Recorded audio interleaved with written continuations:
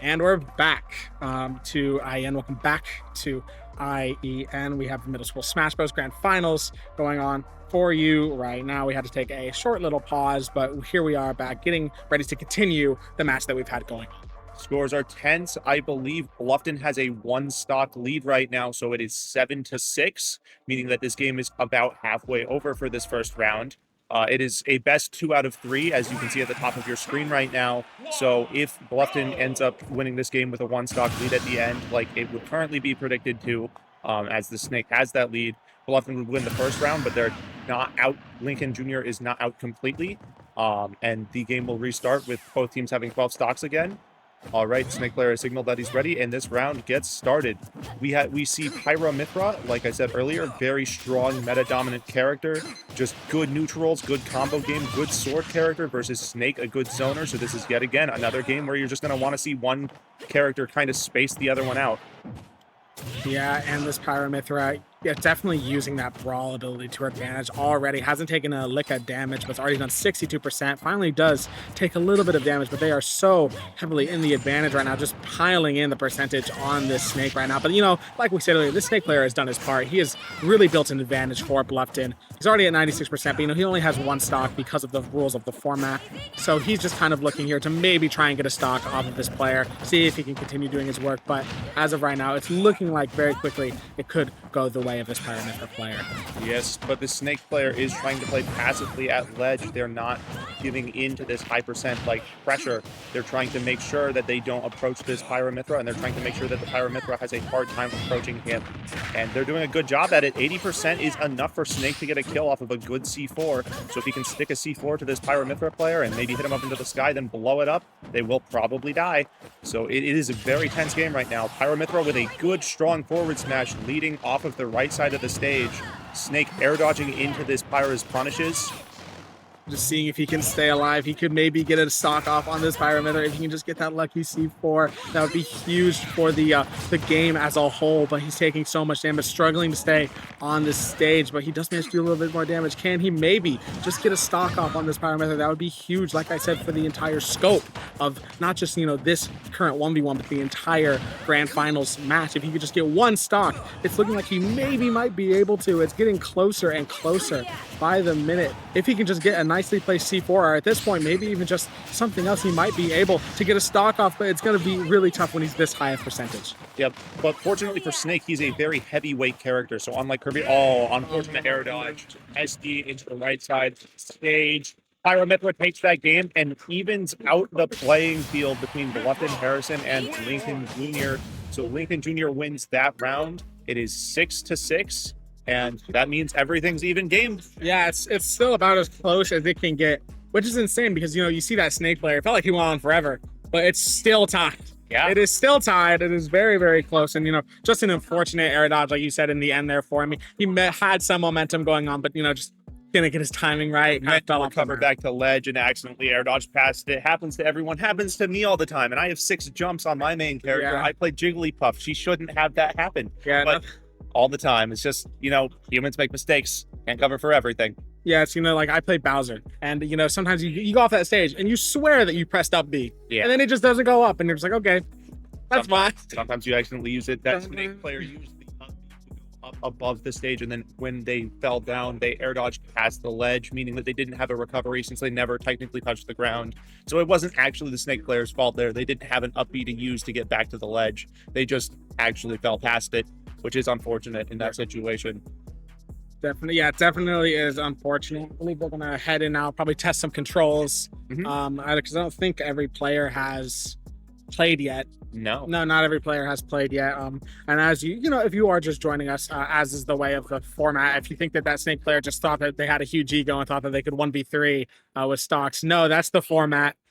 He lost 2 stocks in his previous game, so he jumped off to you know, make it so just to comply with the rules of the format, basically, is what it is. If you're just joining us now, that is how the format works, because these are 2 teams going up against each other. It is not just like a singles bracket. This is 2 teams of 4 people, kind of combined in a joint effort to beat each other in Smash. That's why there is a stock counter at the top of your screen. Yes, and this Pyra Mithra player that just like very strongly took that snake's last stock. Did not lose a single stock of their own. So going into this next match, we won't see anyone jumping off the map. It will be an instant 3-3, meaning that this game is very even right now, and we will find out who this Pyramithra player is going to be playing up against soon. Yeah, you're good. Yeah, it is very close right now. 6v6 in the stocks. It is insanely close. It's honestly astounding how close it is. Yeah. Because we've seen a lot of different types of matches, and it's still so close. So, and we're going into another 3v3 on stocks. So it could really go, it's seeming like it could go either way right now. With, I think it has been Bluffton that has been kind of getting the advantage. When there has been an advantage, it has been in Bluffton's favor, but they haven't been able to keep it for very long. So it's kind of like, what are we going to see from them to try and maybe build an advantage and actually keep it this time, as we have a Yoshi player on the stage? Yes, we have a Yoshi versus a Pyramithra. Both of these characters are very brawl-oriented. Yoshi has a bit less range because he uses his, well, limbs instead of using a sword. But to make up for that, Yoshi's attacks tend to hit a little bit harder than Pyras and Mithras do. They're also a little bit faster in some regards and slower in others. And we're going to want to see a lot of this Yoshi using his aerials. They're kind of his strongest tool in his kit. And Pyramithra using a lot of tilts and aerials as well. As we can see, the percent is very even right now. It's 75 to 86. These characters are taking trades at each other. They're just kind of hitting each other like back and forth. And so far, it really seems like either team could take the first stock lead here. Yeah, this is probably the closest like 3v3 we've seen so far. Very even on percentage, and I think it's because we finally have two characters that are kind of similar in terms of they're both brawl characters. We've kind of had range characters versus brawl characters for a lot of these, but we have two brawl characters right now. Very close on percentage still. Only slightly the Yoshi player has this advantage. Does get a big hit and does manage to take a stock off. Yeah, huge forward smash coming off the right side of the stage. Already getting a percent lead, meaning that even if this Yoshi player dies right now, they still have the advantage going into the next stock. So this is huge for Bluffton right now. It's definitely huge for Bluffton. They have that advantage. Can they keep it this time? Already doing big damage to this Pyramithra right here. So this is very good. They are holding their percentage, not taking a lot of damage, using their attacks to do a very good job of giving themselves space. They're not taking a lot of damage. It does take a little bit there, but they're already at 94, this Pyramithra player is, so it's still close. Yoshi is very high. He's definitely in kill range, but if he plays it smart, he might be able to get another stock off here. It's looking like Pyramithra might be able to get one, but he almost maybe got something done there. Yeah, that up air was super close to confirming that kill. If that Yoshi hit that up air there, it was out for that Pyramithra player on that stock. And there we go. We see that up air. Coming through, taking that second stock. This Yoshi is at a 2-stock lead, and while they were at a high percent on the first stock as well, so we could honestly see this Yoshi taking all 3 stocks here. It just depends on how well they play. Yeah, they have crazy momentum and not playing very well. Takes a lot of damage. They are definitely very much in kill range right now. So, but if they play this perfectly, they might be able to complete this 3-stock here, which would be crazy to see. Unable to do so this time. Does get caught in that up attack. The Pyramithra at 5.7 and, well, now 25.2 and the Yoshi at 0. It's seeming like a very close game, but I think this Pyramithra player might be folding a little bit under the pressure of, you know, they already took the stock off of the previous person, but now they're at a disadvantaged state, so it's really, really pressuring on these players. Although hitting some really strong side Bs and honestly spacing this Yoshi player out really well. Maybe I was wrong. Maybe they're not letting it get to them. They're playing very well now, responding to everything that this Yoshi player is doing. Yeah, there's 2 ways that you can respond to pressure, you know, so you can kind of get scared, or you can try and maybe try to bring it even. If they manage to at least bring it down to 1 stock, they bring this Yoshi down to 1 stock, it makes it so they are still kind of within range. They aren't falling too far behind. So, you know, thinking of the whole scope of the grand finals here. And as of right now, they're doing a lot of damage. They still are very high on percentage, but they are managing to maybe try and get this Yoshi down to 1 stock, but it's looking like Yoshi still might be able to take this at least in a 2 stock, and he does do so. Very good from Bluffton there. Very good from Bluffton. We got a huge up smash there. That means that Bluffton is going 5-3. There's 1 person remaining on Lincoln Jr.'s team. They have to clutch up and take 2 stocks off of that Yoshi player and 3 off of whoever else is next. Yeah, this is now a ton of pressure on Lincoln here. They need, yeah, like you said, they need to get 3 stocks off of their next player, as well as having, so it's going to be pretty tough for them in this round 1.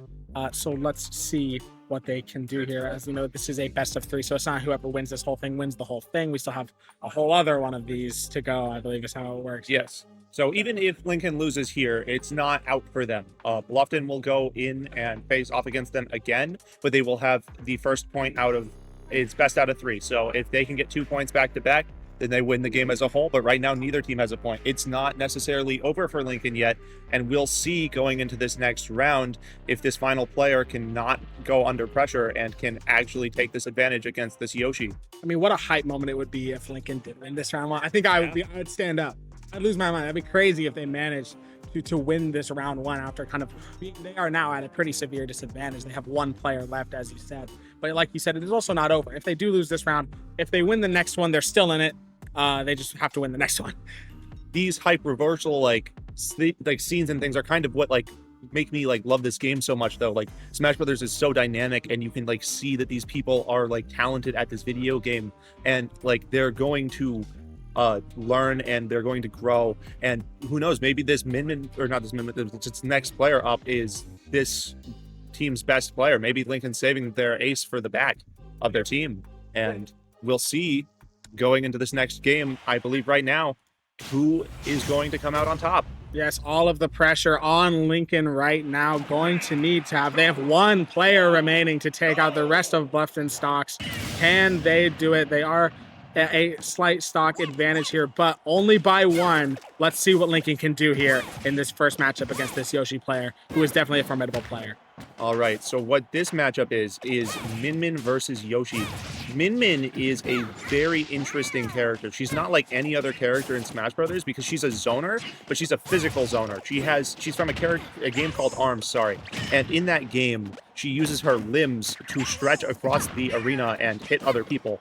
And so she, as you can see, has very, very long arms that she's going to keep using to space this Yoshi out. And so kind of like the projectile zoners, but she's going to actually need to still keep that decent physical range. It's like a mid-class zoner where she's going to have good range, but it's all connected to her. Yes, and it has been pretty even so far in terms of percentage already. Lincoln does have that stock advantage, but you kind of don't want it to be equal in percentage if you are Lincoln, especially as of in the situation right now. If they drop a stock at all, it's just going to make it even harder and harder to try and come back and win this round one. And they're taking a lot of damage right now. So if Yoshi is able to get a stock off, that just continues Bluffton's advantage. Yeah, that Yoshi player secured that down smash at ledge. That was kill percent. It was a really good ledge trap, predicted the get up. But the Yoshi player's at ledge right now. It's looking disadvantaged for Yoshi right now. And when Yoshi's in disadvantage against Min Min, it's really hard for him to get in because he has to make sure that while he's approaching to get these combos in, he doesn't get hit by those giant arms that are just going to cover half the stage. And he failed there. The Min Min gets a solid up smash. And now the game is 1-2. Bluffton having 4 stocks and Lincoln Jr. having 2. Okay, so the best case scenario for Lincoln right now is to just not drop a stock, trying to, like I said so many times before, view the scope of the whole tournament. If they can go into this next matchup with at least 2 stocks, it could be on the cards for them to win it all. 2 stocks to 3 stocks isn't, impossible to do. It's actually been done quite many times. So let's see if they can do it. Just try and hold on to one of these stocks for as long as they can. And they're doing a pretty good job of doing it right now, very much having a percentage advantage. Yoshi taking a lot of damage right now at 92%, at 100%. Just great stuff from E10. Yeah, right? His Min Min player is really showing that they know how to use their character and abuse their character. They are staying at range and telling this Yoshi, hey, I don't want you anywhere near me. Getting that down smash on the left side of the stage to secure the game. It is 2-3 going into the final round. This is very close, and it's very doable for Lincoln right now. It's winnable. It is definitely winnable. 2-3 is nowhere near impossible, especially for people who are playing as good as they've been right now. And we just saw that this Mimi player is very good. They know how to play the character, and they could win it all for win the first round for Lincoln, and that would be huge. I love those crazy comeback stories in any form of esport. So I'm pretty excited going into what is the final match now of round one. Of course, I think it's going to be very exciting. I'm anticipating who the next player is going to play. And this Min Min player is going to be down a stock. It's still a disadvantage for them. Yes. But I think they proved in that match against that Yoshi that they did not carve out to the pressure. They only lost 1 stock while taking off the Yoshi's other 2. And they really didn't even have a percent lead going. The Yoshi didn't have a percent lead on that Min Min's last stock. They're just playing patiently. So we'll see how this goes. Definitely. And it is just like Lincoln is in full underdog mode right now. They are currently in this moment, very moment right now, the underdogs. They are 2-3. They have been kind of down this whole game. When there has been an advantage, it's been in Bluffton's favor. Let's see if they can come back and take this. That would be just, honestly, it would just be amazing to see. I would love to see a nice mini underdog story kind of going on. I don't know much about the history between these schools. I feel like it actually is an underdog in general, but considering they're in the grand finals, probably not. But I mean, right now they are certainly doing.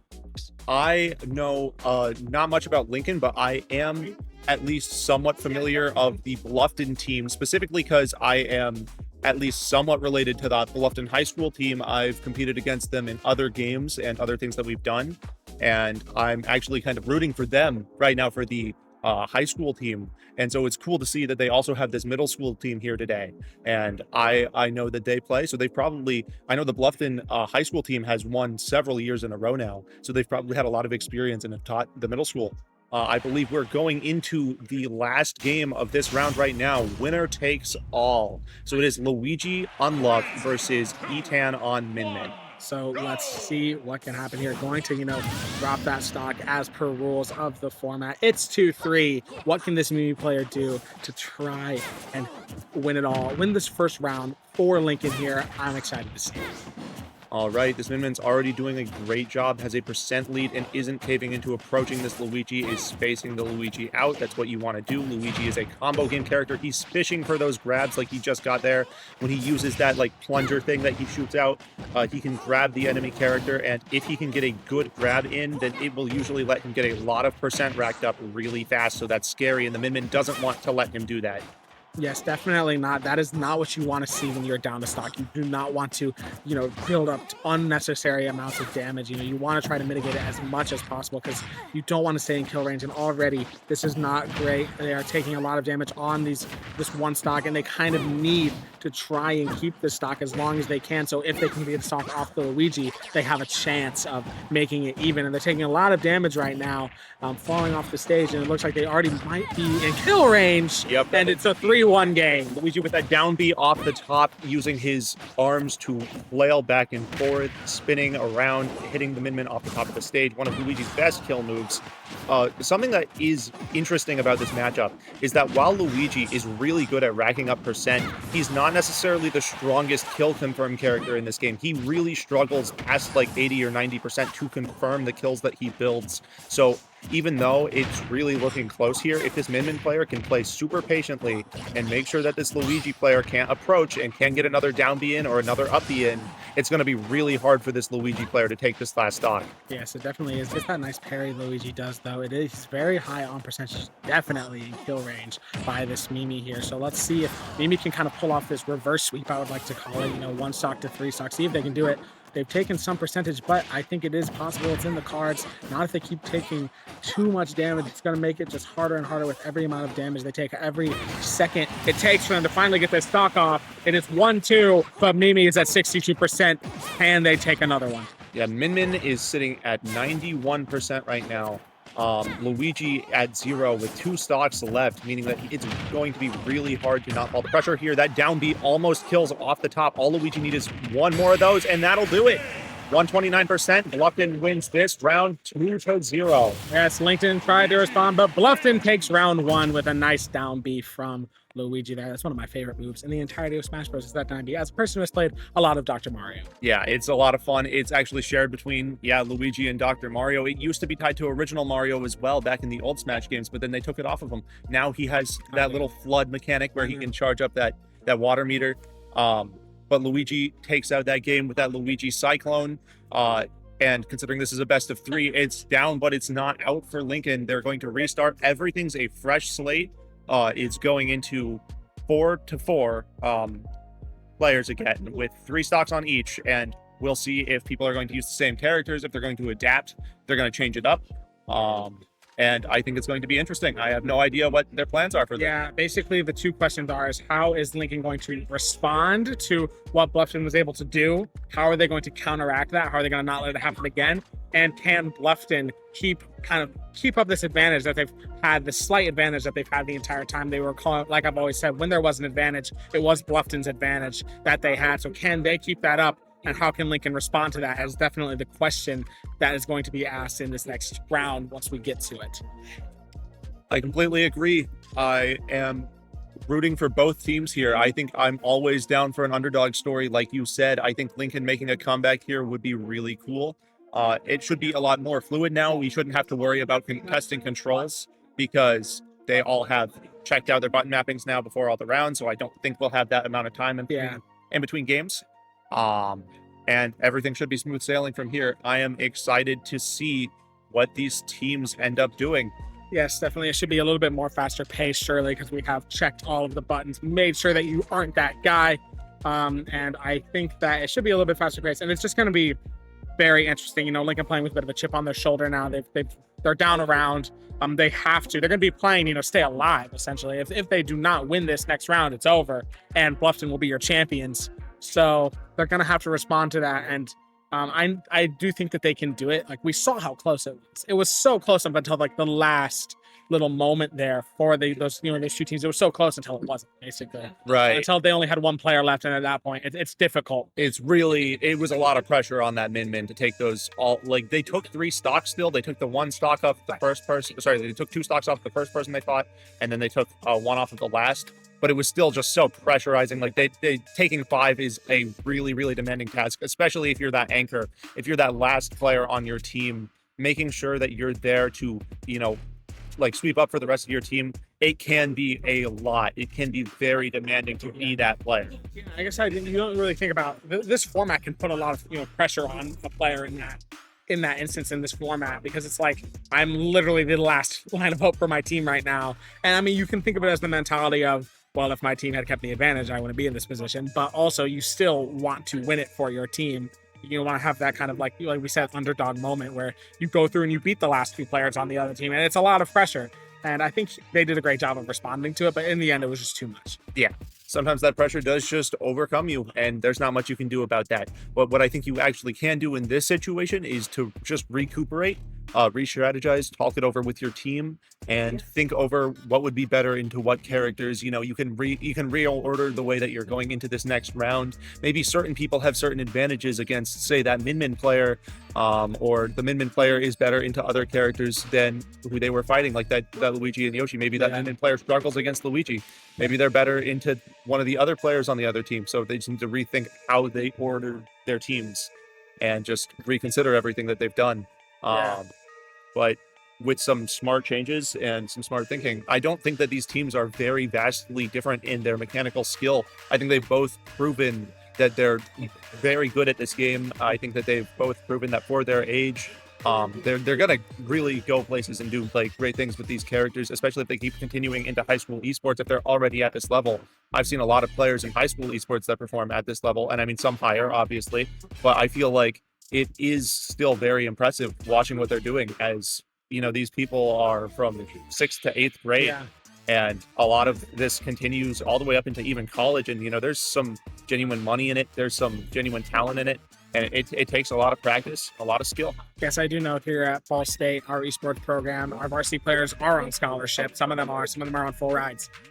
There's, you know, a lot of opportunities in esports. I know that actually next semester we are starting up our Smash program is basically becoming varsity. So before, our Smash team was a club, which did do some tournaments and stuff. It is becoming a varsity team where there's going to be tryouts, and they're going to be competing in more official formats, which is awesome. And, if any of the, the high school Smash players here are looking for a college, I have a great recommendation. We're here right now. Yeah. We do scholarship stuff. There's a lot of opportunities here. In other colleges too, there's a lot of opportunities for esports nowadays, which is very nice to see. And reminder, these people are middle schoolers, which is pretty crazy. Yeah. It is very crazy to see that these middle schoolers are performing this well and under this much pressure too. You have to realize they're up on that stage behind us. They're playing with basically only a monitor between them and their opponent. And it can feel pressurizing watching this entire crowd spectate you in a place like this. I doubt that they've had something like this happen before, especially with this game. It's not something that you really get to experience anywhere else. So, and yet again, this is the biggest event that we've seen in Indiana esports history. what was the entrance amount? It was 964. 964 entrants is what we have right now. That's a lot of people entering this, and it's not all just for Smash Bros. Yeah, there's a ton of games. There's a ton of games, and I'm sure a lot of those will be on the streams later today. I'll be playing at some of them, but they're all just very dynamic, and just seeing all those people in this room watching this, I would say there's a good maybe 100 people in this room, and all these kids up on stage are just pressured, and they're watching, and there's also probably people watching on this stream. There's a lot of things that they have to take into account, and it's a lot of pressure for someone like that. I mean, yeah, they're having their gameplay casted right now as middle schoolers. I mean, that alone is like it's just people watching my game and talking about me. And like this crowd, what you're seeing right now, you're not seeing the full crowd. There's quite a bit of people here watching. There's parents, there's relatives, there's friends watching them on stage. And that is a lot of pressure. You really do feel it when you have all these people watching you at such a young age.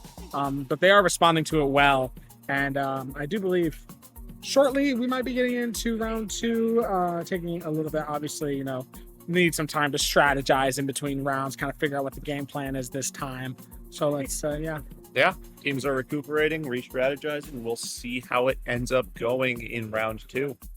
Definitely just kind of have a little bit of time between these 2 rounds here. I'll ask you a question. What is your favorite Smash game? My favorite Smash game? It's a very good question, because I think a lot of Smash games are very good at different things. I think Melee has a lot of competitive integrity, and I've loved playing it pretty much my entire life. I grew up on Smash Melee back on the GameCube. My dad bought one of those, and I played with him and my sister growing up a lot. So that has a lot of nostalgia for me, and I go back to it because it's very competitively and integrable. But this game has so many characters, and it has so much that you have to learn. I do feel like Smash Ultimate is definitively a bit of a more polished game than Melee is, but they both have their benefits. They both have their strong suits, and I think that both games are great. And outside of Smash Brothers, I even like others like Smash Brothers, like I would call them knockoffs, or like not necessarily ripoffs, but other platform fighters that are similar to this game, like Rivals of Aether and Rivals of Aether 2. Other games like that, I just enjoy basically everything in the Smash Brothers genre. I think it's a lot of fun. Have you ever played Brawlhalla? I have played Brawlhalla. I have barely played it. I know that it is a platform fighter. It is nowhere near Smash Brothers type of platform fighter. It is not close to. It is a very interesting game. I don't necessarily hate it, but I never really got into it either, because I played it for about 5 hours and decided that was enough for me. What did you think of Multiverses when it still existed? Oh, that is a whole rabbit hole. I think Multiverses was one of the best, most fun games when it first came out, and then after it released, it kind of went downhill. And now, hey, it's gone. The game is offline. There's no more servers. I think it's a little unfortunate that it went entirely offline. I enjoyed it when it first came out, definitely, but I don't know. It just the servers went downhill, and they slowed down the game. It kind of felt like we were playing in molasses compared to the original. And my biggest pet peeve with that game was that they made it so certain characters were heavily focused on having a teammate. Yeah. And I think that if you're making a fighting game, you really need to focus on the single player aspect of the 1v1 aspect, because that is mostly what people are playing a fighting game for, in my opinion. Most people go into a fighting game like this one, like what you see today with these people playing Smash Brothers, a one-on-one format against each other.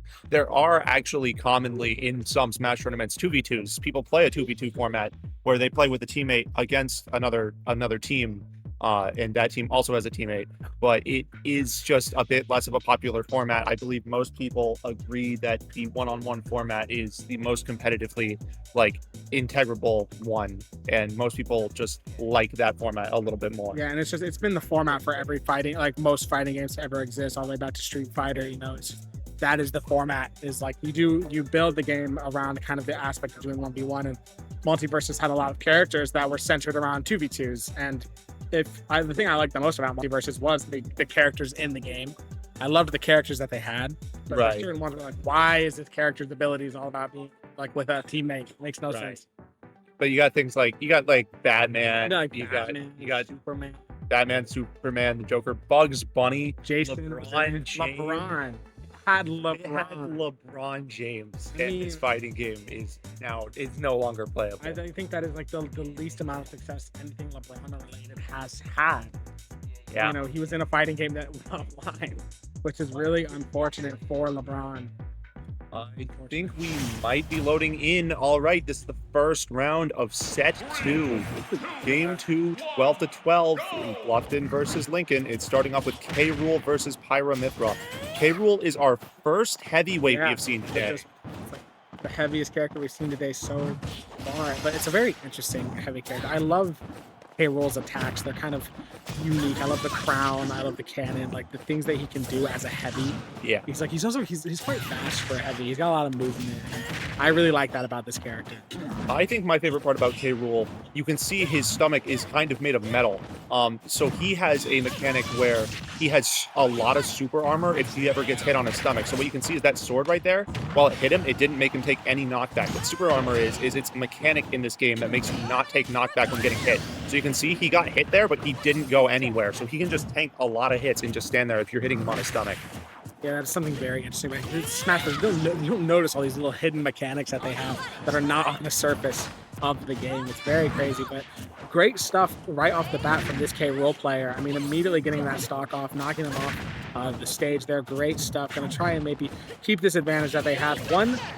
The higher hundreds, I mean, you can stay alive for quite a long time as a heavy in the upper 100s if you play your cards correctly, and they're doing a lot of damage here to this Pyra Mythra. Yeah, this Pyra Mythra. I can never remember the name. I always lose. But K. Rool in particular, he has a good recovery and he is very tanky, but he also just struggles to rack up percent because he doesn't have very strong combos. So he's just really good at punishing like mistakes on opponents and just spacing people out. That's kind of how he plays. And he's showing that he's doing that really well. But since he has so much weight to him, he doesn't take as much knockback as other characters do. Most characters would have died to that side B right there, but he's completely fine, all the way up at 191%. I believe the highest percent we have seen so far today. I would agree with you. That is what I like about playing heavy. I like how long I can live. Yeah. As a person who makes a lot of mistakes. 8% taking the second stock. Okay, very quickly falls away eventually. But the thing is, as you get higher and higher on percent, you lose a lot of that super armor. Now, since he's back at 0%, he has a lot of that super armor again, and it's going to be a lot harder for this Pyra Mythra player to really get into this business head, which is going to be super sturdy. I mean, definitely, he's kept a great advantage here. I mean, he's done very well to get those 2 stocks off of this Pyra Mythra very, very quickly. Amazing stuff from the K. Rool. It is very, very amazing from him. It's still very even in percentages, but of course, the stocks is what we really need to look at right now. Bluffton ahead by 1, which is kind of the same story as Bluffton, always ahead by 1. If they're ahead at all, it's only by 1 until kind of very later on in the game. Taking a lot of damage here, though, but as we saw earlier, he lasted all the way to 201 before, which is why I like playing heavy so much. Oh, but Pyra got that up B on the platform, killing the K. Rool relatively early for K. Rool's health pool. Now it's winnable for this Pyra Mythra, because if this Mythra can get a lot of combos in before swapping, something about Pyra Mythra that you may have noticed is that they can change between 2 characters at any given time. And Mythra is very good at doing combos and racking up damage. Pyra is really good at securing kills. It doesn't matter, though, that K. Rool gets that strong up smash that will secure the win for round 1. Bluffton going into this next match with a 10-9 lead.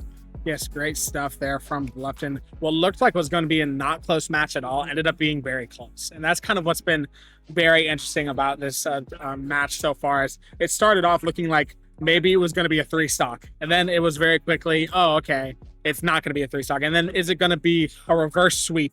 1 stock managing to take out someone with 3. And then it very quickly was like, okay, never mind, it's over. Yep.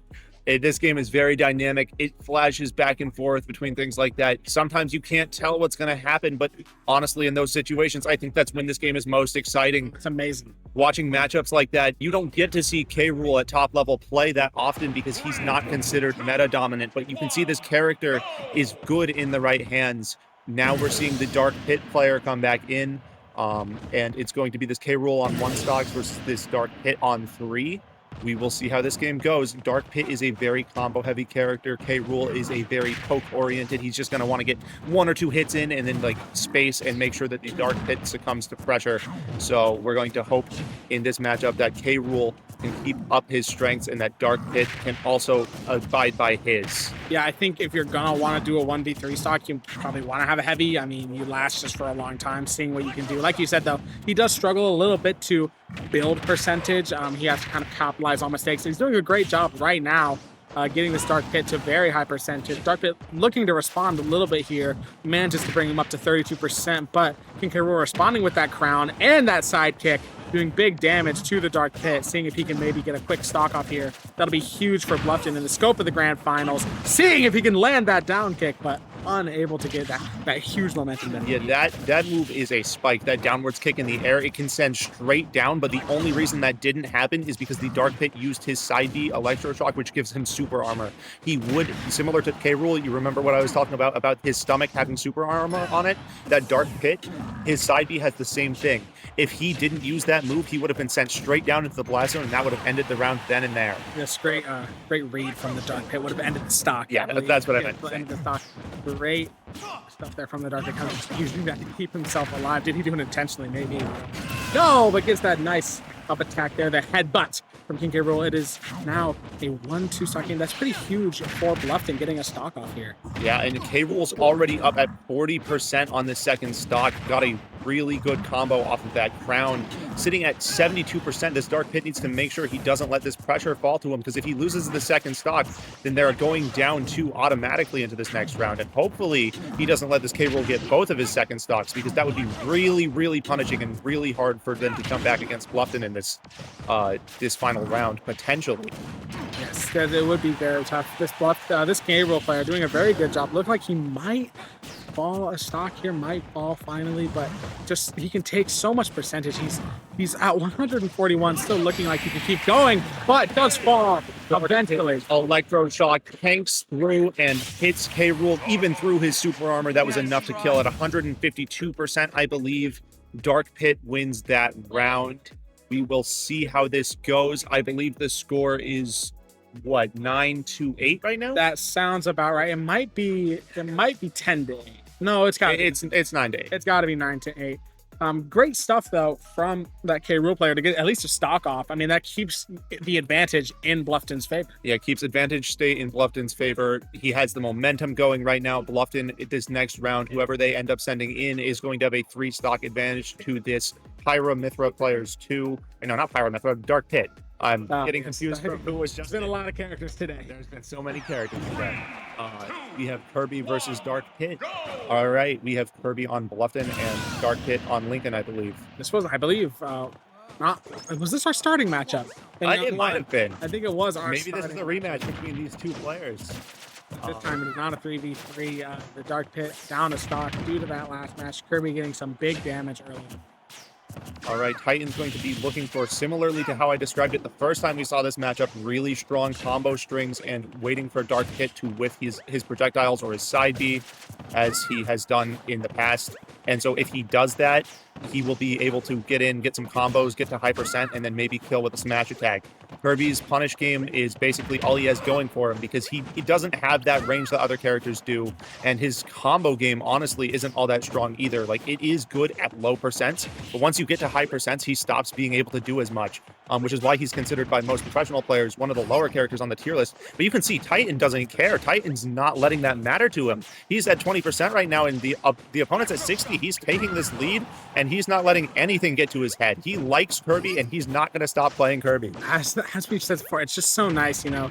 The thing I love about Smash Bros. As a community is a lot of people, you don't see them conform to what the meta is. And the meta is obviously, you know, there's some strong characters that are obviously better than others, but Titan doesn't care. Yeah, Titan doesn't care. Titan loves Kirby. He's got this Dark Pit at 119%. Great stuff from him right now. Seeing if he can maybe get a stock off very quickly. Just loving Kirby, loving the game. And you know, Kirby was my first main before I found someone else, and just such a fun character to play. I'm glad he's playing him at this level. Yeah, Kirby is honestly one of the most interesting characters, because a lot of people pick him up when they start playing this game. He's a lot of people's huge stock off the left side with the back air. as I was saying, Kirby is a character that a lot of new characters or new players will pick up because he's fundamentally very simple. He has a lot of jumps and a very solid recovery. So he is very like entry level. But then you're seeing here from Titan that he's not playing him like most entry level players would. He's actually doing really good things with Kirby. I also was a Kirby main when this game started. We're seeing this dark pit pressure this Kirby off the left side though. The Kirby player could have committed there. He could have hit the second hit of that up B, and that would have spiked him into the void, but he didn't do that. With the Kirby player at 60%, is he going to be able to take this as a 3 stock against this dark pit? Yes, sorry for the interruption there. Even starting off, even though he started off a stock off, not dropping a stock at all would be very impressive. Even if you start with the stock advantage, it would be very impressive to get the 3 stock, very high on percentage right now. Will he be able to hold it? No. The roll into the dark pit side B. This puts Bluffton at 8-7. If this Kirby can take this, then Bluffton is at a 2 stock lead going into the next round. So hopefully for Lincoln, they can hold this out with this dark pit a little bit longer. Maybe get at least 1 more stock off before the rest of the game. I think that would be what he's aiming for right now. Yes, at this point, thinking of the scope of the whole match, if Lincoln loses this round, it will be Bluffton as your champions. So they're going to want to try and get another stock off of this Kirby if they can. But as the time ticks on, it's looking like that's not going to happen. Kirby just doing great stuff and manages to get the dark pit out of here. Kirby hitting that amazing forward air, Bluffton up 8-6 right now with a 2 stock lead going into the next round. I don't know who we're going to see Lincoln respond with. They've got a lot of good players still left. We still haven't seen that Min come back out. We haven't seen the Yoshi player on the other team come back out. We don't know how this is going to go down. And honestly, I'm just excited to see what they end up doing. I'm very excited for it. That was an entertaining little match there for starting with a stock advantage. I mean, that was some great plays from both teams. I love watching someone who takes a character that is not known to be very good and just plays them good. I remember when me and my friend group, we got super into Smash. You know, we were playing it a lot. They kept saying, "Oh, you just play Bowser so you can spam the down A," and I was like, you know what? I'm gonna learn Duck Hunt. I'm gonna beat you guys with Duck Hunt, and I beat them one time with Duck Hunt, and I was like, boom. Yeah. And then I never played Duck Hunt. Duck Hunt's not necessarily one of those characters you see meta defining. I think that yet again things like that are a really fun aspect of this game. And you're seeing Titan here today. He's playing Kirby, and he's playing Kirby extremely well. He's not folding to pressure, and he's not really letting the weaknesses of his character through. He's not being punished. He's not getting hit by smash attacks, which would kill him super early. He's making sure that his combo strings are good. He's playing very solid. And right now, he got his team a 2 stock lead right now, and he might be able to get even more going into this next round. Yes, that would be huge if they can get more. And just great stuff from, just like you said, love seeing someone play beyond the limits of their character. You know, just that is probably my favorite part of Smash, just as a whole, is just as a community. This community doesn't like to conform to a meta. Obviously, you have the people who play Steve. Boo you. I don't care. I think Steve is funny. Okay, he is funny. His existence is very very funny. I will admit, when I first bought the Steve DLC, I was like, this guy's OP. I'm only playing Steve. And then I was like, okay, I don't want to be that guy. Don't be that guy either. So I was like, I'm going to play Bowser. And I've been playing Bowser ever since. I've been that guy sometimes. Yeah. When I was playing for our esports team, I was on our Smash team, which unfortunately did not make it to state, but that's fine. I'm still rooting for Bluffton. Our team, I played, and don't hate on me for this, I played a lot of Sonic the Hedgehog. I have a friend who plays Sonic, and I hate him for it. He's very tedious. Yes, it's so annoying. That is the thing about Smash. I mean, he's not my least favorite character to play against. My least favorite character to play against? Ness. It's Ness. PK Fire. Yeah, I also have a friend who plays Ness. You know who you are. He's volunteering at this tournament today. I hope you watch this stream, buddy. But yes. Doing some control testing, which I didn't know we were gonna have to do anymore. We didn't have to do it last time, so maybe something's been, maybe there's a change. Yeah, maybe we don't know. Something's up. But we're gonna probably very shortly get into this next game here, kind of wondering who we're gonna see. I didn't get a good look at the screen earlier. I don't want to try to spoil it for myself or anything. Yeah, I've been trying my best to not look at the screen, but from time to time I've been spoiled on what character is going to show up. Like that one time I accidentally let it slip that Min Min was going to be the next character. I didn't want to do that for you guys. I apologize to everyone at home that got disappointed by me saying Min Min before Min Min showed up. It's okay. Min Min is actually not a character I have seen very much. I don't have a lot of like the DLC characters. Yeah. Not my main game. Do you think, before we get into this match, just one quick, do you think there's going to be another Smash from the Switch 2? I hope so. I hope there is as well. I think that Nintendo makes too much money off of Smash Bros. To not make another one. So I really do hope they make one. And if they do, I'll probably be buying a Switch too. Yeah. Like, I wasn't really planning on it, but like if they release another Smash Brothers game, I probably will. Yeah. And I think the biggest, most anticipated things are, the characters that are going to be added. What games? Because in case you guys don't know at home, Smash Brothers is the biggest gaming crossover of all time. It has the most amount of franchises in a platform fighter or in any fighting game ever. So it is a very big IP. And it's owned by Nintendo, so it makes it hard for a lot of games to get in, but a lot of characters from a lot of different games, and maybe your favorite games could be added in. I mean, Steve is in the game from Minecraft. Steve is in the game. Minecraft Steve is in Super Smash Bros. As we have Woomy back in the game on that Roy, taking a lot of damage early on here from this Kirby player, from Titan, who we've been talking up quite a bit. We're loving this Kirby gameplay. Yeah. And continuing it. I'm kind of rooting for the Kirby. I know it's not it's not necessarily like the best thing to root for the team that's in the lead, but like I think this Kirby player is just so cool making this Kirby work and clearly not pulling through the pressure. I think Roy should have an advantage in this matchup because his combo game is with these disjointed sword attacks yet again. Kirby's going to have problems getting in, but he's not folding to that pressure. He still has his percent lead, taking a stock off the bat. Less than a minute into the game off the right side of the stage. This Kirby's at 82% though, so that's definitely kill percent. And yep, you can see that with that forward smash from the Roy, the left blast zone. Kirby died. That puts the score at what? 7-5? Yes, I believe 7-5. That is kind of the downside of Kirby. Very low kill percent. You can die at a very low percentage compared to other characters, but still playing very well. It's nice to get a stock off. Getting that stock off keeps Bluffton at a 2-ahead advantage, and if he can get another one, that's huge for Bluffton in the entire scope of this match. And so far, he's still playing very well, taking a lot of damage. Probably already could be at kill percent because it's Kirby. Yeah, he definitely could be, but I think this Roy also, if he gets too aggressive, and honestly, if this Kirby gets some good punishes, I'd say Roy is also at kill percent now to a solid dash attack at ledge, or into even some good combo game off the side of the stage. This Kirby can make this back. Yes, it would be huge for Bluffton to be able to get a stock off on this Roy. It's not going to happen this time, though. Gets caught in the sword and is sent to the right of the stage. Making the game closer and closer. Lincoln is here. We're back at 6-5. Meaning that this game, while not exactly tied up, is getting closer. And Bluffton has to make sure that they're not getting too overconfident here, because it's not like they just win here. They have to make sure that these last two players are, locked in. They have to make sure that they're super focused and that they can take these last two stocks. So their Kirby player goes down. I'm not sure who they're going to fill in next, and we'll see how things go. Yes, the Kirby goat is unfortunately gone. Our Kirby goat is the gone. Kirby goat is gone. That is unfortunate for us Kirby fans, but very, very great stuff. We're very quickly into this next game. We have the Luigi returning versus the Roy. All right, all we've seen from this Luigi, I believe, is the matchup into the Min Min. So we'll see more of how this Luigi plays into matchups that aren't so oriented around range. This Luigi is going to be able to get a lot more grabs in, a lot more combo game, which makes him very scary. You can already see what I was explaining earlier with Luigi off of a grab, 60%, less than 10 seconds into the game. That is extremely fast damage. Luigi can just build up those combos so fast, very quickly. Just like, it's already at 86%. We've barely been in there. And the Roy player is already gone.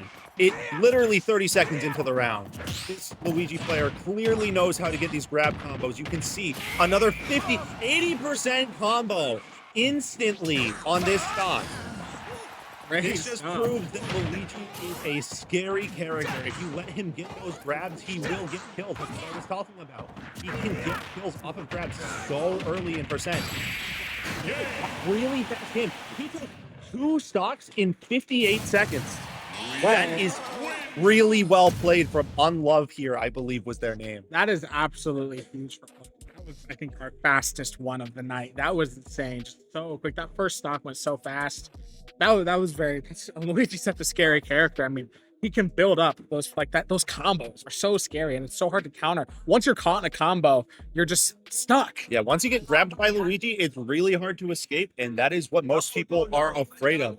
And now I don't know if we're going to see the Min Min come back, but honestly, that just proves that that Min Min player was doing a really, really good job against that Luigi, making sure that the Luigi couldn't get in to get a grab. Because you could see really in that game, a lot of the advantage state from that Luigi was really just because he was able to get those grabs off. Since he got those grabs, he was able to get to 80% and then hit 1 or 2 moves, and that would be enough to close out the stock. So it's really about just making sure Luigi cannot grab you. As long as you don't play floor game near him, you won't be able to get grabbed, and that's kind of how you have to approach that matchup. And I think we can see a champion crowned in this next match here because it will be Luigi versus Min Min, a fun rematch that we're seeing here, both at 3 stocks. If Luigi manages to take this one, it will be Bluffton as your champions at IEN here. Yeah, you just have to make sure, yet again, Min Min abuse those long arms. Make sure that this Luigi does not get up near you. Oh, got the grab. That's scary. Yet again, getting those big percents off, already at 40% from that one grab. If Luigi can get one more grab off, it might even seal the stock, which is just a terrifying thought for this Min Min player. But they have to stay out of the pressure. They have to make sure that they're composed and ready to keep playing. And this Luigi did not get anything off of that grab. I think Min Min's officially at too high of percent for Luigi's grabs to really do as much anymore. Oh, but they get a down B off of the grab. Instantly, another stock. This Luigi player is proving time and time again that they are really, really good at getting early stocks in matches. They are playing so fast, and it is impressive to see. And the pressure on this Lincoln player right now, the entire tournament falls on his shoulders. I mean, he's playing to just keep his team alive right now, but it's just going to get harder and harder. The pressure falls onto him once again, and we have this Luigi player who is a proven, very, very good player, already getting a stock off on this Min Min. If he can keep up this pressure, I'm sure we could see Bluffton being crowned as champions very early, but it's not over yet. He's very high percentage. If this Min Min could get a stock off on the Luigi, there is a chance that he can maybe reverse this, but he still has to go against another player after this if he does manage to beat this Luigi.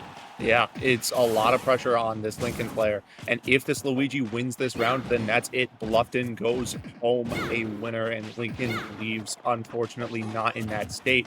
It's not sealed yet, though. This Luigi still has to... Oh, wait, another down B off the top, and that will do it. The Luigi will take another stock with the Luigi Cyclone. A great move. I think that Luigi's best kill move, in my opinion, is that move. And it's very consistent, very reliable out of his grabs. And honestly, oh, never mind. Min Min got another up smash. I was going to say we might even see a 3 stock coming from this Luigi if he can get another grab going, but we do not. This Min Min player is proving that they can hold on. And already poking the Luigi out to pass the percent that they're at right now. It's still doable. Yeah, it is doable. It's definitely winnable, but like we said, like just so much pressure on this Min Min player, and they are responding well to it. Managed to get a stock off on this Luigi. If they do manage to complete this 1v3 stock now on this Luigi, they will have to do another one again against another player. But the edge guarding Luigi edge guarding with the puncher. Who will be our champions? 8 finalists, and they have proven that they deserved that win. Luigi really, really clutched out against those last couple of players, proving that he was a very talented player on Love, I believe, and had really, really good grab game, really good combo game. Just a great job from that team. But I don't want to underlight Lincoln here. They did a great job as well. Their players were very composed, and both of these games were very close. Yeah, they kept it super close. They did a good job at keeping it close, but in the end, Bluffton, they just managed to have that advantage. Every time there was an advantage, it was theirs. And that is how you win the championship overall. And they managed to do it. That Luigi player, like you said at the end, they're just coming alive. Great stuff from him. And in the end, that is what won it for them. Just great plays, holding the advantage when they had it. And yeah, that is it for middle school. So That is it. I don't know what the plan is now. All right. we are going to go to a break. That is all you're going to see from Grant for today. So thank you so much for joining me on the caster desk. Thank you. It was my pleasure. I Yeah. really appreciate you guys having me on today. I thought I was going to have to cast this alone for a second because I turned around. And I'm like, anyone want to cast? I get crickets. And I'm like, okay, whoa. I think I would do it. I know this game well enough. Yes, he volunteered. He wasn't planning on casting today, but that is going to be all for now. We're going to go to break, and we're going to be back with some more Super Smash Bros. With someone else joining me on the caster desk. I have been Wyatt. Thank you. This is Grant. And we will head to break now. Congrats to Bluffton on their championship win.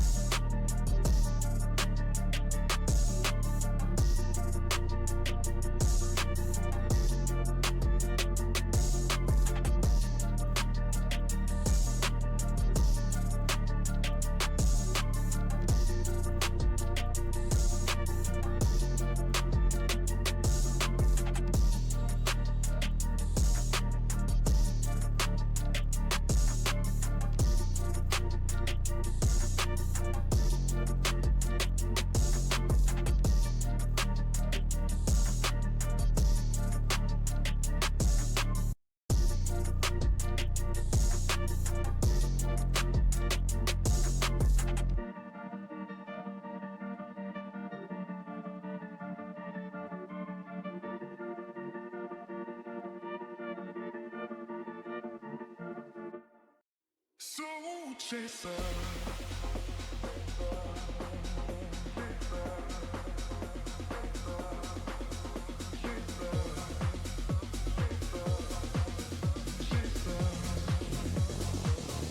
Soul chaser.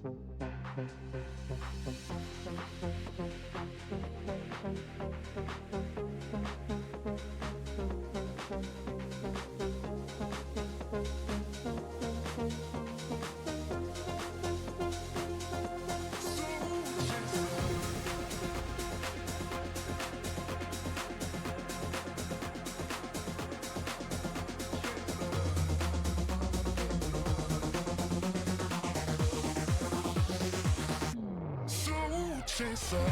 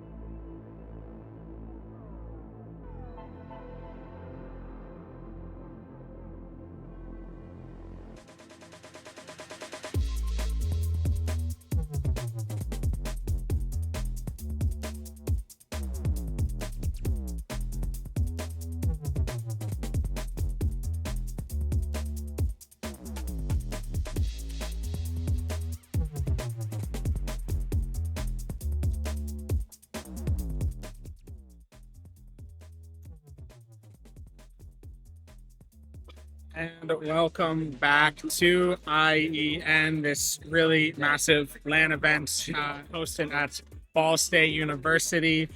We just finished up the middle school grand finals, which led with, I'm sure the name of the school, taking the finals Bluffington, I championship. believe. Bluffington, something like that, taking championship of Lincoln. So that is great stuff from them, and we are about to get into the grand finals for a different division. Yeah, Division A. Division Single A. Yeah, and these two schools going up against each other will be North Miami and BDU. Those will be the two schools going up against each other. I do have a little bit of background information You do? about these schools because it was given to me by North Miami's coach. So North Miami actually is coming into this as the 9th seed. And they beat the number 1 seed to get here. Essentially, BDU is the 2nd seed, and BDU is Miami's only loss, essentially. So Miami has only lost all year to BDU, Ben Davis University, which is pretty impressive stuff there. They do have some star players, which is a little difficult to read because of my terrible handwriting. But I get that. You should go to a writing center at Ball State. Ball State. They have Hunt. They have a Duck Hunt player, which is awesome. Who was Cannon, and an Incineroar, whose gamer tag is placeholder. I guess before I get a little too carried away by myself, we should introduce ourselves. I am Wyatt from Ball State, and I'm Carlos, also known as Bimity, also from Ball State. Yeah. This is every time we've done a Smash event.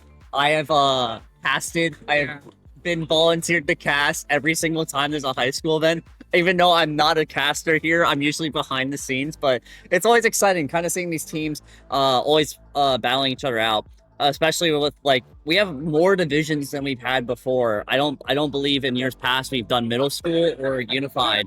And well, we're just going with division single A. We had middle school a bit ago, but it's gonna be a nice, exciting thing, and especially since we're in a big hall this time. We haven't done this. yeah, there's a lot of people in here. You can probably hear voices in the background. Possibly. Just like there's a bit of a crowd forming. We got all the teams behind us. A little bit more of a scuff setup than usual, but we're doing the best we can. I believe that this the format is the exact same as the middle school format. Correct. Where it's a little complicated. There's 2 teams, and they're basically turning Smash into much more of a team game than it usually is. There's 2 teams, and stocks essentially carry over. It'll be a little easier to understand once we get into our first match, but essentially it'll start off with a 1v1, both with 3 stocks. Say one of the teams wins with 1 stock remaining. They will then, in the next match, go against a different player from the other team with only 1 stock. So they have a combined stock total, and whoever loses all their stocks as a team first loses that. And I also do believe this is still a best of 3. Correct? Yes, best of 3. And for anyone that wants to keep track at home with all the stocks, we will have the number at the top of the screen showcasing the total stocks left over with the whole game. So you will be able to see what exactly stocks left over. And with years past, we've seen some kind of interesting matchups with we're about to get in already into our first set. Yeah, we get. I introduced that a second ago with a genius idea, but heading straight into it with the King Dedede, and I'm forgetting the other dude's name. I do not know the new DLC. I don't know. Kaiserwa. My producer's telling me, but I'm gonna butcher it. But Yeah, it's like Kaizo or something. So we have King Dedede. oh, it says it in the back. I keep forgetting about that. Oh, Kaiserwa. King Dedede, a very heavy character, can do a lot of damage, but kind of his biggest downside is how slow he is. He is quite a slow character, but he can do big damage as he very clearly gets a stomach off. Already the stock off with that, already high percentage, still hitting at 26, which is really good. Being able to maybe get another stock off without losing any. Might see another 3 stock here, but early on, just wanting to get some more damage, get the early stocks. Don't want to really get 3 stock early on because then it'll put you on the back footing and have to play with your back against the wall. Yeah, and it's still pretty equal on percentage as of now, but of course, and you can see on the top of the screen kind of how it makes a little bit more sense now. Ben Davis down a stock to North Miami. So as a whole, they are down 1 stock as a team. And it's looking like things are going to get a little closer. Kaiserwa is kind of known to be a bit of an OP character, I believe, in this DLC, who has he has a lot of combos that are kind of known as a little bit easier to hit. As he gets a big there, Yeah. levels out the stocks. Yeah, for sure. You can notice that his name is flashing red whenever he has a super high charge. He will get that special meter, which then a lot more damage onto the player, especially since King D was at that high percentage. It does lead into just an immediate knockout, as you saw there. But now both of the two stocks, keeping it even. But with already King D taking that high percentage chance from Kaizua. Yes, there was, because we're on that high percentage, KDD taking advantage of it. North Miami kind of coming out swinging here. If it would be in their best benefit to try and keep the stock advantage that they have. They are up one stock, and they're going to want to keep that and try to, extend that. We kind of saw that with the middle school, is that the championship winning team was always able to keep a consistent advantage throughout the entirety of the match. Oh, close there from King DDD, maybe a little ambitious on that move there, almost falling off the edge. And now he's very high percentage. He's a little vulnerable right now. Yeah, very vulnerable. But he's still gonna go for these greedy plays, trying to play off the stage and trying to just get his recovery off. But with that high percentage, it immediately leads into a just immediate knockout, and it's back to 1-1 stocks. Basically, whoever now wins this is just going to be having a 1 stock advantage going into the next next person. Yeah, keeping it even, keeping it close. That has been the theme so far, but it's looking like it could go the way of North Miami here. But a big hit from SM there on Kazuya, as we have been recently told on this conveniently placed sticky note. Gang very much having the percentage advantage, and 70% on DDD is big. The spike, and you can hear the roar of the crowd behind us. They are very passionate about these teams here, and it is going to be North Miami going into this next one with a stock advantage. Oh, for sure. I mean, that was great edge play by King D there. Always playing that high pressure, not letting him get back on. As we saw in the middle school, they were kind of letting him back on the stage pretty easily, so we kept seeing these high percentage amounts to like 180, 200. But with this, playing that edge guarding, a lot more fast paced, trying to maybe go for a spike or anything. But with King DD, really good at edge guarding. But now we'll be able to see who they might counter pick with it. One thing that we actually looked up while we were doing it, someone asked me if you're able to switch characters after you picked. If you carry over to the next round with a stock left over, you are forced to stay on the character. Once you've picked that character, you are committed and you cannot change. I think that is a good rule, because if that would kind of be dumb, like in my opinion, if you don't like your pick, like you're like, oh, why did I pick DDD? I'm just gonna switch. Like that kind of defeats the purpose of the format, in my opinion. Yeah. Where it's kind of like, if it was continuous, there would be no breakage in the game. Essentially, the DDD's health would just be reset to 0 or reset to 0 percentage, and the other player would join in. But Smash doesn't work like that, so we have to get a whole game, and you're gonna see the DDD jump off the edge 2 times. That's just the rules of the format. But yeah, so they're gonna stick on that DDD. We're gonna see who are they going to play to counter that DDD. If they choose to go for a counter, maybe they just will pick their best. Who do you think they're gonna pick? Probably someone fast, like someone really fast. I mean, obviously, there's Sonic. We haven't really seen in middle school when we watched that. We did not see a lot of traditionally meta characters. Yes, we are looking at now the DDD jumping off. They're gonna pick this guy. I think this is Joker. Yes. Joker. Yeah. I think this is one of the star players on BDU. Their Joker player, Recover, is one of their better players, is what I was told by the Miami coach. Yeah, for sure. And with Joker being, I think, still as a higher tier character considered in the Smash community, it's definitely going to be a very nice pick for them. Already has the Arsene out, which is kind of crazy to get the Arsene out at such low percentage. Being able to use his ability to counter really well to get that Arsene and that extra damage, and the ability to spike with Arsene as the back, because usually if you do your down smash attack, it does not spike. But DDD doing a lot of damage here. It would be huge for North Miami to get a stock off when they are down 2 in this specific match. If they could just get a stock off of this Joker, it would extend their advantage. It looks like they might be able to do so. Gets 1 spike. It's very high on percentage for Joker, definitely in kill range, 151. While DDD, 73%, he could live a hit from there. He's a very tanky character. Now that he's approaching 90, taking a lot of damage, we could maybe see him fall pretty quickly here, which would be unfortunate to get this Joker to 151% and not be able to capitalize by getting a stock off. It would be nice to see if he could try and do that, just struggling to take space. Joker does have a lot of range to him, so it's going to be tough. Oh, there it is. He's going to be able to do it. quickly in a counter with that high percentage. That's very risky, especially because Joker's a medium weight character and King Dedede had the power to just immediately knock him off stage. But immediate counter, just getting that one stock off immediately and carrying your 3 stocks, making it even for the next matchup. Yeah, so now they're tied. They are tied. Yeah, They're tied. no advantage. This is going to be very, very close, which is kind of impressive considering it's the 2nd seed versus the 9th seed. Yeah. Which it's pretty impressive that it is this close. Unfortunate for the DDD player that they were not able to get. They were so close. Getting 1 stock off, which would have allowed them to increase that advantage they had. But now it's going to be a even 3-3 going into the next one. That's for the rules of the format. So now we're going to see we're going to see that Joker coming again, and we're going to see someone entirely different from Miami. For sure. So yeah. I did just look over at the projector. We're gonna see an interesting pick. We're gonna see something. We're gonna see an Incineroar. Oh, this is another one of Miami's summer players, I think. Oh, okay. So we're gonna be able to see definitely a lot high level. It's 3-3 even, or they might be. This might be a test input. Yeah, they are. Oopsie. It's going to be Incineroar, who is a very annoying character to play against. No, For sure. This is placeholder. That's what PH stands for. Oh, okay. Placeholder, which is kind of a cool gamer tag. I appreciate placeholder. Oh yeah, placeholder. Good gamer tag. Good in my gamer opinion. tag. 5 big moves. You gonna do them? No. No, I'm not gonna do Doesn't it. commit. Doesn't commit. Yeah, Wow. does not commit. I mean, I would do it if you did it with me. Boom.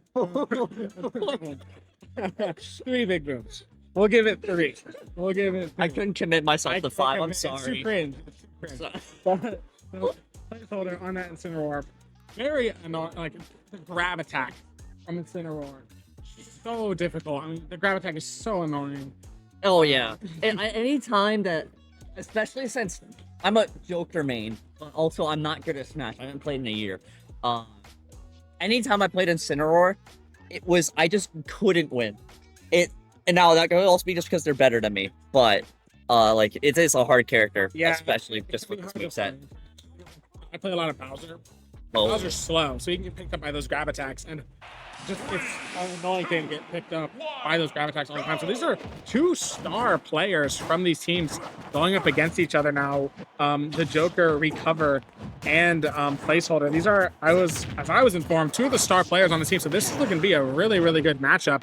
As it's staying pretty even so far, we did see that grab attack come out from that Incineroar, which is just very hard to counter, but it looks like Joker might be trying to get some reverse momentum here. Build up that percentage, but great stuff from Incineroar to do huge damage to the Joker.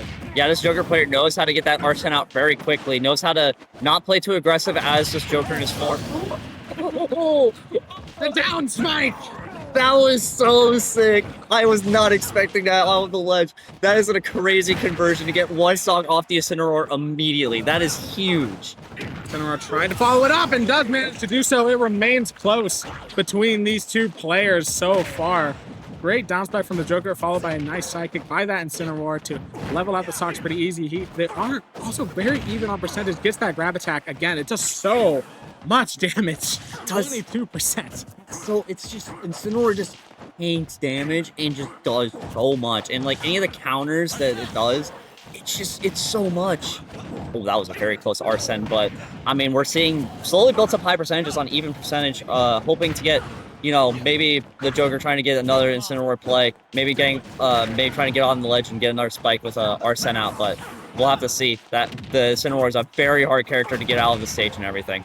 Yes, definitely very hard to get out of the stage, and he just tanks so much damage and deals a lot more damage than Joker, I feel like. I mean, but right now, Joker has a slight lead on the percentage. It's still very close, but just like that, with 1 hit from Incineroar, they're back even. If not, Incineroar even more in the advantage. Definitely puts Joker into the rain, and does so with that suplex there. And now it is still a very close game, because with Incineroar at this high percentage, Joker could try to mitigate as much damage as possible and make this a 1v1 stock game. For sure, and just trying to chip more percentage off of an Incineroar while in just Joker's normal form without the Persona out.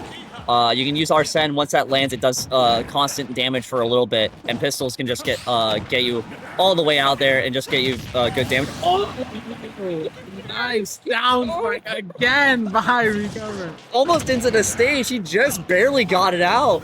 But I mean, Joker's already on 100%. It's looking like it's favored for Incineroar, but you never know with these matches. Anything can happen, and definitely the Joker could come back.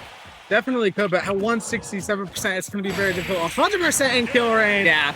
And Cineroar is going to take it. And North Miami retain their advantage so far. So we do have an advantage, North Miami. How long are they going to be able to keep it is the question, though. For sure. I mean, that was very well done by that Joker. It's just unfortunate. I mean, they had the Arsene for the spike, but then when trying to build up damage, they were at 160 and the Persona's gone away. So there's no way, unless you play the most perfect Smash gameplay out there, it's just very impossible to come back from that. But it's a good fight, at least keeping one stock. So it's still a very even match. Even though they're going to have a one stock advantage, it's still very easy to get that one stock off and being able to carry it into the next matchup. Yeah, so definitely, I think my next one that I really want to see is this alleged Duck Hunt player. Duck Hunt is definitely probably my number 2 after Bowser. It's either Duck Hunt or Dr. Mario, or like my number 2. And I mainly play Duck Hunt just for the memes, because I don't know if you've heard, Duck Hunt's terrible. Yeah, like, one of the worst characters in do we the know what entirety year? of Smash. I mean, not as bad as Ganondorf, Hold but on, not We're very doing good. we're doing a quick search. We're doing an impromptu tier list here, but Duck Hunt is a very low tier character. I know that for a fact. Not very good. Pros do not rate him highly. To the point where a lot of pros who play Duck Hunt, like I've seen Duck Hunt pros, there is like no modern clips of them. Yeah, Duck Hunt is a C minus Yeah, so on like, the tier list. is it the worst thing ever? No, I would not agree that he is in the same tier as Kirby. I disagree. He's lower? I strongly disagree that Duck Hunt is in the same tier as Kirby. I think Kirby is a step above Duck Hunt. You can But- blame Luminosity for that tier list. Luminosity, you know, I respect Luminosity a lot. How dare you mess up that tier list? The one thing I will say, but like while we're getting this matchup and seeing Zelda, I'm pretty sure in this tournament Steve's banned. Oh, okay. I'm pretty sure if it was like last year, and I'm pretty sure Steve was banned then. So I think we're not seeing it. I could be wrong, but That's good, because Steve is such a broken character.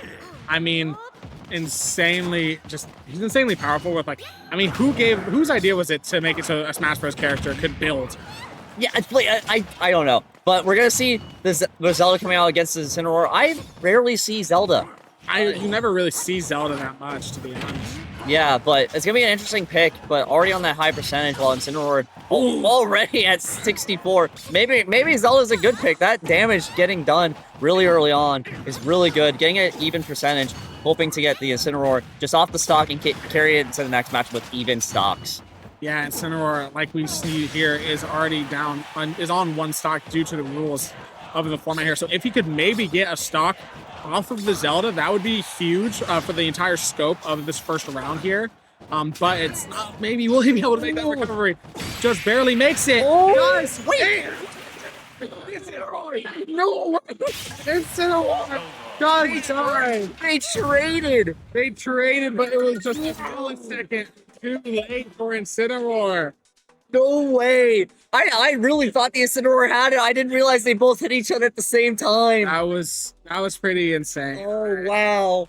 I honestly thought Incineroar had that one. At least maybe got a stock off, but no. Now we are tied again. And For sure. Wow. that was crazy. That's one of those moments that can only happen in Smash. You can see even the players were in disbelief. Like Yeah. immediately when they're like, "What?" It's like that's insane. That's very rare. That's a very rare moment. And it's things can happen. And like Smash is so even, especially this format. I've seen so many comebacks through these tournaments before. So like anything can happen. Don't count anyone out. You can have crazy comeback plays. I've seen someone, and I was like casting is just like, oh yeah, they're at one stock. Hopefully just get another stock off. They just actually just 3-stock the guy and just win the round. And I was like, what? So anything can happen, and we're seeing it today. Yeah, pretty much literally anything can happen. And Smash, you can have those crazy moments, those crazy comeback moments, those crazy those bottle or throw moments where it's like you are up 3 stocks and you die to someone who's on 1, which is really unfortunate. And yeah, we're back at a tied game now between these two schools, and it's very close. And it's just who is going to be able to actually maintain their advantage first is kind of the question. When there has been an advantage, it has been in Miami's favor. Yeah. But when it's this close like this, it could really go either way. It can really go either way. And it's also, you got to think of like the strategy of like your lineup of players. You got to lock in your roster before you commit, but you can change the order around, I believe. So they like might be saving like star players for last, or they might send them in first to get the initial like start. But like we don't really know like the rationale, and that's one thing I find very interesting in this format is like there's so many strategies of like maybe you throw in your top players first to get a bunch of stocks off, and then you have a closer, or like maybe you just throw them at the end and maybe that's your closer.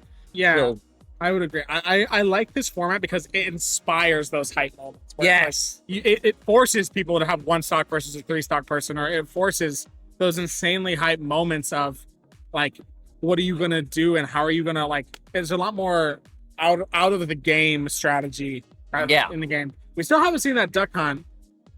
Could they be saving him for last, or could we see him now? Because it's essentially a 2v2. They have 2 players left, Yep. 6 stocks each. A fair So- 2v2.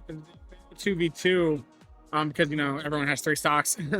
So 2 players versus 2 players, it could go either way. I mean, could we just see back to back 3 stocks? Like, that'd be crazy. We can see back to back 3 stocks. We could see a comeback with 1 stock remaining. Like anything can happen here. And we're gonna go into the game shortly, but we have the Zelda obviously. But I wonder what they're gonna pick. Now, obviously, we might have the duck cut come out. But I don't know. I've not recently watched like all the Smash metas and everything. I've slowly shifted. Yeah, But, like- haven't been into Smash as much. Like the meta right now, obviously, it's a lot of Steve. Steve Yes. is just the best character in the game. That no doubt. That's why Um, it's banned, I believe. Yeah, I believe it is bad. And Sonic is very good. Haven't seen any Sonic, but Yeah, Sonic is I very think good. Sonic is S tier on the Lumina. Yep. Yeah, Sonic is one of the better ones in the game right now. I know Snake is also Yeah. very good. We saw him earlier today. Diddy Kong's very good. Game and Watch up there. Game Really? and Watch? Yeah, I've never been much of a guy who can make Game and Watch work. No, I Um, throw 9 hammers every yeah, time like, I'm- and hope it hits. An interesting character that I've always tried to learn, that I like wanted to learn, that I've never been able to do is Rob. Oh, I've tried to learn Rob. Rob. I can never make it work. I I want to see a Rob. I want to see a Rob now. I would love to see it. I mean, I'm glad if we see a Duck Hunt, I'm happy. I'd love to see a Bowser. Bowser I would would be love nice. to see a Bowser. A Bowser would be Bowser as a dedicated Bowser player. I would love to see it. I know in years past we have seen Bowser's, but we're gonna go in the game. Is that a Oh, no Mithra?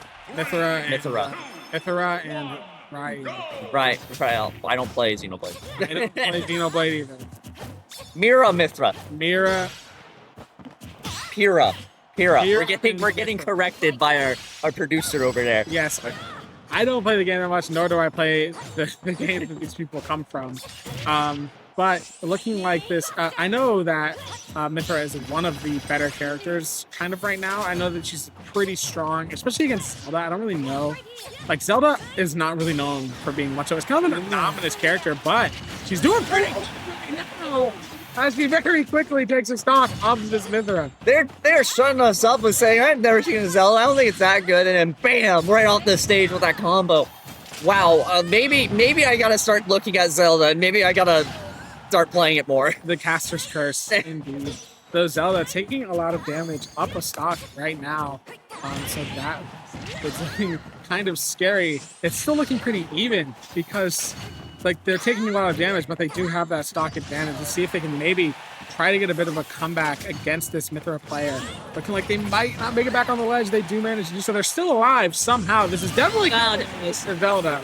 There it is. There it is. Finally, after 150% on, finally goes off the stage. I was maybe seeing if the Zelda would come back and somehow stay in that high percentage and take another stock off, but no. We're gonna go back to even, but with Pyra just at an 84% now disadvantage. Yes, so it's looking like this stock could go the way of the Zelda here. A very high percentage for this Mithra. And if the Zelda can get this edge guard attack off again, surely they'll be sent to the edge. But Mithra doing a good job of kind of building this damage back and not allowing this percentage advantage that Zelda has to grow, sending her off the map as the percentage on Zelda begins to grow and grow. It's very even now and manages to get the pick as well. Yeah, he immediately gets that pick off. But sending it straight back. We're going to tape it on at 1-1. Literally a perfect 1-1 even game. Whoever takes this gets a little bit of an advantage for their final person in the line. Yeah, basically. So whoever wins this will have 1 stock up against a 3-stock player. And then the best interest for that would be to get a stock off the 3-stock player at least. So whoever wins this is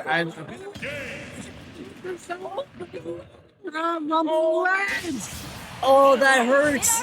That hurts. They didn't get the grab. It ends early. Oh, that hurts. Oh my god. You gotta feel for that, because that is raw. That's just a mistake, a misinput or something, but it causes to have the 1-stock advantage going in the way for Miami. Yes, bear with they have that advantage now, so they have that one extra stock, hoping that they can maybe take some stocks off of BDU's remaining player before it faces their final player. So they must be saving the duck hunt for last, or he just lied to me. Maybe I don't know. I better see. Well, Miami's in the advantage, so we're still on the 3rd player. Yeah. So it looks like Another. This is Ken, and Ken is apparently BDU's kind of other star player. Ken is really good. Ken is very good, and I've heard that this Ken player is very good. So let's see if this Mithra can get some damage off and get a stock off onto Ken here. Yeah, it's definitely gonna be a closer matchup. The Ken, with all the pressure, backs against the wall, having to just try to get the early stock off, try not to lose one of his own to carry it into the final game with even stocks and even playing field. But the Pyro just hoping to get at least one off to have that better advantage going into the final game. Yeah, and these two, both these characters are very brawl heavy here, and what's not good right now is Mithra's taking a lot of damage, so they're going to switch and see if they can maybe just try and get a stock on this Ken. But as it's looking right now, Ken might go into the final match with 3. You hear the flabbergast of the players behind us. It's getting a lot more even, but Ken going to have to try and respond here and see if he can finish off this Mithra, because he has her on very high percentage. Gets the parry, really isn't able to do anything with it, but to get the Mithra out of here, and we'll have a 3v3 stocks for the final match of game 1. Yeah, hitting it with the uppercut, which I believe is the Sayukin, if I remember my Street Fighter memory correctly. But with the uppercut, immediately sending it off stage. Getting into the final game with even stocks. Very even playing field. It is just a 1v1 traditional Smash match to determine game 1 in the best of 3. Yes, and whoever wins this game 1 has a huge advantage on terms of pressure. Because for sure, whoever the winner knows that they can lose the entirety of the next game and still be in it. The loser is now playing to win the entire championship. If they lose the entirety of the championship. For sure. They're under a lot more pressure if whoever loses game 1. Yeah, and I feel like we might if I was in the shoes, I feel like it's gonna be a lot more passive play. If I'm under pressure, like, you don't want to risk any risky maneuvers, trying to go for like really risky edge guarding or methods or anything. You kind of just want to go and just play smart. But good news for you. I looked over at the screen. I do see a duck hunt lock-in. So we are seeing it. It's not a troll. The coach isn't lying to us. We are actually seeing it. I'm pretty sure you're very happy. I am pretty happy. I do love myself. Immediately trying to throw out that can as my alarm comes up on my phone. No damage taken from either one yet. Duck Hunt a little bit, tries to throw the can in.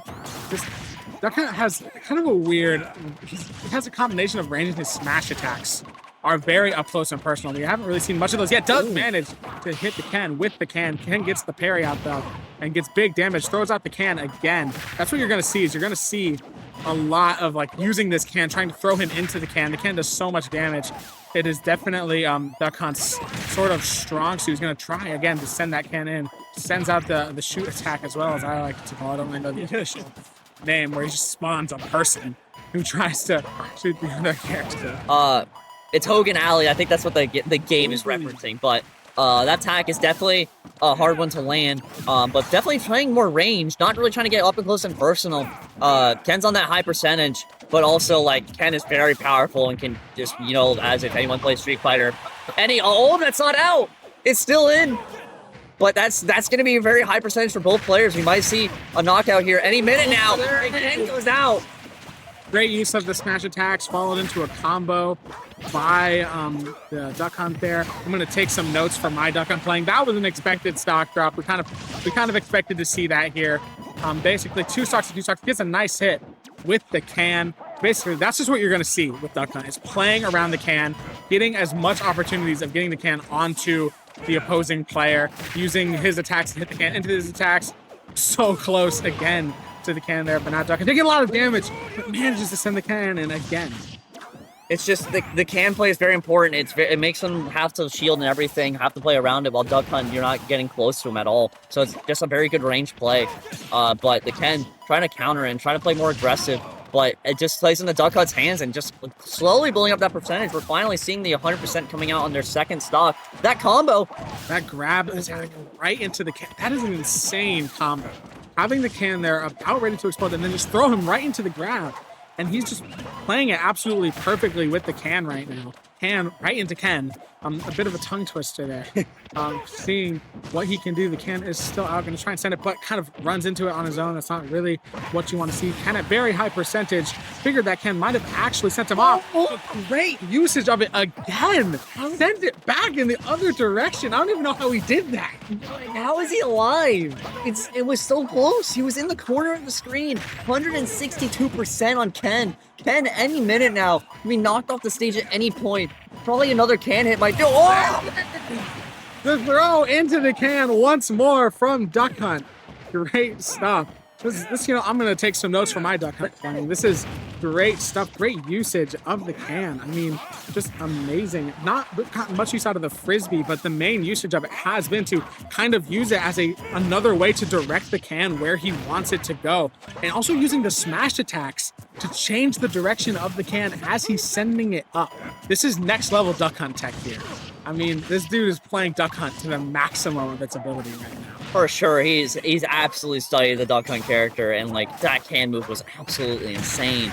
But now it's gonna be even percentages going in basically to the final stock for Ken, but Duck Hunt gets out and we're on a 1-1 even stock. There's still a way for Ben Davis to come back. Yes, Ken definitely could still win this, but that big can hit is not going to be what he wants. Duck Hunt still not taking any damage. Going to send out the shoot as well. Goes for the smash attack. Doesn't manage to hit it this time. He's just kind of chilling above. Hits Ken with the can. He's going to try to get it again. Unable to do it this time. Just kind of using these platforms to his advantage. Trying to stay away from the can as long as he possibly can. Pun intended. Gonna try and send the can again into Ken here. Very high percentage. Still hasn't even laid a finger onto Duck Hunt. Using the can to its maximum ability. Gonna send up a Frisbee. Still unable to hit, but waits until he walks in front of the Frisbee to hit me again. Finally doing some damage to Duck Hunt. And there it is. That's it. Miami takes game 1. Miami with the 1-game lead in this best of 3. Now on series point now going into the second set. All lives reset, going back to 12-12 even. But what a game. We've seen, it was close every single time. No one was running away with the game. Everything came close. And that final stock from the Duck Hunt, literally taking no damage until they hit 160%. Like, that's insane to play that like high level of defense and making sure to not risk any high percentage and lose the game. Just like, and the ability to control his can placement and like manipulating it to where he wants to go while also moving. So if you don't know, you're holding. He must have custom binds, is my guess. Yeah. If you're holding a controller, you use the can by pressing B. It's your B neutral, and that hits the can up, and it just goes the direction that it's facing. So to switch directions, you have to hit it in the direction you want it to go. So he was using the smash attack to change the direction of the can as he was moving it up, which is insane. I mean, he's just using it perfectly. And honestly, it was textbook Duck Hunt. Oh, for sure. Like, the maneuverability with the can, not only controlling it in the air and redirecting it to the opponent, but being able to throw it in one direction, grabbing them, throw it towards the can, and then launch the can towards them. Like, that's insane. That's a lot of like muscle training and like actual training with like predicting like all the passing and everything. And it's just something we might see again. Like, and if they keep playing him last, that's gonna be a hard thing to counter, especially as a Ken. They might change something up. We might see another main come out, but we'll have to see. And that just kind of proves how mechanical Smash is. There's just so much stuff that I didn't even know. I mean, throwing him into the can, and then as he's going towards it, pressing B to then throw the can where you threw him is honestly insane. Like Crazy. just the IQ, like the game IQ you have to be able to do that is insane. And now Miami kind of coming into this as the underdogs, the 9th seed, has taken game 1, and that's huge. And underdogs, you can't forget, they're already technically underdogs in this scenario, but it's still an even matchup. Might see a game 3. It's gonna be pretty even through this matchup. It wasn't like either team was really taking it away. It was really, really close for all the matchups and everything. Might see a change and shift of strategy and everything, but we're gonna see how they change, how they talk about it. The coach is probably talking to them right now, making sure they're all set mental, not getting heated. I was forgetting the wording of it, but making sure their mental's reset and they head into the next game. Yeah, it was literally 1-0 in the stock countage at the end. For sure. Which is crazy. It was so close. And I mean, if we see that again, it could really go either way. I mean, BDU could easily take game 2 and send us into a game 3, which would be like such an insane scenario if we do see that. So we're just kind of waiting to get into this game 2, this round 2, with Miami in the advantage, seeing if they can kind of continue this level of play that they've been at so far. Yeah, and the crowd here is loving it.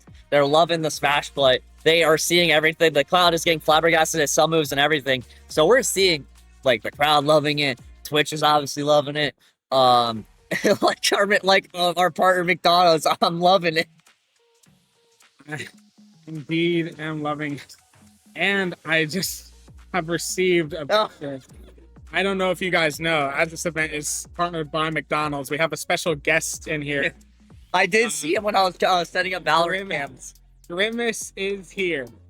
Not in the building He's right now. not in this room, but Grimace is in attendance at this event, which is really funny. Grimace is at Ball State University. Not the first time. It's just the 3rd time in a year where Grimace has come down. The best part is that in our Letterman building is we have rotating photos of showing events. So we showed the first high school event we did, and Grimace was there, and there was a guy there that used to run esports productions. He's graduated, but there's a picture of him with Grimace doing this, like a thumbs up and everything. And every time I do a tour past that, they're like, "Is that Grimace?" I'm like, "Yep." Like that's real. That's a real photo at Ball State. Yep. I mean, if only Charlie Cardinal was here to meet Grimace. Can we mod the Smash copy up there and have Charlie Cardinal versus Grimace? That would be the most insane match, to be honest. Oh, for sure. But who would win that match is the real question. I mean, it just kind of depends. Like, what powers does Grimace canonically have? Like, is Grimace That's just a good question. blob? Like, and what? Charlie Cardinal is like, an athlete, right? Definitely a lot of sport, like a sport. I feel like his down B would be like he jumped up, he just uses his like belly and smashes like, down. That's definitely Grimace. I feel like Charlie Cardinal would probably play similar to Falcon. Oh, for sure. Which would just a lot of punching, kicking. Maybe he has like a ball, and, like, kick it. That could be like one of his smash attacks or something. For sure. I think I got Charlie Cardinal. Charlie Cardinal. I don't know. I feel like it'd be close. I feel like Charlie Cardinal would be more. Grimace is definitely a heavy. Yes, for sure. So Grimace can take a lot of hits. And can Charlie Cardinal take all those hits? Is the question. Yeah, I feel like Charlie Cardinal is like a medium, and then Grimace is a heavy for sure. Yeah. I mean, it could go either way, to be honest. So, who knows? Also, I kind of thought about this random question, kind of embarrassing question. What game is Joker from? I have no idea. Do you actually not? I have no idea what game. It's from Persona 5. I don't even know what that is. Okay, you don't know Persona series. I am a big Persona nerd. I've done a lot of stuff with it. When I went my first year Comic-Con, I went as Joker, so done a lot of different stuff. But enough about that. We're even seeing the Joker out. It's the same matchup, King Dedede and Joker. Gonna see it getting in. Same matchup, same stadium, but hopefully Ben Davis might come in with a different strategy. Yeah, for Ben Davis's sake, they're definitely going to want to try and come out here with a different strategy. But we saw how good King Dedede was earlier. This is a very good Dedede player, but Dedede versus Joker. Dedede is very slow, and Joker is not. So it could be pretty rough for this DDD player if he doesn't like use his moves right and use his his animations correctly. The thing with Smash is, there's kind of got these things called animations. Yeah. You use a move and sometimes it takes really long to use, and a faster character can take advantage of that. And as of right now, it's looking like Joker is doing a good job of doing so. Has a huge percentage leads against this DDD here. Yeah, and already gets the R sent out, doing the damage with the flick that you see, doing that constant damage, getting the high percentage. Might get a little bit of a buff using the Goro Akechi skin, but we'll have to see. But already the Persona has already gone back in and has to build up that meter again. Yeah, and now it's pretty even, honestly, which is kind of surprising. It just shows how fast these games can change. It takes a big hit there. You can. I didn't know you can shoot that. I didn't know that you can just shoot the spike ball. Okay. Yeah, you can kind of like divert the spike, and I know you can do it as if you want to play King K. Roll. You can like inhale the spike and shoot it back out. Yes, I have seen that. A very fun mechanic, but it's still very even. Both of these people have kill percentage with a nice move by DDD. Gives him the stock advantage, but he's very high percentage himself. Yeah, very high percentage, but getting that stock off early is very helpful. But now the Joker's gonna have to trying to play a little bit defensive, but also being very attackive, trying to get that King DDD out. But Pretty risky with these recoveries here. Yeah, I always keep seeing him go under, and now granted, these are way better players than I am. If I was down that low, I'd mess up an input or something. Yeah, they just know the maximum amount as DDD does fall there, but gets 60% off of Joker, so that's very good. But as I was saying, they know the reach of like their recoveries like perfectly. So like, the second I go off the stage as Bowser, I'm immediately spamming my up B, like just keep me back on the stage. Yeah, just spamming the controller. How far down they can go with a very quick stock coming out there from DDD, puts him in the advantage to maybe try and have 2 stocks remaining against this Joker here and get a good advantage for Miami. Yeah, and then the Ben Davis, you might have saw the webcam, he was adjusting. He's locking in fully. He wants to get this King DD off. So, gonna have to build that Arsene meter again. But just the edge guarding. He's trying to go for that risky play of being able to follow Joker and then just spin him off stage. That's at least what I'm seeing here, but not working out. And it's a very risky maneuver because I feel like one misinput and you just mess up your recovery. Yeah, it is risky, but I mean, he's managed to do it so far. And Joker taking a lot of damage right now, kind of stuck on the edge here. A bit of edge guarding coming out from DDD. Tries to send off the spike again. Doesn't get it this time. Gets a nice swing on the hammer onto recover there. Gonna have to try and get back onto the stage though. Very nice percentage advantage for DDD. Does big damage as well there to Joker. So it's still pretty even, but DDD is nowhere near kill percentage at 70%, while 107% for Joker is getting a little scary for sure. Oh yeah, that is definitely scary. That is definitely kill percentage. If you're at the edge of the stage, you want to be very careful with that, but luckily the Arsene's going to do a little bit more damage that might be able to get the King DD out, but you still have a lot of abilities to counter and do a lot of different chip damage and everything. But that does kill, and it is going to be a 1-1 stock for the final matchup for this. Yeah, that is unfortunate that DDD wasn't able to stay alive just a little bit longer. He doesn't want to lose this here. He has Joker at very high percentage, but a mistake! A mistake by the Joker! What happened? Falls off the map! Oh, he's angry. Oh yeah, I maybe a missed grapple or something. I blinked and I just see Joker falling off, but man, that has got to hurt. That's now, I believe, 2 type of mistakes on Ben Davis's side, which just hurt. It hurts, especially as well for even Miami, because losing that stock on DD, they could have had a 2-stock advantage going into this, and they didn't have it because he just couldn't last for a little bit longer. Really unfortunate for him.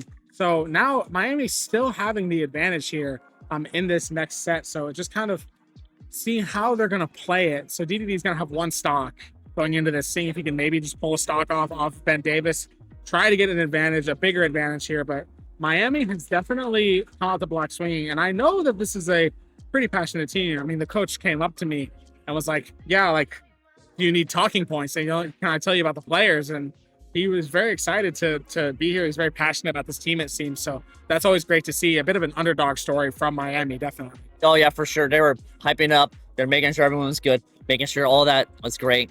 And just it's you got like they I feel like they have the adrenaline. They have the strive now. They have the momentum, and like just being the underdog, it's like nothing to lose all the game. Yeah. It's pretty much nothing. And like being an underdog, it's like if you lose, it was kind of expected. But if you win, that's huge. I mean, it's a Cinderella story in the making here, which is gonna be crazy. 9 seed taking down the 2nd seed with a harder bracket run. Yeah, that would actually be huge, to be honest. I don't know if my voice can take it because Mine won't. I still have a few more games to cast today.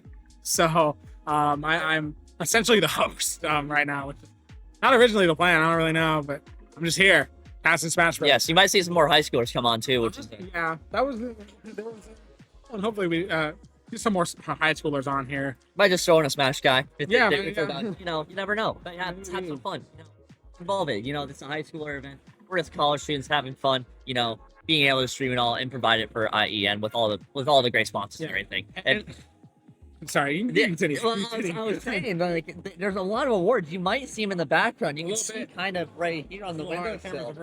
Yeah, the windowsill right over here. That's all the awards, and we will have an award ceremony at the end of this. Don't stay tuned for that; that'll be all available. But that'll recap every single game that is happening here. We do have multiple streams. If you want to catch some Valorant right now, Ball State Esports is live at Ball State University on Twitch. But also, wait, Steven, good. I didn't know this. I actually don't know. I don't know the rule set. Don't judge me. Okay, so this is who is this? SM. This is someone. That's Ben Davis. That's Ben Davis. We haven't seen this person yet. No. So Steve is not banned, and Ben Davis has decided we're going to be that guy. We're going to play Steve. I mean, immediately. This is why he's such an overpowered character. 61% already on a King DDD. I mean, he can do such huge damage, and he has such fast movement, building up these percentages. Honestly, I think this person is very clearly a Steve main. I mean, this is pretty insane.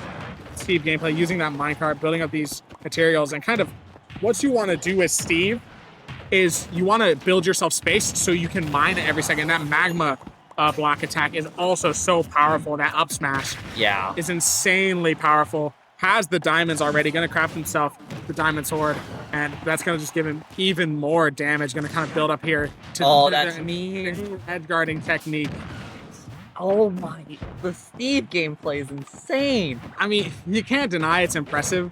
It is. My gosh, what an OP character. It's already over. It's already over. Hold a few seconds. This is why Steve is such a big character, like just a hard character to play against. I still haven't even played Steve. I haven't picked it up at all. But like, goodness, that is crazy. That is gonna be hard. Definitely Miami is gonna think about it and think about what they're gonna do here. Maybe switch up a pick or anything, but definitely a hard character to That play. is definitely a hard character to counter. He just does so much damage, and he's such a fast character. Plus, being able to build, I mean, it's insane. It's everything. Just building, like you're super fast. You can build immediately. You can easily mine if you just hit them off the edge, and like, and the stages are resource specific. I don't know like where, because it's like Steve tier, and then you got like a tier list of stages in the Steve tier.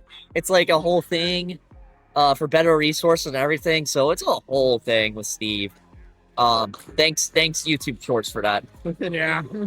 There's Steve is like a very insane character, to be honest. That's why he's very commonly banned, because people think of him to be OP, which I would agree. For good reason. He is OP, very overpowered character.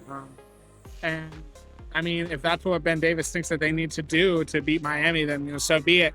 But Miami's just gonna have to respond to that and figure out, as we see that guy up there doing that. Yeah, stream there.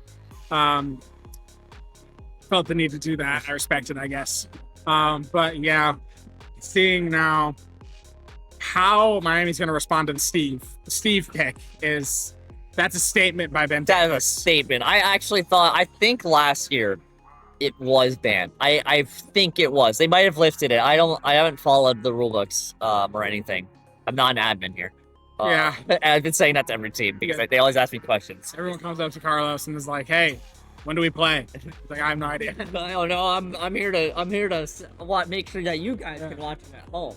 At I forget the IHESN, or I might be forgetting. I might be mixing the acronym. Yeah, IEHSN or something. I don't know. But make sure you guys are watching it on Twitch, just so we can get this all set up. Had to scramble last night, fix all this in the morning. Woke up at 6 a.m. We were here making sure it was all set up and everything. So, Yeah. but I can't get over the Steve pick. I just can't. I can't get over it. Oh, and they switched to a Byleth as well. Yeah, trying something different here against this Steve. It's going to be tough because Steve is such a powerful character. Just it's so powerful. Being able to build that minecart attack is super powerful. It's just a lot to deal with. Like, it's immediate, like, you can mine the ground, but like then build a block to then mine more of the ground that they have to counter. So you just get more blocks and everything. So it's a lot. Plus, the range of the up smash, the magma cube, is insane. You could be standing next to him, and he'll do the up smash, and it'll get you caught. You get caught in the up smash, and that is honestly insane that it has that reach, and you just build and hide and mine. It's such a frustrating character to play against. So, seeing what he can do here, does manage to dodge the minecart, and but gets caught in it that time. And just doing big damage, already has diamonds, which means he can do a very significant one. Unfortunate that he wasn't able to punish more on that up smash. That's what you want to do. If they use that up smash and you don't get caught in it, it has a very long cooldown. You want to get caught in it, but also uses that insane grab attack to throw him out of the way. Yeah, that attack is insane. We're seeing this, like, the Steve is just such low health. Like it was staying at 30 for like a minute. Now we're slowly seeing it getting back to even. The Byleths just hope. Oh, I forgot the minecart can do that. I forgot it traps other players. I thought it was just an attack.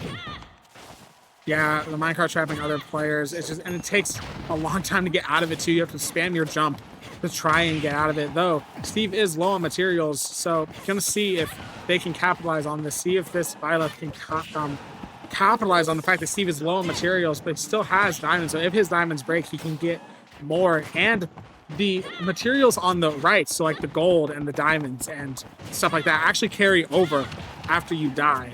Wait, so, what? Yeah, if you die with diamonds, you like pretty confident that you keep them, and gets that nice anvil out there to get a stock off on the Xyla. Yeah, I think we're finally seeing Miami now not being in the lead for once against Ben Davis. The Steve pick was just a great play by them, being able to pick it and having a player that I assume is very well versed, as we're seeing right now. It's just so hard to counter. We're only seeing 118 out of Steve. Meanwhile, Byleth's already going to be back at 63%, hoping to at least land something. Just get something going for them. Yeah, so they're going to definitely need to find something. Steve on high percentage, seeing if maybe they can finally get this kill. Does manage to get a stock off on the Steve. So yes, as I was right, the diamonds do carry over and is immediately going to get regenerated with the diamonds. Goes for the minecart, doesn't really get it going here. So Xyla's going to have to respond and try to get big damage on the Steve fast. It's very low on materials, but every single second that it is off, the Xylath is off stage, is more time for Steve to mine, and does the down smash with the lava bucket to send Xylath flying there. Gets a big hit on Steve though. It's very even, but a nice hit from the minecart by Steve as well is just keeping him in the advantage. Every single time that Xylath gets a big hit, Steve immediately follows it with one. Low on materials though, so this is a moment where you need to attack, you need to push in. And it's part of me wonders if they are not maybe as well versed in playing against Steve, because when these are these low material moments, that's when you push. But it's hard to push Steve as well because the sword is so powerful, the minecart is so powerful. It's everything. Like, it's just terrifying. Like that. What is that? And it already has diamonds still. Yeah, diamonds again. Like, just in case it breaks. Like, oh my. The Steve is crazy. Like, when it was first released, it was just like, oh, it's Steve, it's funny, Minecraft and Smash. And then they play, it's like, oh my, this is one of the best characters we've ever seen. Yeah, so Steve has no materials, no pickaxe, so that is huge. Don't want to let him get to the crafting table. If he gets to the crafting table, he can craft himself another pickaxe. Crazy that we talk about this in Smash Bros, but that's how it is. Unable to get to the crafting table still. Steve, very high percentage. You're going to want to try and kill him now. Guard that crafting table, even though I don't know if you know, but you can actually summon the crafting table back to yourself if you down B while you're in your shield. That's huge. Is going to get punished by the diamond sword and going to be able to craft the pickaxe. so he's going to be able to regenerate his materials here. Big hit by the minecart.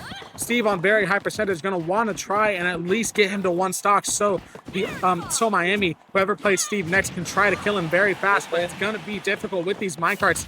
Steve doing a good job of keeping space, goes for the TNT play, unable to get it this time, sends the minecart into the TNT. It's very close. Going to try and at least get a stock off on the Steve. That is the goal, to see if they can make it so Steve will be easily dispatched of in the next game. Still alive.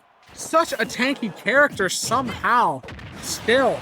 And I was just seeing these high percentages coming back and forth, and like it's just he's recover, and that has to be it. That's it. Violet could not get another stock off, and Ben Davis are gonna go into the next matchup with a 2-stock lead with Steve. yes, the Steve pick. That is definitely a statement by VDU, just going out with the Steve. I mean, it's kind of just a broken record at this point of, you play Steve, it's going to be almost impossible to counter unless you play Steve into Steve. So maybe, honestly, if I was Miami, that's what I would do. I would queue up Steve. If they have someone, I don't know if they have it. If they're yeah, true. They might not have someone who is a very good Steve player, but play Steve into Steve. Their Steve has 2 stocks left. Win the Steve 1v1, and then you have Steve. There's a lot of Steve, basically. Yeah, a lot of Steve, a lot of Minecraft. A lot of Minecraft. Have y'all seen the Minecraft movie? Chicken Jockey. Chicken Jockey, yes. Obligatory chicken jockey. Yeah, chicken Flint and jockey. Steel. I am Steve. The Nether. The Nether. Water bucket release. The lava. Yeah. Chick. The amazing stuff with the Minecraft movie. And that is, this is your fault playing Steve and Davis. If you want to watch more Minecraft, I believe we're streaming it as something, or it's being played here. They're doing Bed Wars here, They are doing Bed Wars here. which I have no idea how that's looking, because anytime I play like Bed Wars now, I feel old. I feel washed. I feel so washed. I feel like I'm like I feel like I'm in like retirement home. Because anytime I build my thing, and next thing you know, I see a guy bridging at miles an hour towards me, immediately destroys my bed, and does the most insane tech to then just kill me. Yeah, and you're talking about a guy here with, I have over 100 Bed Wars wins. Like, Oh, I've really? played a lot of Bed Wars in my heyday. I'm not as good as the noob. Like, I can't speed bridge. I can't do all that stuff. Only in 3s is like was my main game mode was 3s. But it's just, it is insane that we have all these games here. But, you know, let's talk about the Minecraft at hand. We have Steve in Smash against the returning of the King K role player for Miami. Whoa, what the? What a crazy stock from King K. Rool. He's sick of the Steve. He wants him out of here. Yeah, he wants Steve going. He is going in, already getting that 1 stock off immediately, which is very helpful. Pink K. Rool is a very, very powerful character with all these types of attacks. In fact, there's actually a funny story. We were doing 4-player Smash. I was playing as Kirby.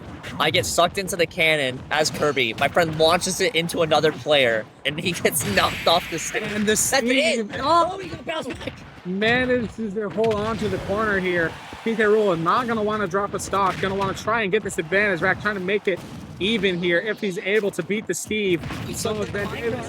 What's unfortunate is that playing such a big character, it's the magma cube. It has such a strong reach when you're playing a big character. It can just suck King K. Rool in.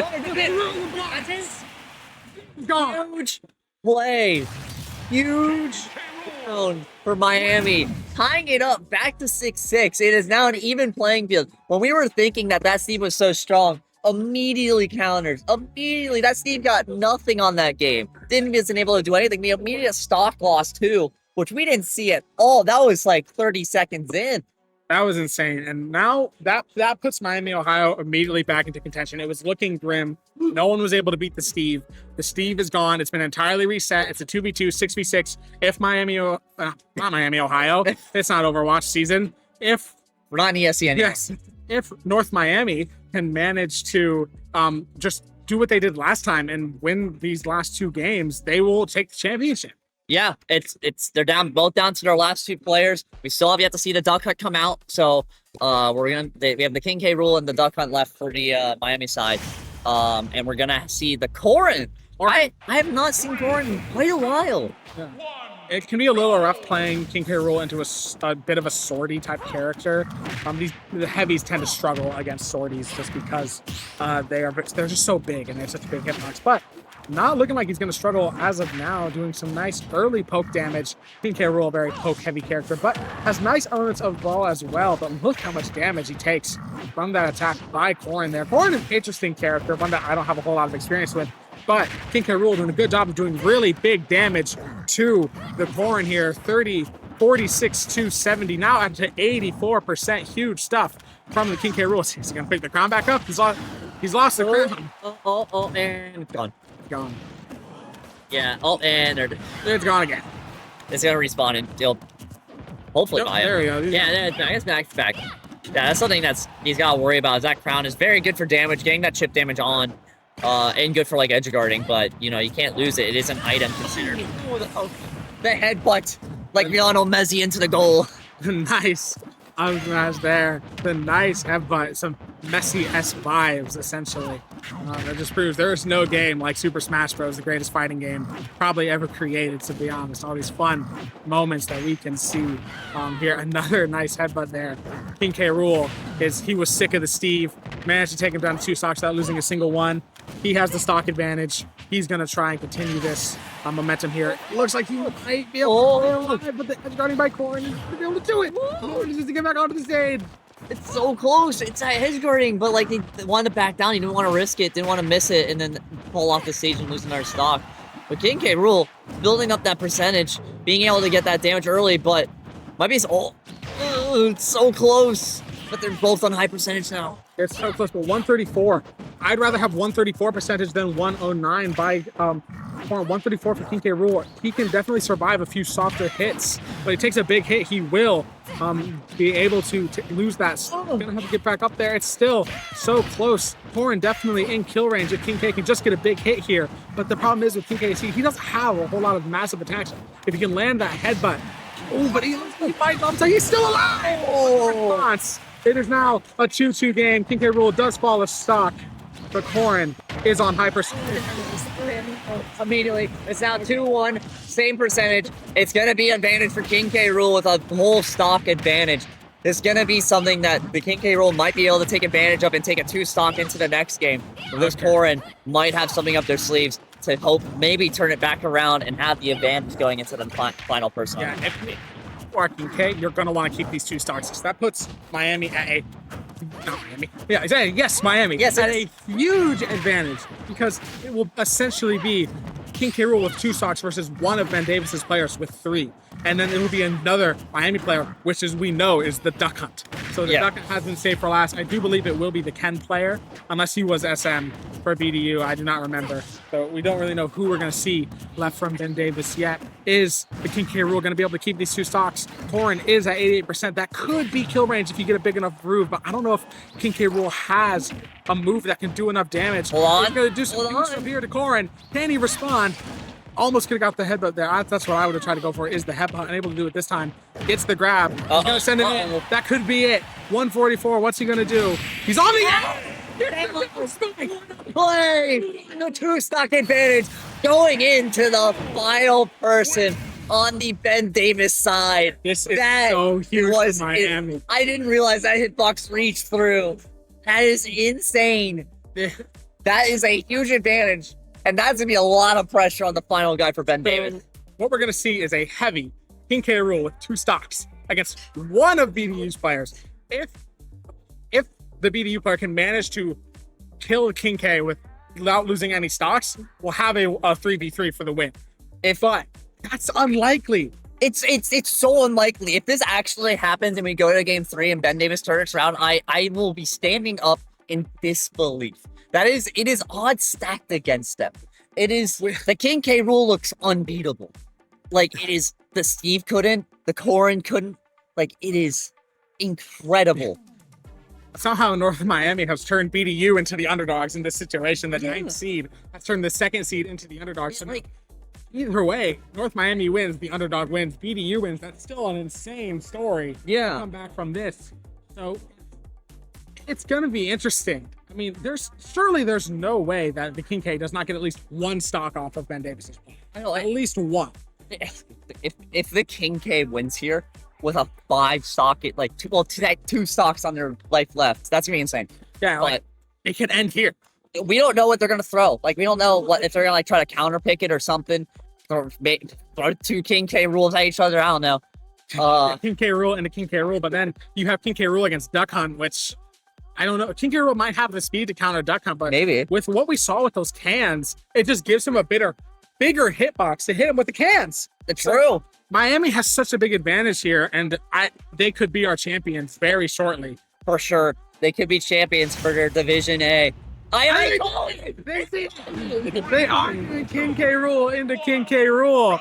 Absolutely craziness. So we're gonna see Kingman jump off here. So now we have it. King K rule versus King K rule here. So what are we gonna see? This is our first mirror match of the night, but I think that game might be a better King K rule player. I mean, we've seen it. He's been so insane on the King K, already doing big damage here. Is going to take some in return here, but if he could quickly level out these stocks, Miami could win it here right now. Already at 71% is the other King K rule of Ben Davis here. Already at 88%, 99% now. It's still climbing. 107, 124. Huge stuff here. It's a 32 match. It's 2-2. It's 2-2. Ben Davis are backs against the wall. They need to come up with something. They cannot afford to lose a stock here. They do not want to go into the final matchup with 1 stock. They need to get damage done. But it's just the guy, Kingman, is locked in. No way. They're already almost at equal percentages. Northern Miami, they know what they're playing for right now. They're playing for the championship. And the percentages, I can't even speak. Like, they stay equal. This is an entire mirror match, but I think we're seeing a better King K rule player. Wrong direction. That's the wrong direction. Percentages all equal. That's a huge capitalize, though, from Davis. Great to capitalize on that mistake, but with the damage output that King K rule has, they're very easily able to match the percentages. The percentages are so high, and like Ben Davis needs to get something here. But, oh no! The Pelagani card, it's so close. They're fighting back and forth. It is so close. And hold on. What can he do? Oh, he messed up. If they can get I got to stock off. Oh, he's at 138. If he gets his King K down to 1 stock, oh no, it's over. It's a 1 game. It's a 1 stock game. Whoever Ohio, North Miami wins this, it is going to be their championship. If Ben Davis wins this, they could have a chance for the 1 stock versus 3 sweep, but it's not looking like they're going to win it. Counter. They're already at 92%. Gets that nice counter there. It's just so it's close, but it's 1 stock. Even if they win this, it's gonna be really odds stacked against them going in the final. But they're not out of it. They're not out of it. It is still a very winnable situation. But that duck hunt's gonna be hard. Anything is possible, but Miami Ohio has the percentage advantage. It's kind of looking like it's gonna go the way. Champions. What a matchup. That King K rule took out 3 of Ben Davis and only lost 2 stock. Or no, yeah, 2, right? Only lost 2 right stock. Oh my, what a matchup. That King K rule was ruthless. That was an insane matchup. Knocking out the Steve, the Corin, and then the 1v1, I guess another King K rule to show that he is the better one. Pretty championship at IEN for Division A. That's genuinely crazy. The number 9 seed coming into this, taking out the number 2 seed. It looked like it was all over when Ben Davis came out with that Steve pick, but it was not over. The King K rule absolutely doing his part. The MVP for round 2, definitely. Yo, for sure. That's we're looking a little laggy. It's our feed. It's our feed. We're fine. Here. I do think we can probably transition it to break. Yeah. All right. So you just saw an absolutely exhilarating grand finals game. We will be back with more Smash Brothers. I have been Wyatt. I'm Carlos. Maybe I'll be back. I don't know. Maybe I'll be back. We don't know. We might be someone else. But thank you for watching. Do not leave. We have more Smash Bros coming for you later.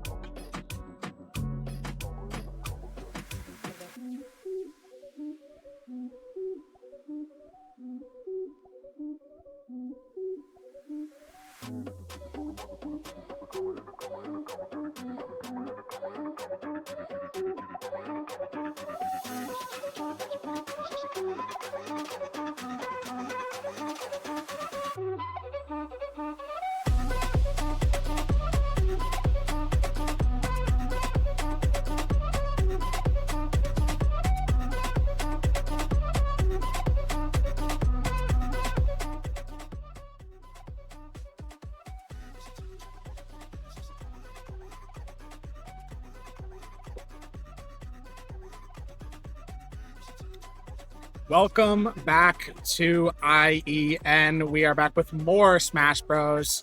I am joined by my third different co-caster. I am Wyatt, and this is my friend who played Ness that I mentioned a while back. Yep, that's me. I hate him.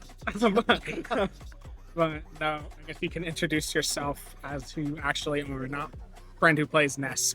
Okay, I do like friend who plays Ness, Yeah. but yeah, I'm Gabe, otherwise known as Wombat Baby. I'm the mid laner for the Ball State League of Legends team, and I heard that there was an open spot on the casting table for the Smash rounds this time at the IEN Championships, and I was like, you know what? I've never casted before. Let's do it. I'm excited. Yeah, I was just kind of like, hey, we need anyone, Yes. anyone to be on the desk. So if you are just joining us now, like I said, it's Smash. We're in a new division now, so a new match at the grand finals. The last one was an amazing match between North Miami and BDU. North Miami coming in as the 9th seed, taking out BDU, who is the 2nd seed, to win the whole thing. Really? It was crazy. And Okay. like a King K. Rool, they had a King K. Rool player Ooh, I love PK Roll. who beat the Steve player, Mhm. and then went on to win the whole thing for them. Essentially, like he only lost like 2 stocks. Wow. It was crazy. He clutched it for him. I love me some good King K. Rool gameplay. Yeah. I am a Ness main, but King K. Rool is like my guilty pleasure. Whenever I'm not winning on Ness, I play King K. Rool. He's just so fun. Like before I did, it's like I'm a Bowser main right now, but I will admit, I used to main Steve at one point. Oh, of course. Because when I bought the DLC. Yeah. And then I would kind of like when I would go to friends' house who didn't have Steve, I would play King K, Mhm. and then I eventually went through an entire identity crisis before I landed on Bowser, which is where I've been for a while. Yeah. As Bowser or Duck Hunt, which You've got a mean Bowser. I can say that from I love experience. myself the down A. It's my favorite move in the entirety of Smash. I really should stop working on the down A and start working on the N A, which is like Yeah, his Nair is so his strong. Nair is actually really good, and I suck at hitting it. But I just, I love myself the down A. I feel like there's a lot of good Nairs. Like Ness has a good Nair, K. Rool has a good Nair. Maybe I just play all the characters with good Nairs. Maybe I should Maybe. get into Bowser. Loves a good Nair. I mean, so I actually don't know which schools are playing as of yet. They are literally behind us, but I don't know who they are. And we'll probably look at the bracket pretty soon, and we'll get an idea of kind of what we are playing. This is a bit of a different division, actually. I should mention this. This is I struggle to understand entirely what you said, but this is essentially a division and partner with the Special Olympics of Indiana. Yeah. So this is like a combination of teams of 2 players and kids, and another 2 players who have intellectual disabilities, which is honestly amazing. I mean, Yeah. it's such an amazing thing that they are hosting this tournament. Yeah, for sure. and they get to play here. It's just amazing, and I love that. That's Yeah, it's a really good opportunity yeah, for these it's an kids. amazing opportunity. It's a good thing, and it's partnered with, like I said, the Special Olympics of Indiana, which I didn't know existed, but that's awesome. Yeah. that it is. that it is partnered by them and they run this whole thing. Yeah. So I think one of the schools might be Concord. That's just a random. I know someone. guess. Someone walked up to me and was like, "Hey, I'm here for a thing with Concord," and I was like, "Oh yeah, well this is a different division, but I think you guys probably are on later then." So I'm assuming that it's Concord. Yeah. This is my Okay. Well, I guess. guess we'll find out here soon. I think I see them behind us. They're on the character select screen, so I think we'll get into that soon. Yeah, I don't know how I'll see the screen better than me. I can never see it. I see a DDD hovered, so I'm excited to see that. I've seen so much DDD today. Like everyone is playing King DDD. He must be good. I'm not aware of the meta right now. I only am aware of how good Ness is, and I think he's solid. He from is what I pretty can tell. solid. He's pretty solid. Like the meta, there's a lot of DLC characters that I don't know much Yeah. about. But like obviously Steve. Yeah, Steve is broken. Sonic is like the second best character in the game. Ooh. Snake is really good. Oh, really? Right now. Really? Yeah, he's just Okay. annoying. That's why. I mean, or grenades. can't think of anyone. Whenever I want to have fun in Smash, Snake is someone that I can also pick because you Yeah. can just sit there and throw grenades and like no, and you just blow up. Yeah, the, it's like the mine. It's we so have fun. different levels of fun. It's like my fun is I like to play really bad characters and just try to make it work. That's why I play Duck Hunt so much. Yeah, and then my fun is I want to make the people that I'm playing against not have any fun. Yeah, So if they have, that is the his- less fun they have, the more fun I have. Yeah. It's a spectrum, you know. That is the spectrum, and he does it a lot. I know from experience. Yeah. Most of my hours playing Smash is with this guy. Yeah. So He's very aware of how I play. I'm a camper, you could say. Big Yeah. PK Fire fan, big Big- Snake fan. big PK Fire guy. Okay. Big PK Fire guy. Yeah. Big PK Thunder guy. Oh, I love PK Thunder. That's true. PK Flash and edge guarding, big fan of that too. Big fan of loves Donkey Kong. Oh, I do. Okay, so What is Donkey Kong? if I am gonna play like a melee heavy character, Donkey Kong, or because even K. Rool has like projectiles, Yeah. you know, you can like camp with K. Rool. But if I'm playing like a standard, I'm gonna punch you in the face kind of character, I'm gonna play Donkey Kong, who is the I'm gonna punch you in the face character. So Yes, that is definitely one. yeah, you know, Which is start something. charging that attack, and then you Yeah. can't It's so stop. funny because I love heavies, but like Donkey Kong, I've never been able to wrap my head around. I think I was wrong. No Concord. No God, Concord. do I even know what If- I'm talking about? Griffith Unified Super Smash Bros. Versus JHS Unified Super Smash Bros. So it's excited for this matchup. Looks like the 1 and 2 seeds. So, Yeah, so it is definitely you know that it's the people who deserve to be here, the 1 and 2 seed. yeah, both two zeros in the semifinals as well. So Yeah, this is gonna be good then. Two very strong teams. It's gonna be a lot different because we literally just saw the 9th seed take down the 2nd seed, yeah, so this is a bit more chalk. and this is gonna be the 1st seed taking down the 2nd, trying to take down the 2nd seed, Yeah. and the 2nd seed trying to work up and get that 1st seed taken out, Mhm. which is gonna be a challenge, and it's gonna be entertaining to watch. And Yeah, for sure. I'm excited to. This is my first ever casting experience, so I'm really excited to dip my toes into the scene a little bit with some Smash, with the game I'm pretty comfortable with. So yes, excited for this. I think Smash is like a decent because like you can talk about like all the abilities and Mhm. like the moves, or you can just not, and it's still kind of Wow, they hit him, and now he's Yeah, off the like, stage, and they it's- lost his stock. Like, it's similar to like Rocket. yeah. Okay, I just heard we are about to go into games, so Oh, it's exciting. Let's we're go. gonna- obviously, I don't know if I've re-explained the format. It kind of makes sense. So I'll start off as like a 3v3 stock, and then it's kind of like whoever wins that match, whatever stocks they have remaining, they'll take into the next game and keep playing, and a new player from the other team. It'll make more sense once we get in the game if you don't understand what I'm talking about. Yep. It's been the format all night. It took me a while to get used to it, but once I got used to it, I've actually come to really enjoy this format very quickly, getting into the first game here. It's DDD versus Hero, I believe, right? Or is that Sora. oh, it's Sora from Kingdom Hearts, right? Yeah.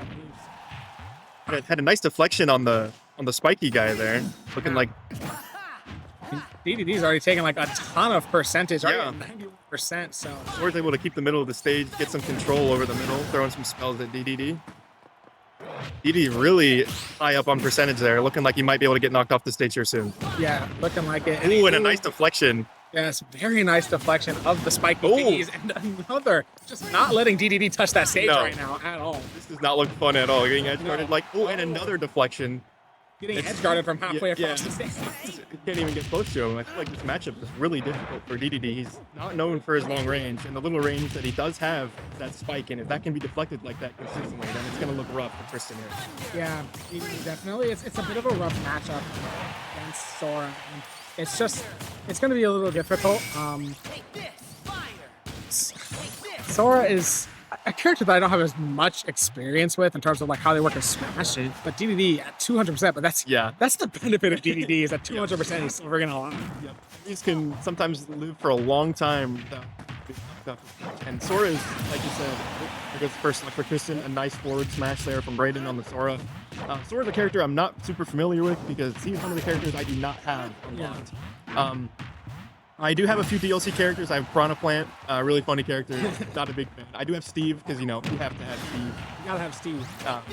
But I do not have Sora, so I do know very little about Sora here. But they look like a pretty decent character, especially in the DDD. But Tristan is getting some nice damage and a good edge guard, and that's the stock. Tristan has responded there, made it a pretty even game, taking a bit of damage there, but 34%. That's nothing for DDD. Yeah. So it's fairly even, but can he keep up that momentum and continue to respond to kind of what he did? But it's looking tough. I mean, Sora's on fire right now.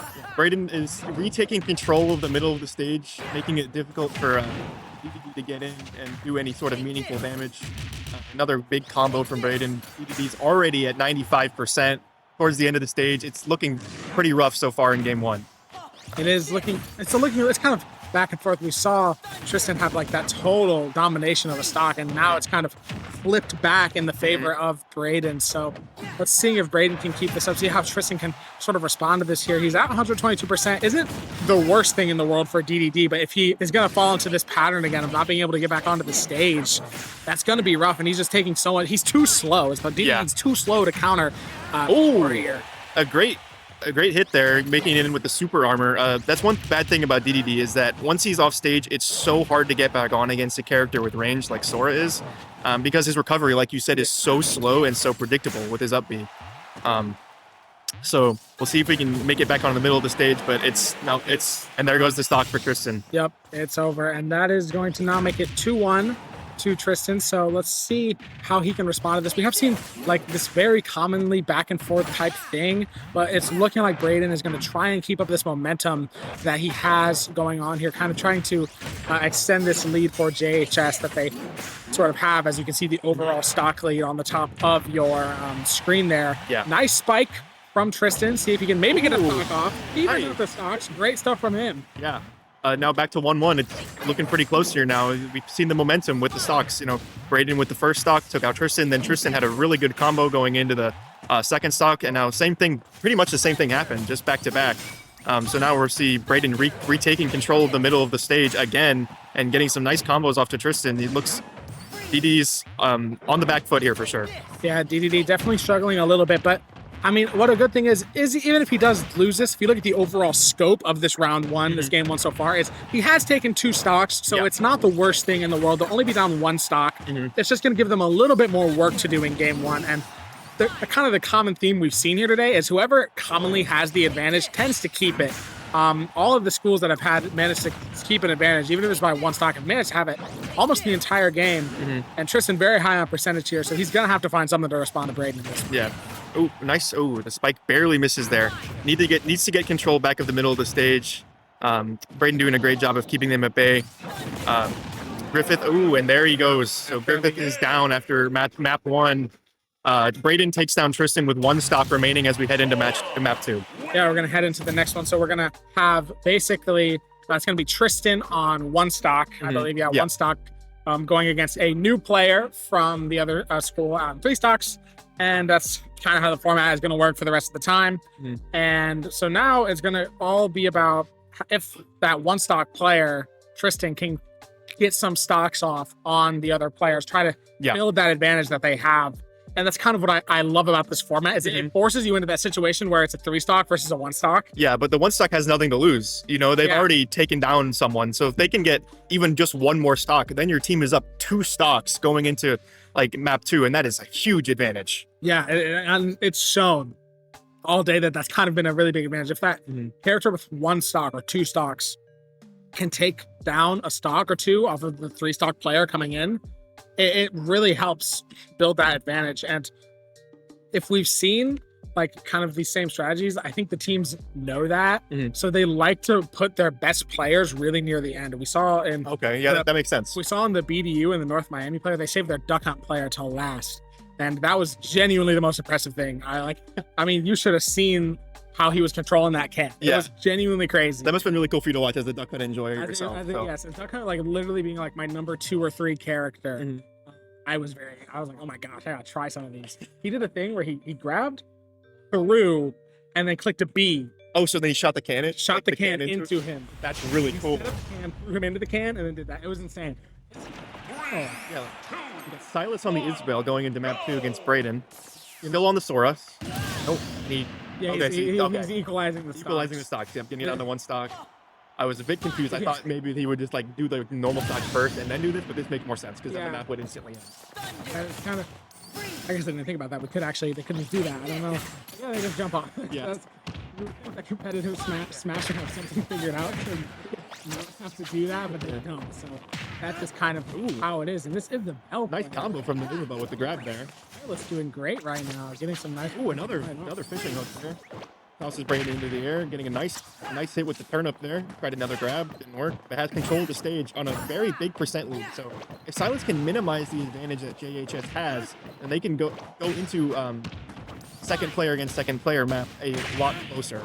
Yeah, so that's definitely the goal, is not letting Brayden get a stock off on it. That's just a meaningless loss. If you are 3 stocks up on 1 stock, you just want to get it over with as soon Because as possible. you go into the next map with 0% on 3 stocks, Yeah. so it's completely chalk at that point. Yeah, right? it's basically an entire reset, essentially. And it's kind of like a 1 stock advantage almost really isn't as much of an advantage as you would feel like. It's more of an advantage if the 1 stock player can do something and try to take it out. Yeah, for sure. It's actually not as much advantage as it seems. And one thing watching these players makes me realize I really need to get better at grab attacks because they're so powerful. Nice. It's Silas such with, a with nice the up air there. Yeah, I mean, you can do a lot of stuff with combos with grab, or even there's a lot of characters, like Ness. One of my favorite things about Ness is that his back grab, if you grab and then back throw, that kills on like 110% against Yeah. basically every character in the game. So if you get anywhere near the edge of a stage, there are some characters that can, if they get a hold of you, you're done. That stock is over. Yeah, I love grab attacks so much that I play a character whose side B is a grab. And then you can just jump off the edge. Yeah, I know. It's insane. Like, That's such a good thing about Bowser's. You know, if you ever get a stock lead and you Oh, can get on the yeah. edge, you can just you win know the that map you have instantly. that. You always have it in the back of your mind. I haven't seen a Bowser yet today. Oh, where's the Bowser love? I know that a lot of people don't like heavies. He's not one of the best heavies. If you're gonna play a heavy, you're probably gonna play someone like K-Roll, We're right? gonna play K. Rool or DDD kind of types. Maybe not DDD. Like, Kazuya too, right? Yeah, Kazuya's pretty strong, yeah. from what I understand. the problem with Bowser is that he is so heavy, and it takes a little bit of time for him to become fast. Once he gets fast, he's fast. It's almost like Ganondorf, you know? Like, Yeah. he's just so slow, it's so hard to work with. Ganondorf is probably the worst character in the game because I he's mean, he just always has so been. He's just slow. so slow. Like, I'm sure he can knock you off the stage in 4 hits, but like Yeah. he can't hit you. If we You know? see a Ganondorf, you know that that's skill. Yeah. They- They put some time on that Ganondorf put some for sure. time If they on want the Ganondorf. Ganondorf here. yeah. And so watching these makes me want to play Smash. Then I play Smash, and I realize how angry it makes me. Like that has been like the story of this day. I watched these schools, like watching that Duck Hunt. I was like, oh my gosh, I want to go. I want to play Smash so bad. I want to play Smash so bad. I can do all of that. Tries to do any of it. I'm like, oh, I cannot do that. I can't do that. How did they do that? Some of these people have crazy custom controls. I saw Really? someone in the last match whose attack was the trigger. Really? They attacked with the trigger and grabbed with E or A. Wow. It was, I don't even know how they can learn that. That It must be from a different game. There's got to be another fighting game Yeah. or something with that maybe control. like Street scheme. Fighter or something that come from.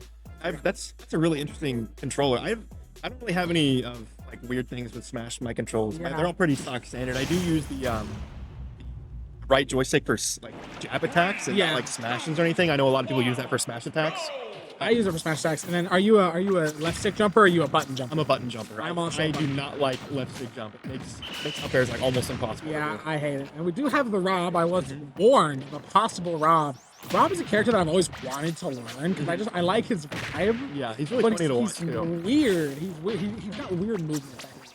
But Got the top he can throw at you. Got the laser he can hit you from the other side of the screen. That's the side B like that. It's really powerful. very powerful attack, kind of reminiscent of like Dr. Mario or Legion's like kind of down B, but Yeah. going sideways. It's kind of like it was almost like Donkey Kong has a Yeah, similar like attack. if Donkey Kong uses Yeah. his up B on the stage where he doesn't do it, he can. And it's super armor too, so it's really difficult to do. Does quite a bit of damage. He does have a bit of a wind up though, so it's Yeah, pretty decently easily dodgeable. bit of a slower burner of a game, kind of starting off slow, not doing a ton of damage right off the bat. Looks like Silas, who's very very talented on that Isabel pick. Doing great stuff here with this nice damage onto the Rob. But Rob's doing a good job of not letting him run away with too much of a gap. He's keeping it fairly even. Keeping it close for sure. So- Keeping control of the middle of the stage right now, which is big.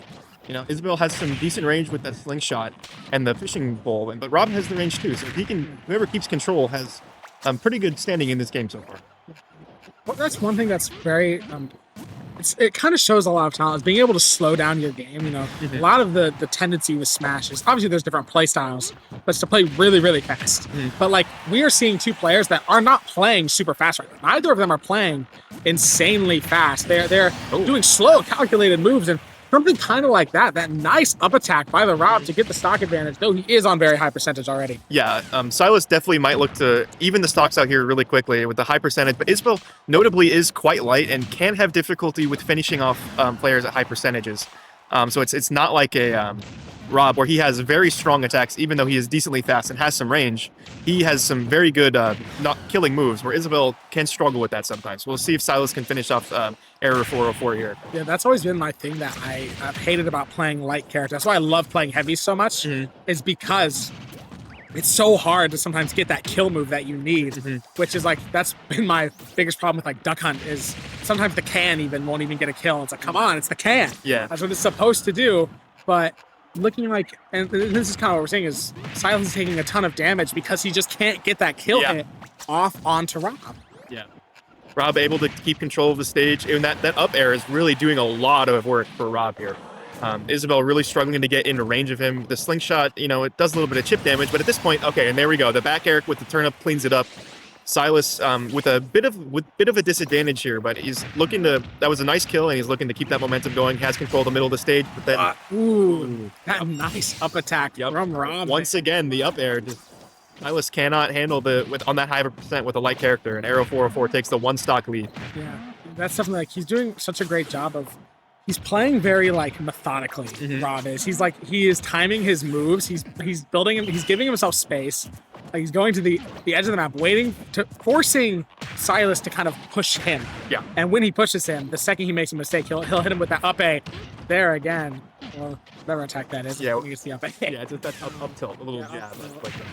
Very, very great, but it's kind of looking like Rob might fall a stock here, which Silas doing some nice air combos here. yes, definitely. Really impressive. He's going to want to try and get that stock off the Rob as fast as possible, or these percentages for him start to increase. Yeah. Silas, like I said, doing some nice aerial attacks here, keeping Arrow 404 in the air. So, and a nice forward smash doesn't quite get the kill on 150%. So it's not like we were saying, Isabel can really struggle to get those kills, but Rob barely just misses the stage, and we're pretty even now. 33% on Silas. That's definitely not unworkable, especially if you can get a nice combo here with the aerials. Definitely, it is definitely winnable for Silas, which would be very impressive. He's kind of looked on the back foot this whole game, really, since he lost that first stock, but he's almost brought it back here, taking a little bit of damage right now, though. So let's see if he can try to, kind of get this momentum back in his favor a little bit. And he's sort of doing a good job at that, but those attacks right there, those big damage moves from Rob are doing such a good job at not allowing Silas to close that gap because he just can't do enough damage as Isabel. It's all about getting those hits and those combos that he needs to get, but Rob is making it sort of kind of, the down smash and takes it from 90%. We were saying that Silas was struggling to get those kills on Isabel, but 90% down smash does a lot of damage, apparently. I didn't know it did that much knockback. Me neither. Arrow 404 gets knocked off the stage, so now Griffith with the one stock lead heading into map 3. That was unexpected, honestly. It looked like Rob was trying to go for like a grab there, and it just was not working out for him. Yeah. And Silas was able to go around and kind of get that nice kill. It was really unexpected, but yeah, Silas. Because we'd been seeing throughout the whole map, he hadn't been able to take stocks off until 170%, and he was at 90. And then he just randomly was just like, yeah, I'll just kill you. That's down smash Yeah, time, and then he down smashed all over Rob, This the whole time, actually.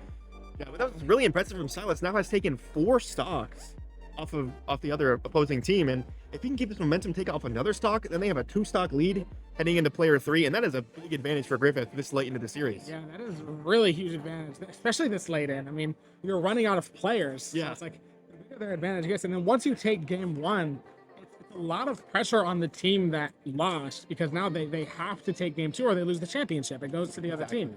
So it's winning game 1 is very crucial because it's all about that kind of momentum and that mentality. Winning game one kind of gives you that ego boost, and then it you kind of struggle. The other team kind of struggles. You get some momentum though. Yeah, it's momentum.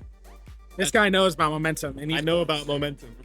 I've been on the good end and the bad end of momentum a fair share of times in my esports career so far. So if you can get some momentum going, give you that confidence boost, the other team starts to worry a little bit.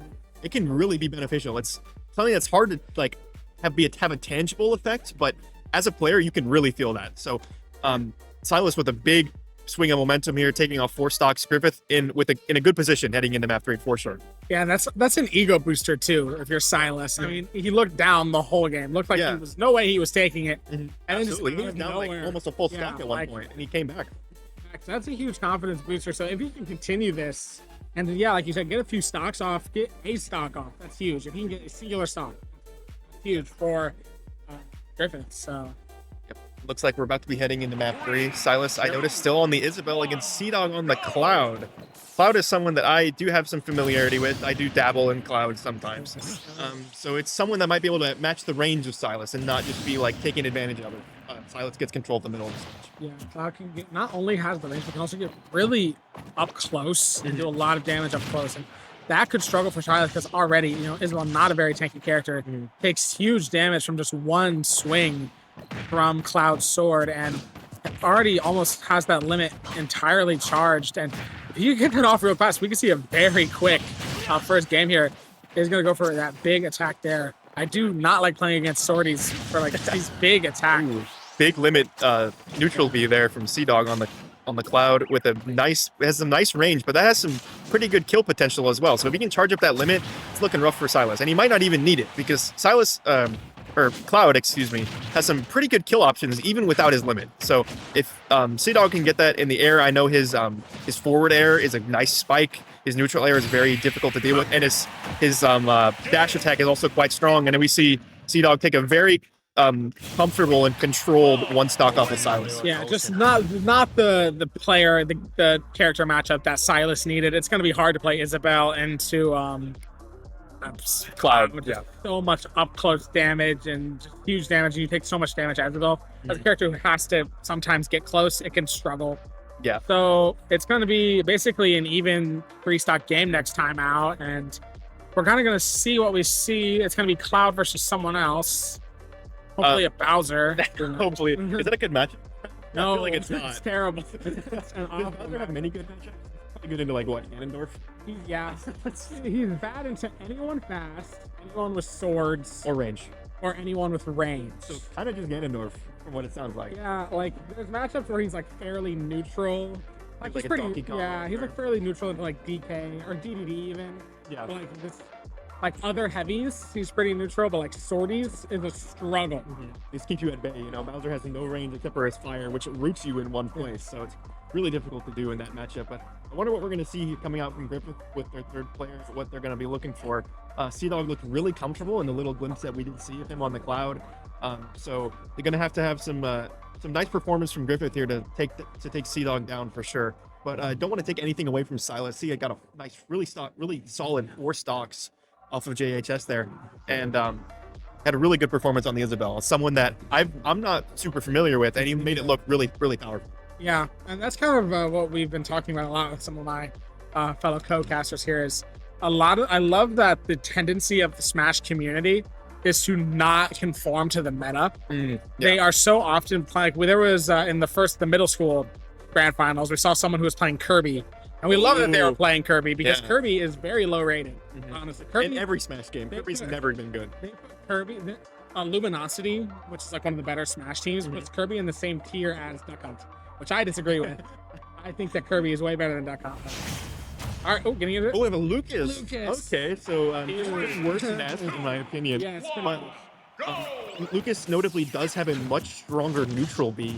PK freeze can be devastating, and also has an insanely powerful up smash. So we'll see if he can take that advantage. And with Lucas, he can absorb those projectile attacks from the Cloud. So Cloud's neutral B has become basically useless against Trey. Lucas so good up close, so good from afar. I mean, he can just. He's a very all-rounder character. Takes some damage there, though. doing such a good job at keeping it close, which is just really amazing from him, to be honest. Yeah. And just kind of forcing him off the map. Gonna try to use that PK freeze there. Doesn't really get it off this time, but C-Dog getting some nice damage on Trey in the chat. Yeah, Trey's definitely on a bit of a lead right now, but C-Dog is doing a nice job of keeping it close, not letting it get too out of hand on this first stock. But Trey, we see with the forward smash, doesn't quite get it. That's one thing about Lucas compared to Ness, is that his forward smash is quite a lot weaker, but it still is enough with the edge guarding there. So Trey now up at 100%, but still on 3 stocks compared to C-Dog's 2. Yes, definitely, but very quickly returning the favor, bringing it back to an even game, essentially 2-2, and just making these schools are both so even right now. 5-5 in total stocks, 2-2 in the current match, and only 10% apart really in health. So it's been very close so far, but I think that Trey might have the edge here, except for that big hit with the limit. C-Dog keeps it close with that big side B with the limit there. But Trey, trying to keep the middle of the field, trying to keep that advantage. He knows that C-Dog cannot use that neutral B to take back space, or else he ends up healing Trey. So Trey, if he can keep control of that middle and keep the limit down from C-Dog, not let him charge it up, which Lucas is quite good at doing with the PK Fire and the PK Freeze, it's really hard for C-Dog to root himself in one place. But Trey, at the edge of the stage, looking kind of rough. See if he can get the back on the stage. He does just fine, but that allows C-Dog to get some nice limit, and Trey is down now 20%. So if C-Dog can get that limit charged up, or even just a dash attack or a forward smash like that, then Trey is in big trouble here. I'm surprised Trey lived that, to be honest. I mean, Yeah. he tanked it. Lucas just sometimes the doesn't really make a whole lot of sense how Lucas is so tanky sometimes. But gonna bring himself back onto stage. He is gonna want to try to avoid getting hit at all costs. And the jab Unable to do so. Yeah. takes it. Yeah. So now, let's see how is Trey gonna respond to that. He looked very ahead at the start of this, but no. C-Dog misses the ledge, and now it is back to 1-1 even on 0%. So C-Dog is unable to take that lead and take that stock lead and translate it into something big here. But now they're back around 35%. C-Dog can look for a good combo here, but Trey misses the ledge and see if he can get back. He can't see his character, and he cannot. So C-Dog takes map 3. An unfortunate mistake there from Trey, missing the ledge and then fast falling too far to be able to see his up B and recover. But a nice performance from C-Dog nonetheless. Essentially returned the favor. I mean, Yeah. C-Dog having that error there, quickly followed up by the error on Lucas. So now we are going to have just C-Dog on 1 stock and against the last player of Griffith. Yeah. So all of a sudden, JHS kind of having the advantage out of nowhere. Yeah. They didn't really seem to have it for that long. But it's going to be, so if C-Dog can get a stock or 2 off that last player, it could essentially be round 1-1 for JHS. We need a big performance on the last player from Griffith here. And especially after Silas gave them a bit of a 1-stock lead, it's a really well played from C-Dog to still have a stock left and take down Silas and all of Trey. So, that is huge for JHS here. A really good performance from C-Dog on the cloud. Let's see if he can keep it going into map 4. And that's kind of what you see in terms of like where you play your people. They probably knew that C-Dog could do that. They're like, we know that he could try to kind of win us this here. So Put them in a nice spot going into their final player as well. Which is like pretty huge thing. So pretty well played from them. And like I said, if JHS wins this game 1, they're immediately only 1 game win away from taking the championship, which is going to be pretty, huge, and it's going to put a lot of pressure onto Griffith, especially considering they started out game 1 so strong. Yeah. And it looks so much in their favor. It's going to suck for them knowing that like we had the lead, yeah. And we kind of lost it a little bit. Yep. See, hopefully we're about to head into game 4 here. Like, I like it. Look that they're getting it set up. I think they were testing sometimes they test their custom controls because just to make sure. You don't like we talked about this earlier. You don't want to be that guy who's losing and is like, oh, my controls are messed up. We have to reset now. We have to redo the whole thing. My jump didn't work, guys. I Yeah. promise I hit jump and it didn't work. Dude, it's not my fault that I assigned my jump to down on the D-pad.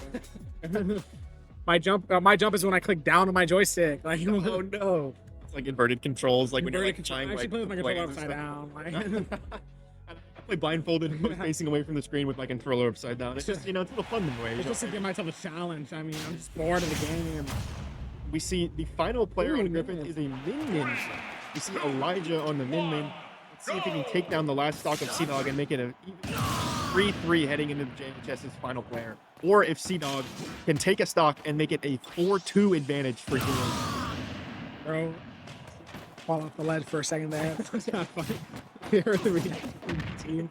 That was pretty funny. So, Min Min, a character I don't have a lot of experience Me with. either. One of the DLCs I also do not. Yeah, we saw one earlier. I was almost confused of how it controlled. Like, it was weird to watch. It's a melee with range, which is really interesting. Yeah, it's like almost like a poke character. Yeah. Which is kind of how you could categorize King K. Rool almost. Like, Yeah. it's weird. And honestly, doing a ton of damage right now. We're Yeah. gonna take some in return though. So Ledge had a really good start to this map, but Sea-Dog is bringing it back. It's going to be really close here. And ooh, Elijah gets a forward smash, and it is enough to take the Cloud out. So we will head into map 4 with an even 3-3. Griffith with JHS going into their final players on both sides for match 1. Really close. So it's gonna be Elijah on that Min Min against whoever Griffith has left. So it could still go either way, Yeah. to be honest. So that's honestly pretty insane. Yeah, It's it's still really either way. intense. Really great match 1 so far. Really excited to see what the final player from JHS is going to pull out here in map 4. I'm hoping to see a Bowser, Yeah. but that might not be the best matchup in the mid. No, based it's on actually terrible. Based on how Min Min plays, that was really impressive start from Elijah. He takes some damage from Sea-Dog, but we have seen Sea-Dog is a very talented player, so Elijah was able to take him down, no problem, and that is a really good, bodes really well for Griffith.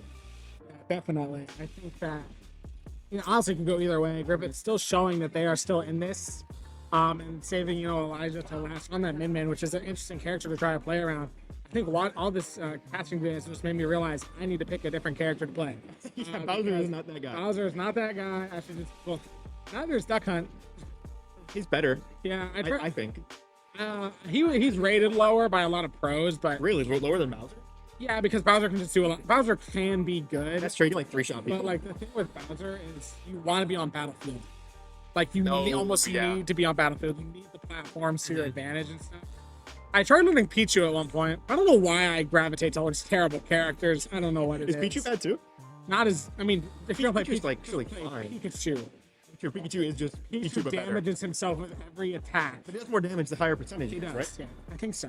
So it's like that little bit of risk reward. You have a little bit more knockback when you're on higher percentages, but you do that damage to yourself. So and you're also lighter, so it's easier to knock you off. Yeah, but I just hate playing those lighter characters because I can't ever kill anything. You can't. Ooh, King K. Ooh, Rool. King K. Rool, nice. Okay, this is exactly the character I wanted to see today. Like I said, I'm a big King K. Rool fan. They both have range, but they both can hit pretty hard. And we have a really great combo from AP Ken, the final player from JHU, on the first start of this map. Elijah with a bit of a knock, but that is some big damage. Only 4 hits, and Elijah's already at 71%. If you compare this to another game, I would compare it to like a Ramastra into a Sigma Overwatch. Two poke characters that have a lot of brawling opportunities going up against each other. If I had to pick who was who, I'm gonna go with Min Min is Ramastra probably. Yeah, probably. But, yeah, And a nice block, but that doesn't seem to do anything. belly of King K. Rool, a very dangerous thing in Super Smash Bros. Ooh, an early stop. Yeah, really nice from Elijah there. He had some really good edge guarding to get AP Ken off and get some high percentage there on AP Ken when he was edge guarding him, and it was turned into a stock advantage here. So now we have Elijah 124. That's very easy for K. Rool as a heavy to take advantage of, and there we see it. Now it's 2-2 with a very slim advantage for Elijah, so it's pretty much even at this point. Yeah, it's very close, and that's kind of amazing to see just how close it is between these two players. It's going to be Min Min versus AP Ken on this final match. This is to decide game 1, and it looks like AP Ken finally getting a little bit of momentum. Nice Gonna combo take on the edge there. advantage. Yes, great combo on the edge there. Just send the crown, and then the direction gets that nice down kick into the A great combo from AP Ken there. That is a very stock standard King K. Rool combo. The down tilt into the up smash knocks them up. And so now he even has an advantage. He now has over a full stock advantage on Elijah. AP Ken pulling away with it, and the spike to end match 1. What a shot from AP Ken there. JHS basically kind of showing there at the end why they were the team with that advantage there for a second. Yeah. That was very close. It doesn't seem that close with the 2-0 end, but it was close the whole time. And so that's going to be JHS with the advantage going into game 2. All they need to do is win game 2, and they are the champion. They It makes are, it yeah. pretty easy. But That was a great showing from AP Ken on the King K. Rool there. Really showing mastery of King K. Rool's combos. He showed 3 different combos that King K. Rool has, and King K. Rool as a heavy does not have that many. So that was really impressive to see. The down tilt into the up smash got an easy KO on about 80%, and then the throw off the stage into the back air with the spike. It's not an easy hitbox to hit either, so that was really impressive. Yeah, it is very impressive. I mean, just you see that with these people. Like, Smash is such a mechanical game. And there's a lot of hidden mechanics that you wouldn't think exists. That the average player might not understand. It's very time based, and all of these people are just showing that they're very, very good at the game. Yeah, they just have mastery of these characters, and it's just it's like it makes, like I said, it makes you want to play the game because it makes you feel like you could do it. Yeah, and then you realize you can't.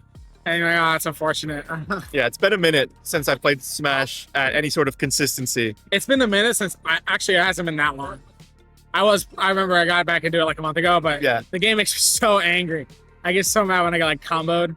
I can't get out of it. Yeah. Because I played Bowser, bro. You play online? I have. Yeah. He's actually not my highest ranked online character. Have they fixed the online servers for Smash yet? No, or are they still really bad? They're pretty. Because I remember trying to play Smash Online when the game came out back in, 2018, 2019 on my Switch. And back then, I had really terrible internet at my house. So playing on any online servers was the most miserable online experience I think I've ever had. Especially playing someone with K Rool, who can be very punished if you're not constantly aware of what's happening. Yeah. So now that maybe I have better internet, maybe I can get back in Smash a little bit. Yeah, maybe. I enjoy the game, and Ball State actually has a Smash program that is becoming varsity next year. Becoming varsity, yes, which is a very huge deal. It's been a club for so long, and it's glad to see that it's becoming varsity. It is going to make it a little bit more difficult for the average person to just come in and play. Yeah. So I think there might still be a Smash club. Yeah, from what I understand, the Smash club will still be operating. They do have meetings every Friday, from what I understand still. But then they will also now have the varsity team.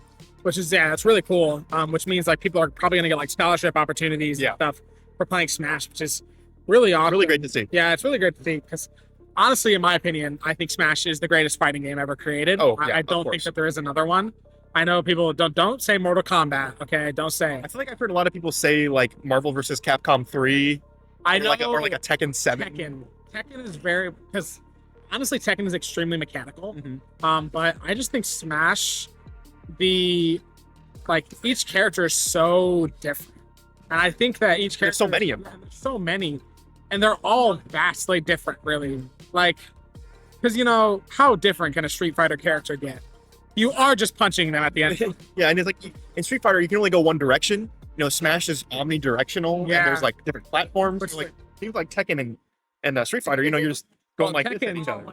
Tekken, part of what makes Tekken neat is go this way, and you can go this way.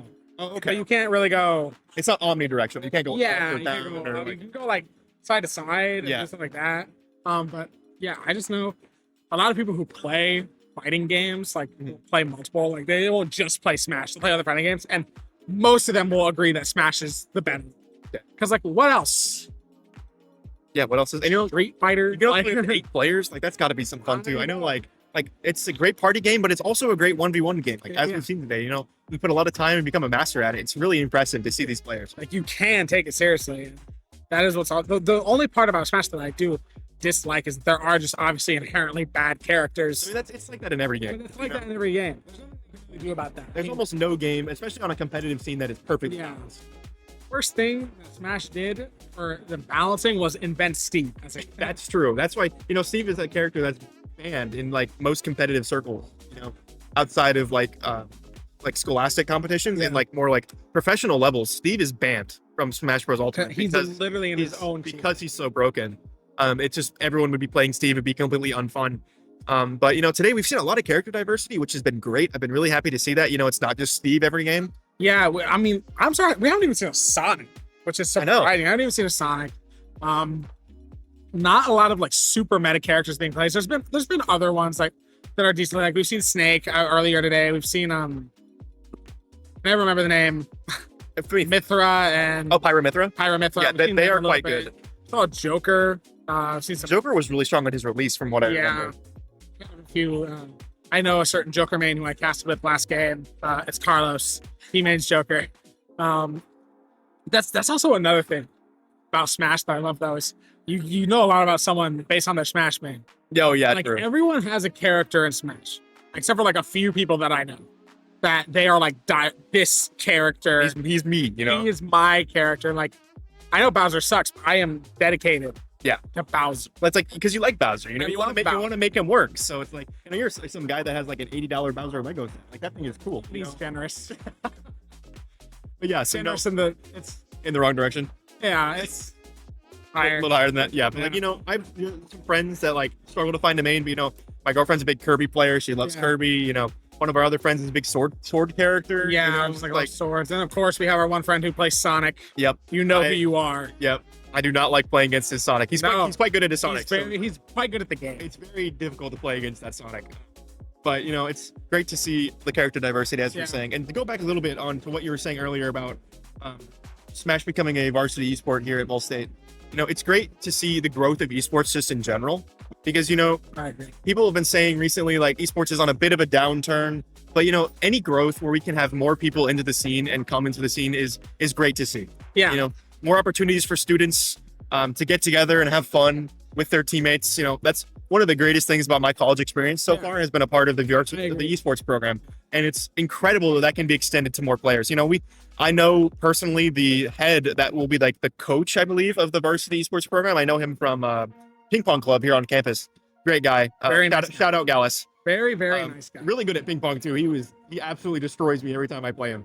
But I'm really happy to see that dedication is being rewarded by the program, and that we have that as a varsity sport now. Yeah, because like the Smash Club is kind of his brainchild. You know? Yeah. He's like put so much work into it. And it's very nice to see it rewarded. And I mean, we are currently sitting at the largest LAN event in Indiana history. I don't know if you Really, knew that. I did not know Yeah, that. 964 students are registered for this event. That is insane. For the first time today, we see Rosalina and Luna, and it's great to see esports grow this much. You know, I've seen like RLCS highlights all over my Instagram because it's Yeah. like from the old days of RLCS, and I feel like we're getting back to that golden era of esports. Like everyone's hype about everything. And I'm so excited. It was really rough during the COVID years. That really Yeah, it was rough. put a damper on things. But now that we're out of that, getting out of that, we see going into the second match here, Griffith versus JHS, with JHS with the 1-0 lead in the series. You see a switch from the order from Griffith. Trey was the third slot last match, and he's the first slot now. And also has changed characters to Rosalina and Luma, as you said. Braden's still the lead from JHS. Let's see if he can keep the lead that he was able to gather in the first match against Trey. Yes, let's see if he can keep that match. Rosalina, a character that I have a little bit of experience with. I have tried Rosalina a few times, but very kind of a fun character to play with that Luna, kind of an interesting mechanic that Rosalina has, though taking a bit of damage from Braden right now, still on that character, the same character as before. It's almost like Ice Climbers, you know, like Yeah. Luma's like almost like a secondary character. Almost, which is it's interesting. Ice Climbers, I forget they even exist. But I love Ices. they're funny. They're really funny, but Luma it's looks like it's gone now. Yes, I Luma's think been it knocked is. off. So Rosalina, from what I understand, and once Luma is gone, it is really difficult for Rosalina to recover. Similar to Ice Climbers. So where Luma's back. Okay, I didn't know that Luma respawned, so that's good news for Trey, but he is still a little bit behind. So yeah, a little bit behind. It's fairly close, but ooh, Nice a move from Trey there. very quick random. I almost didn't even know. Did not expect that to happen at all. Just kind of got looked- that frame perfect moment. I looked away for 0.2 seconds, Yeah, and it was just and he's gone. Right into lost his stock. It was Blink crazy. for a second, and Yeah. you never would have seen it. But yeah, so Trey now, it's a nice parry. Still, like this is what you want to do when you are up a stock. You want to do as much damage as you possibly can before going down, because you know that you're probably going to go down at 135% as a Rosalina. So you just want to do that insurance damage kind of thing. So when you do respawn, you are immediately still in the advantage that you have by gaining an extra stock. Absolutely. Trey, you know, trying to get as much damage as he said, like you said, but Braden keeping nice control of the middle. Luma with a nice poke, gets a little bit of damage, disrupts Braden, lets Trey recover. So it's really good for Trey to get back on the stage here. But Braden, you know, trying to get that stock down. The longer that it takes to take down Trey, the bigger Trey's lead gets. So he needs to get that done soon. And we see he's struggling to get that KO. But with a nice combo there, almost takes down Trey, but Trey still lives and is able to get back on the stage, no problem. 166 as a Rosalina. I've seen just about everything today here at Super Smash Bros. Apparently Rosalina's a heavy nowadays.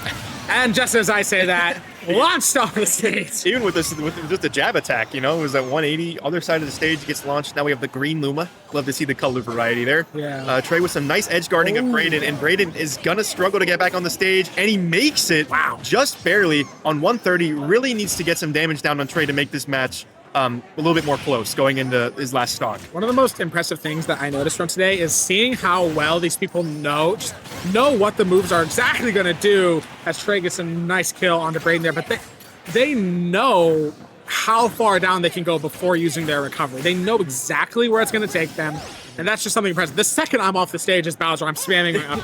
Yeah, Because but you gotta mix it up. You know, if you don't Yeah. do mix-ups, then it's gonna be too predictable. They're Yeah. gonna be able to edge guard you a lot more effectively. So you gotta be able to like know every single avenue back onto the stage with your character to be able to take advantage of that. So really solid performance here from Trey on the switch to Rosalina from Lucas last time. But Braden, you know, trying to stay in it, getting some nice chip damage. Let's see if he can keep it going. Yeah, he does have the stock advantage, and he's doing kind of exactly what we said before. Has Braden at 43%. He's going to want to try and increase that percentage so he has even more of an advantage if he loses this stock, which as of now, it looks like he might not even lose it. Just has to kind of continue to do this a little bit of button mashing going on over there. There's maybe a little attack. I know that technique. Yeah, you've seen that from somewhere. I wonder where. Yeah, I wonder where. I think he's watched my gameplay, but And a nice. So Trey now up 2 stocks after the first map. That is absolutely massive for Griffith. This is exactly what they needed after losing the first match. They are in the lead now with a solid lead. Trey still has 2 stocks. He could even take down the second player from JHS, and that would pretty much seal up the second match. Yeah, pretty much. This could be our first game 3 of the day. We haven't seen a single game 3. If we saw one, that would be awesome. I mean, because then it's just winner takes all Yeah, at that exactly. point, which is really interesting. But yeah, so now having a 2-stock advantage after the first match is pretty huge. Like I don't think we've seen that much all day. And it's hard to even get a 2-stock lead, period. Yeah. Even just with one player. Like, that's incredibly impressive from Trey. Maybe it was like keeping the Rosalina in his back pocket. As we see going into map 2, we see Trey on the Rosalina and Luma once again versus Arrow 404, the Rob player from JHS. Had a bit of a rough one against Silas last time, but we'll see if he can come back against Trey. so let's see. So now definitely Air going to want to try and not lose a single stock would be Yeah. the ideal scenario. When isn't that the ideal Well, scenario? when isn't that the ideal scenario? Very much correct. But especially when you're down 2. Especially when you're down 2 in the game for the championship, in which you are currently up 1, you are gonna want to try and maintain your lead because the second Griffith gets some momentum. We've seen how much of a momentum game this is, and Rob taking a bit of damage right now, so he's gonna want to try and respond. Does so. It's been kind of slow, and Luna is gonna fall. Yeah, which there is goes gonna to be see the Luma unfortunate. there go down. Arrow 404 with a bit of a percentage lead, but he really needs a bit more here. Like, if you're down 2 stocks, you need to get a kill here pretty quickly with the Rob, and then it's okay to lose a stock here, but if Arrow 404, if they can keep it 2 stocks for Griffith above the whole all the way down, then eventually that lead is going to become insurmountable. So you really need to get a stock lead here. So with Trey with the percentage lead and the stock lead That's and not the what you wanna KO, see. Griffith is now up 3 stocks. That is definitely not what you want to see if you are JHS. I mean, you do not want to be losing stocks like that to someone who's already down a stock. This is the game that you just want to very quickly not lose a single stock and just try to get those 2 off of them as fast as possible. So he definitely doesn't want to lose any more.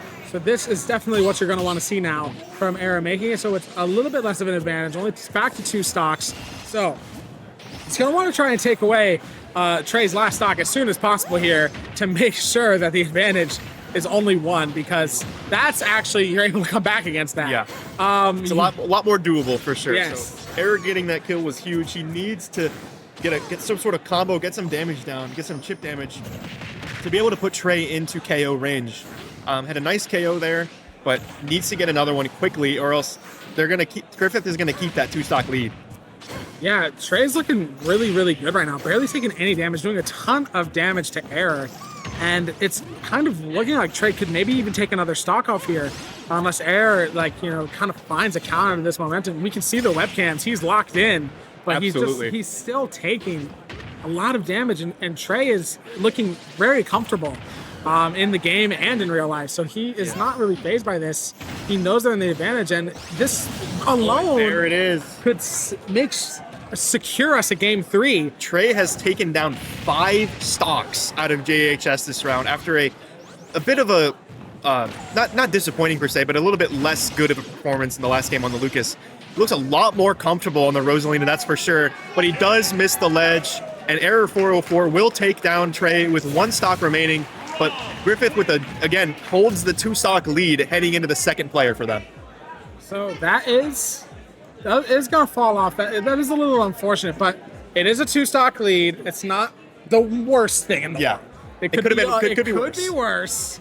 But it's not ideal. Losing that is not ideal, essentially. But Something to keep in mind, though, for JHS is that their 4th player, AP Ken, looked absolutely incredible on the K rule. Yeah, So if they can get to AP Ken, even with a 1 stock disadvantage, or then they could still definitely come back, depending on if he can keep that momentum going on that he had at the end of last set. if AP Chem brings that back by himself, your boy might lose his voice. We do have Min Min back. Elijah the Goats on Min Min had a great performance last game. Era gonna, follow the rules of the format, bring himself down to 1 stock. So all Elijah's gonna want to do here is just not lose pointless health here to Era 504. He's just gonna want to make this as quick as possible. Just get this very quick stock kill onto Air. Don't want to lose meaningless stocks and just maintain this advantage. Yeah, absolutely. If Elijah can get this last KO here on Error, they would be up 3 stocks going into their second last player for JHS, which is, as we have been saying, a incredible task. So Elijah is doing a great job of juggling Error. It's looking like it's going to be a 3-stock lead for Griffith, and we do see it. Elijah doesn't even take a hit.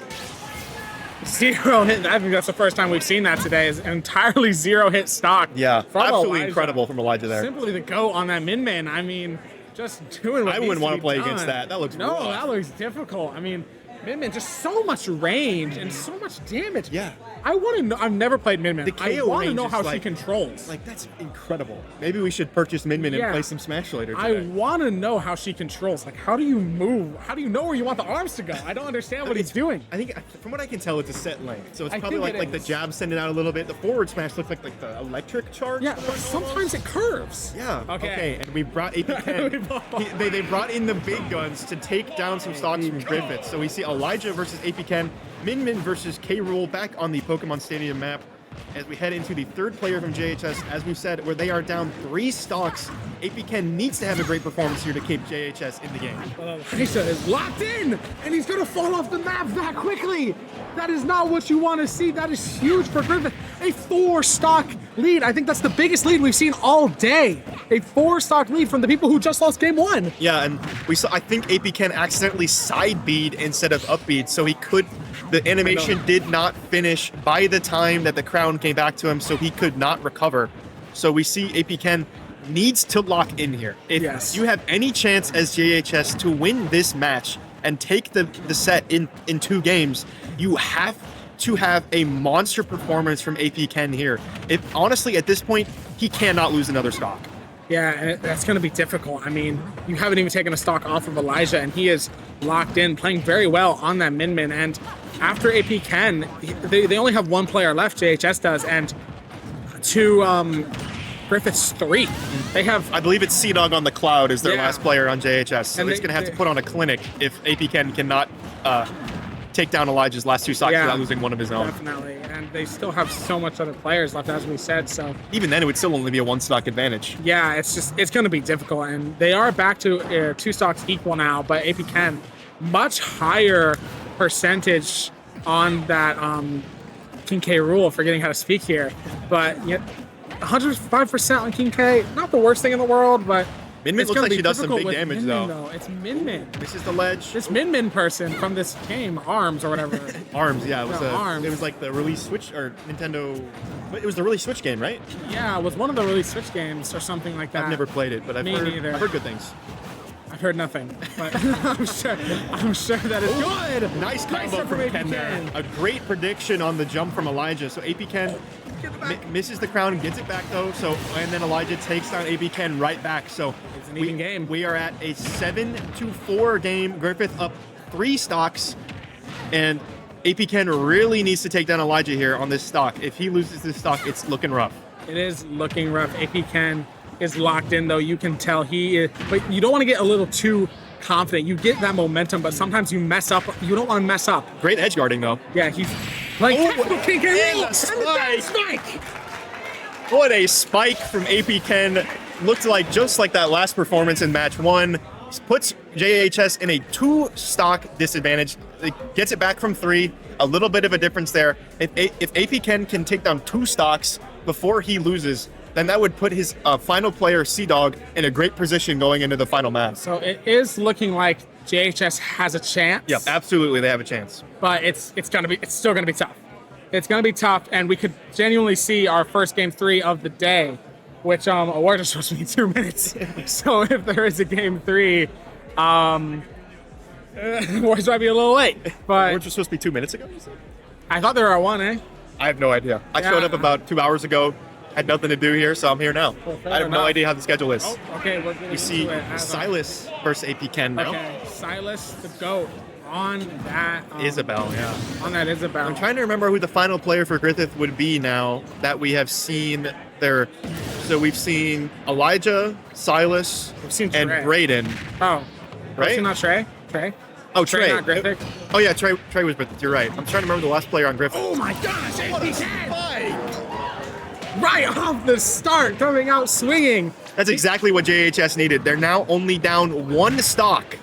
And AP Ken doing some nice damage on Silas here. If he can get the stock down, then it'd be down to an even 4-4 game. Yes, so AP Ken kind of saving this for Griffith a little bit here, but you don't want to mess that up. Okay, man, you see that up. Manages to get the ledge. Those moments are so tense. Ooh, doing Dodges the some fishing nice- pole. doing Doing some some. nice edge Oh, guarding. misses the edge guard, but that's okay. Gets the grab. Ooh. Almost gets the spike. Misses it. Oh, and the super armor. Silas. Almost gets. It's getting pretty dicey for Silas here. He needs to get away from that edge. K-Rule can KO him from this percentage. Definitely, and Isabel is such a tough character to play in the K rule. So my gosh! And AP Ken is locked in. I have never seen a KO from that move from K-Rule. I have probably put in 50 hours into this character, and I have never KO'd someone with my up B like that. That was absolutely incredible from AP Ken. Putting on a clinic in this match, has taken down 2 stocks, and has not lost 1 himself. Yes, this is honestly huge. If he can do this, he only needs 1 more stock to 3 stock. But just If he can get the 3 stock, JHS goes into the final player up a stock after being down 3 would be absolutely incredible. And he does it! The 3 stock from AP Ken. What a performance!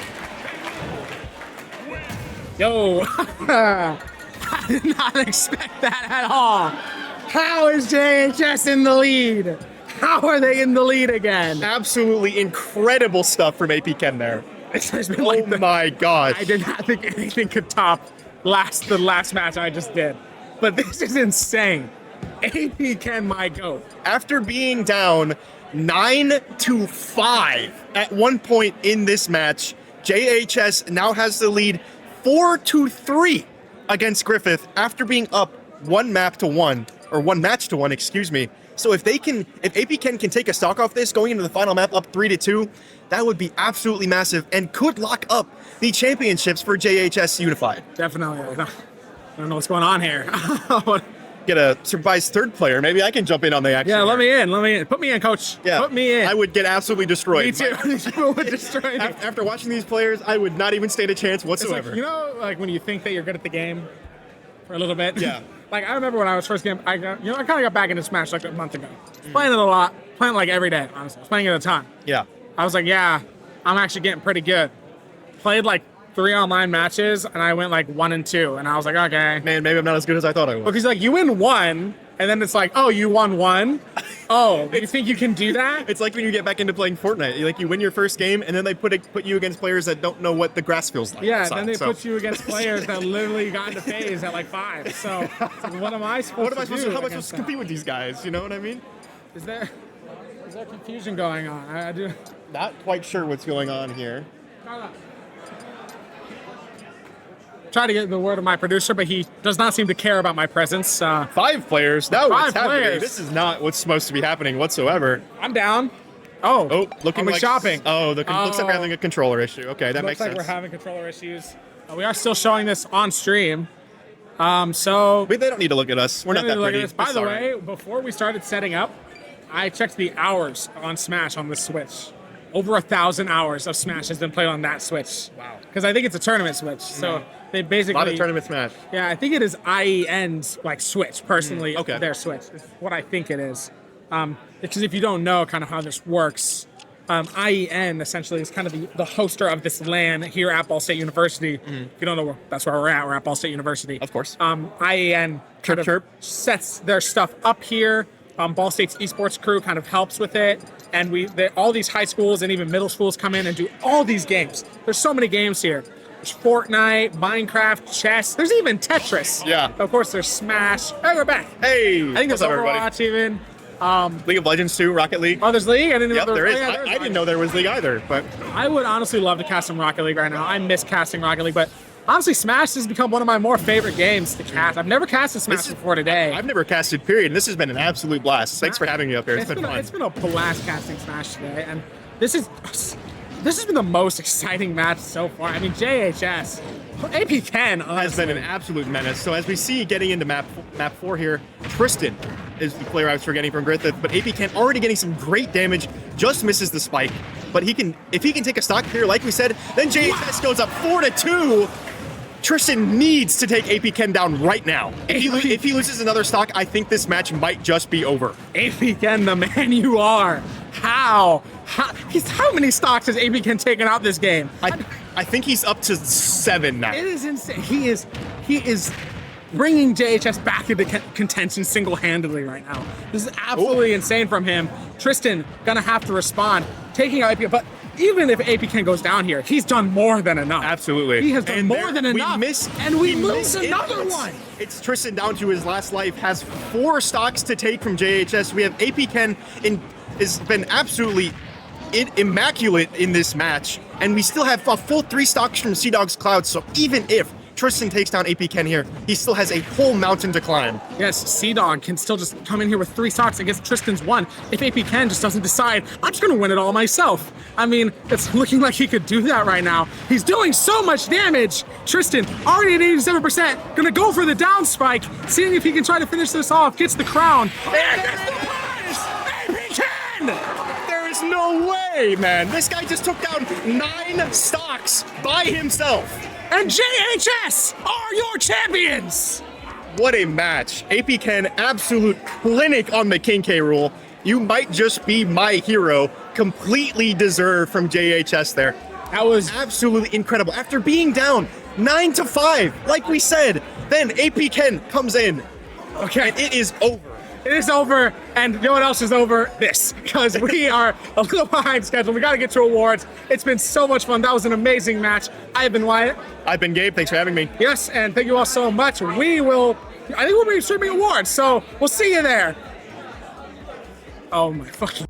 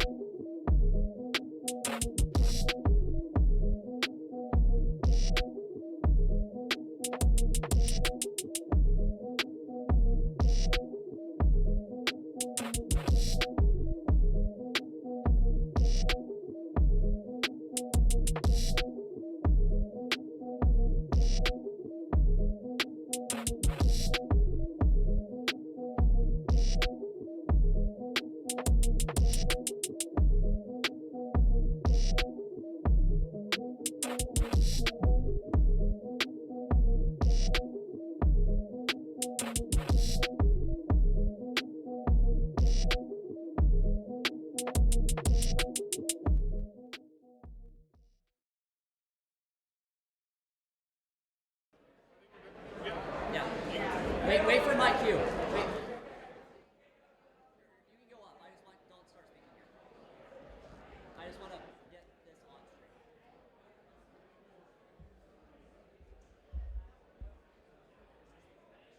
All right, Ethan. Good afternoon.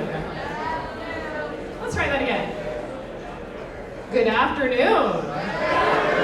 Thank you so much. Alrighty. Well, allow me to welcome you officially to Ball State.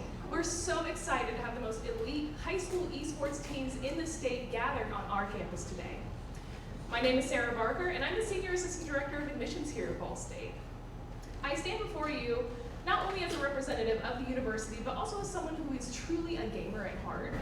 I grew up with similar childhood memories as you all. I look back fondly on racing my older brothers in Mario Kart and showing my parents the village I created myself on Animal Crossing for the Nintendo GameCube. So I'm similar, right? But you know, while my affinity for all things gaming has not contributed positively to my Call of Duty KD, it's obvious that the incredible real-world opportunities gaming and esports have given you all.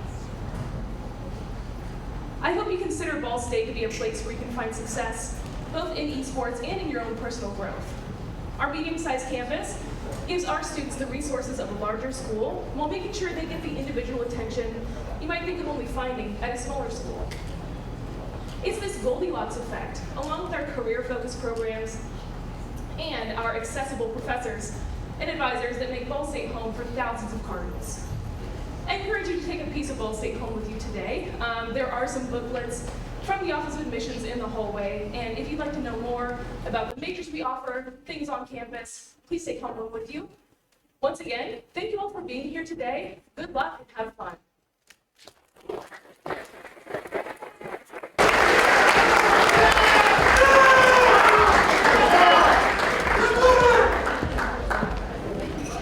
All right, are we ready for some awards? Yeah, help with microphones on. I mean, I'm pretty loud. All right, how's that? There we go. Ready for some awards? All right. So, when we announce the winners, you and your team can come up this step here or the ramp there, and then Carlos and Nick will give you your trophies, your trophy and medal, and then we come over here, get a little picture, and go down these steps. Got it? Up, down. Great. All right, first up, Unified Smash. I believe second place first. Oh, state champs first. Lafayette Jeff High School.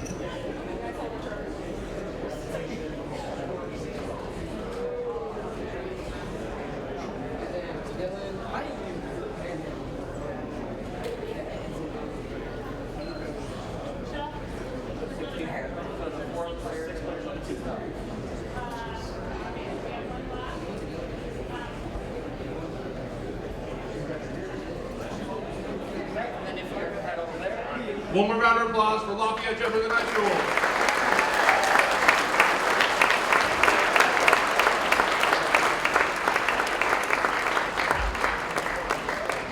Congratulations. Are we getting more pictures? Well, yeah, so it's just in right here, kind of, and we'll get some keep me on the side.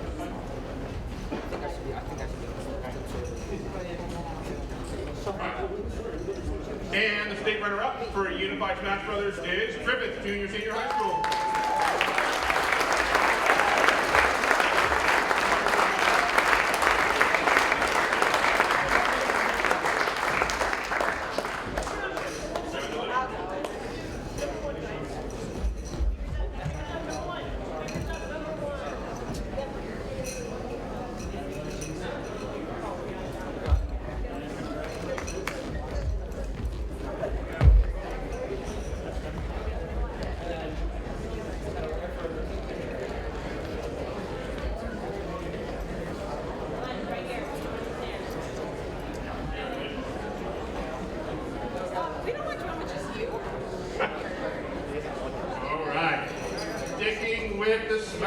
Brothers. We have Imson Middle School Super Smash Brothers. And the state runner-up is Lincoln Junior High School.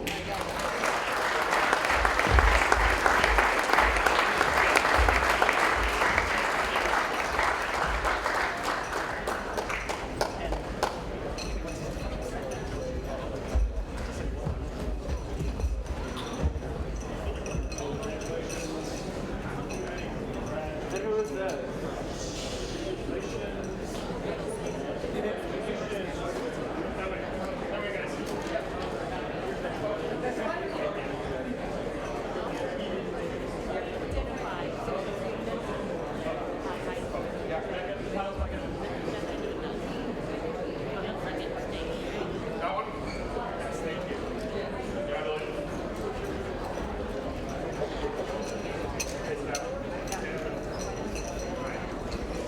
And our middle school Super Smash Brothers state champions, Bluffton Harrison Middle School.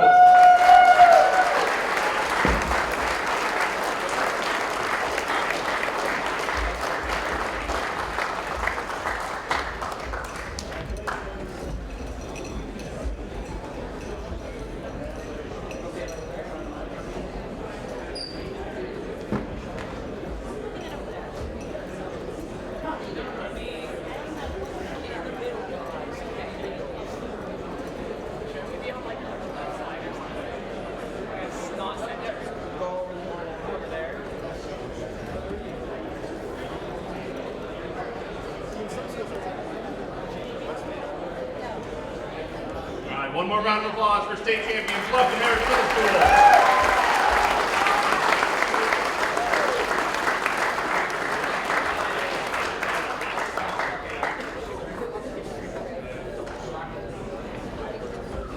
All right, moving on to some Rocket League. In middle school, Imson Rocket League. Our state runner-up is Indiana Digital Learning School, INDLS.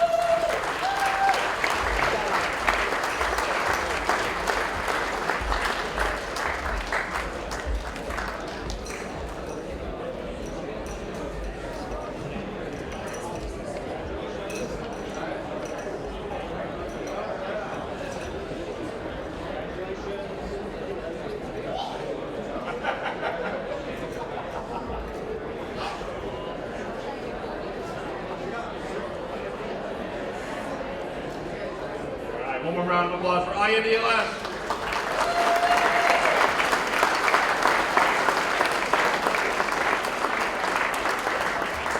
And your 2025 Imson State Champion Rocket League, Clark Pleasant Middle School.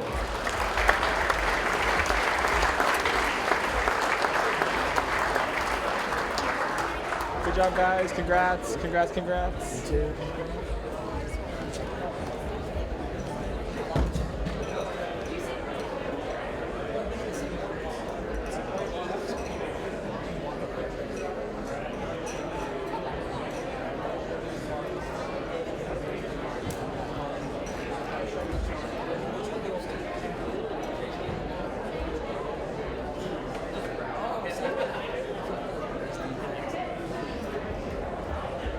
Congratulations again to Clark Pleasant Middle School.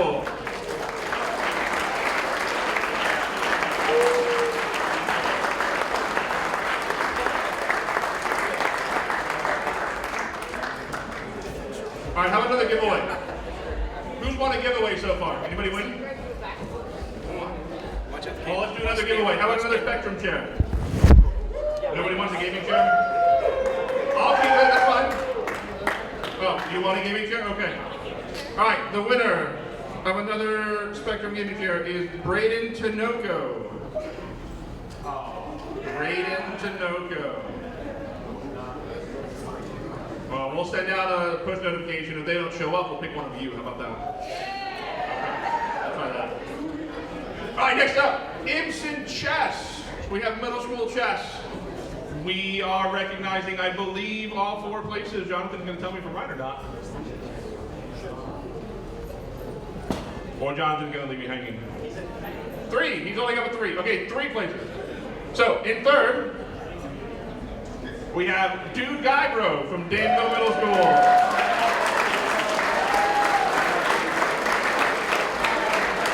If you were the fourth place instant finisher, please come up as well. I'm sorry, I don't know your name.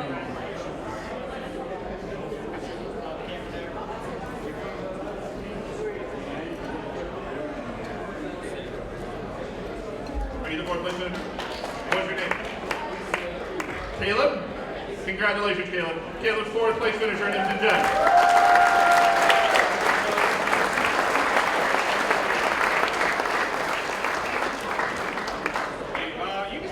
We'll get a picture, everybody. Our state runner-up in instant chess is William Seha from East End Middle School. Okay, right there. Is your coach here? Oh, there's Drew. Come on, Drew. Everybody give it up for Drew, our iRacing battle runner.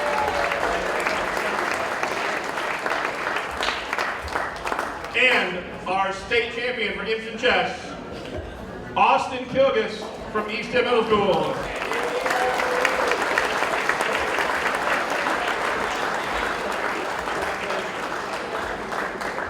Yeah, so get a group picture and then you can go over and join. Get a big picture. Yeah, stay ahead with that. Let's get a picture of all of you. All right, one more round of applause for all of our middle school chess finalists.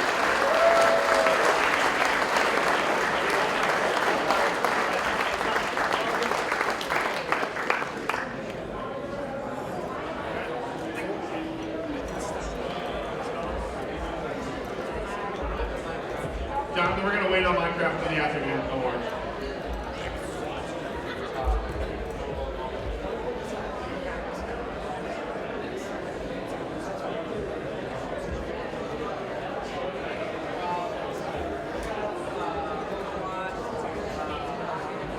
Jonathan, let's skip Minecraft and do it in the afternoon awards. So we got the next one. There we go. All right, ice and chess, our high school chess finalists. Starting with third place because, well, I'll start with fourth place. Who's the fourth place winner? I'm sorry, I don't have your name. Fourth place for ice and chess. From Kankakee Valley, someone who will tell me their name shortly. A round of applause for Kankakee Valley.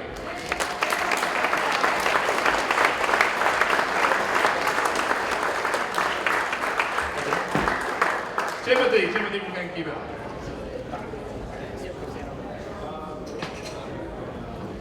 Right, third place, instant chess, Minevgiz 73 from Nicetown Community High School.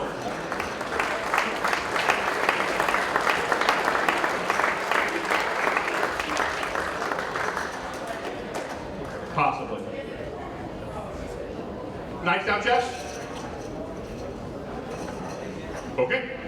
Second place, ice and chess, state runner-up, Carlos from Michigan City.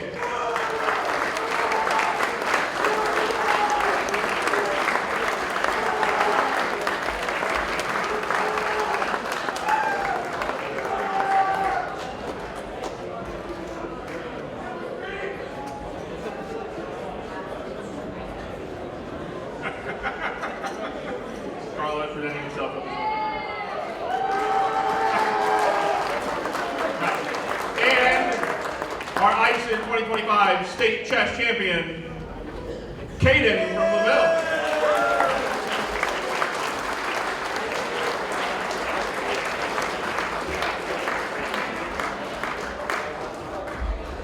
Congratulations. You can both come up. That's okay. There's enough stage for both of you.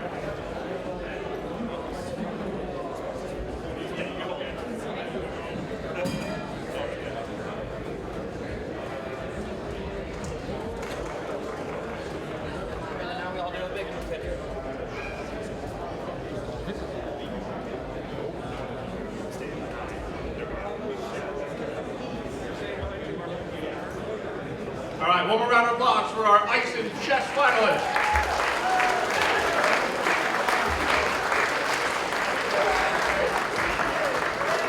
All right, Fortnite Division A. So Fortnite Bedwars Division A. In third place, if Jonathan's holding up the fingers. No.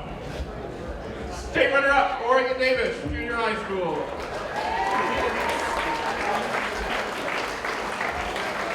Junior, senior high school. Junior, senior high school. You're not. The high school portion of the junior, senior high school.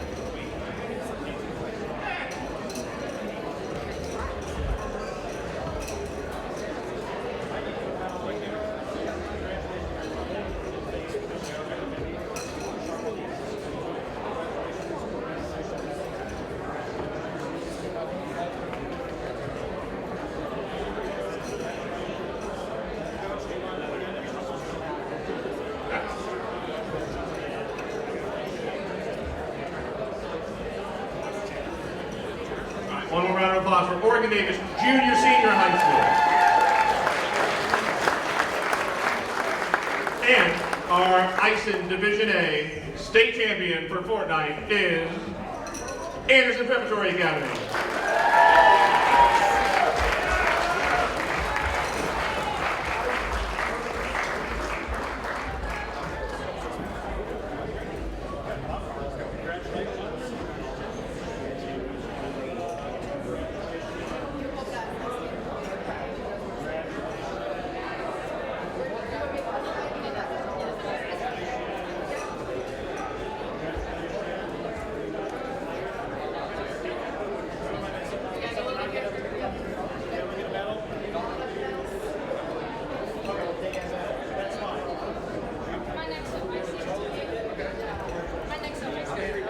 Congratulations to Anderson Preparatory Academy, your Division A state champion for Fortnite.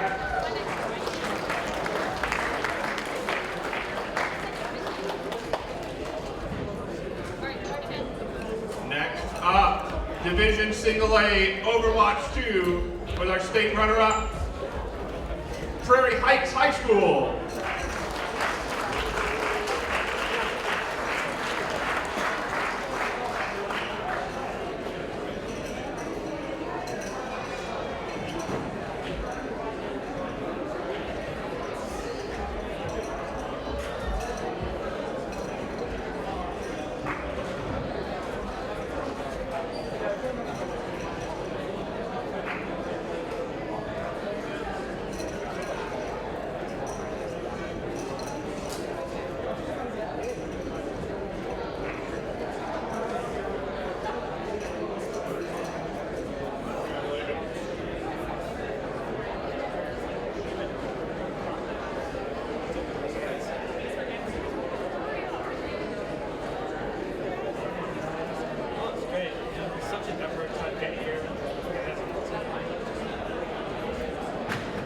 Another round of applause for Prairie Heights High School.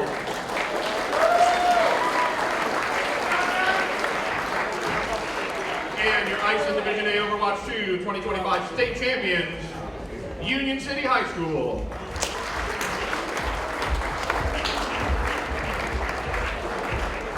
Definitely the sharpest dress of attendance.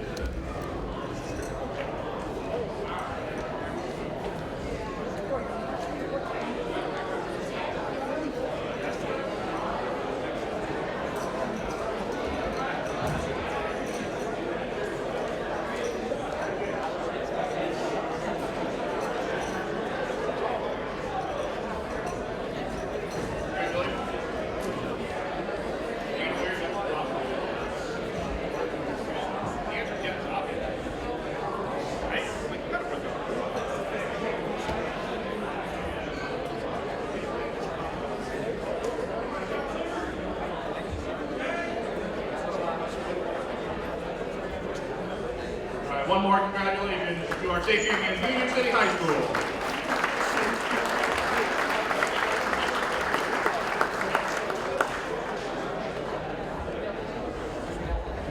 All right, next up, ISIN Division A Valorant state runner-up, Shenandoah High School.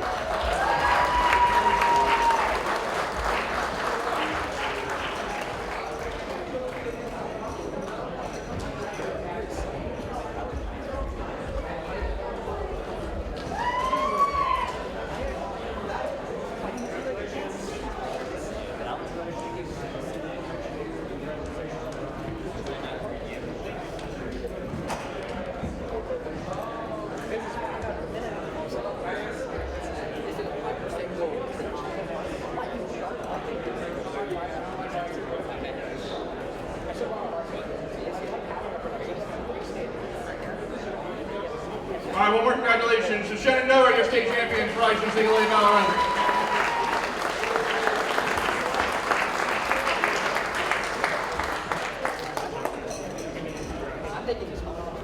And next we have.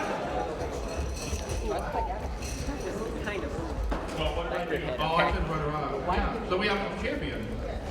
Our local team from across the street, Burris Laboratory School.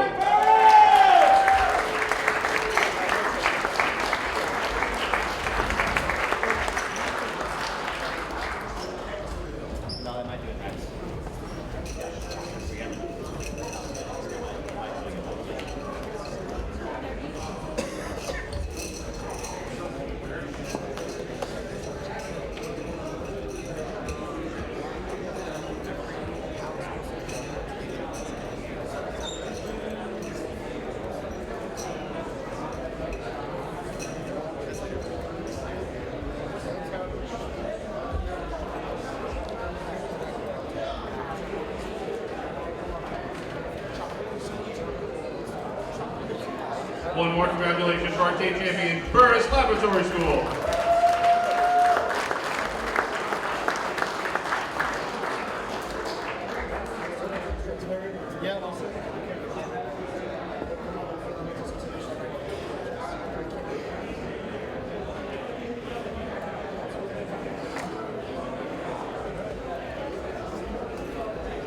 All right, how much more? We got 2 more to give away.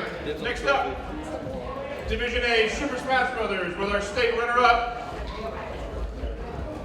Ben Davis University High School.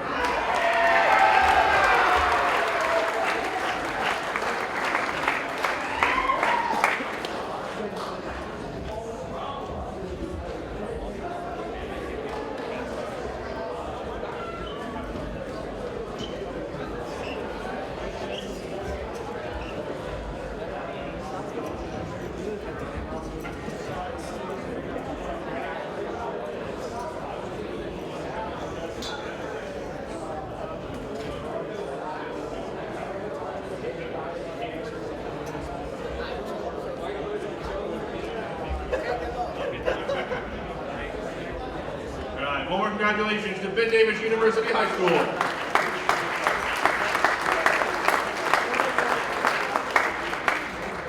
And our IEN Single A 2025 Super Smash Brothers state champions from North Miami Junior Senior High School.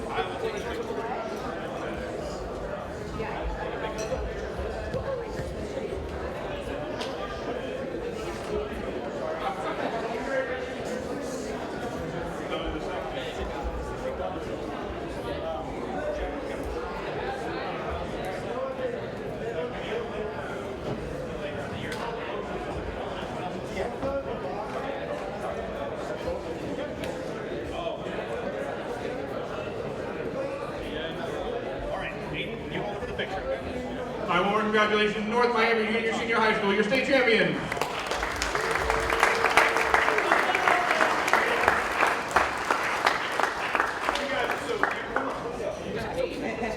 Alright, one more, we got some Rocket League giveaway. How about that? Our IEN Single A Rocket League state runner-up for Division A.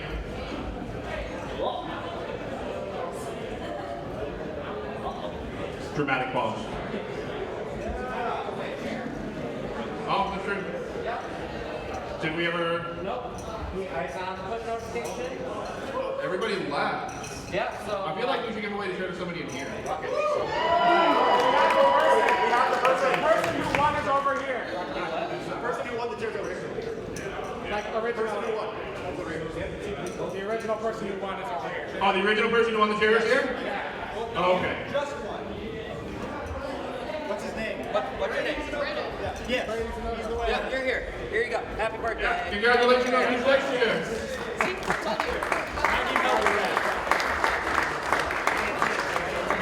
We don't have rock.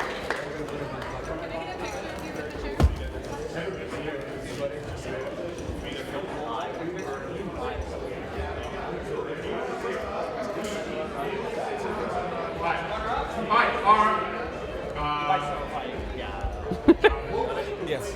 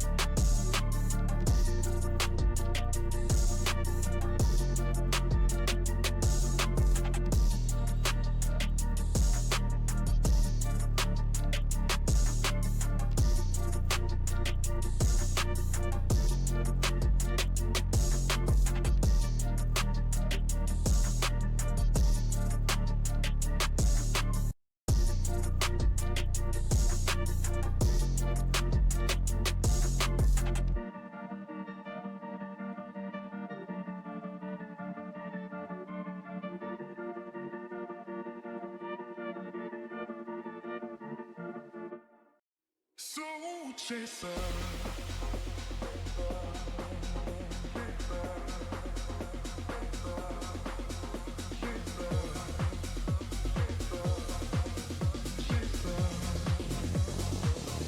Soul chaser.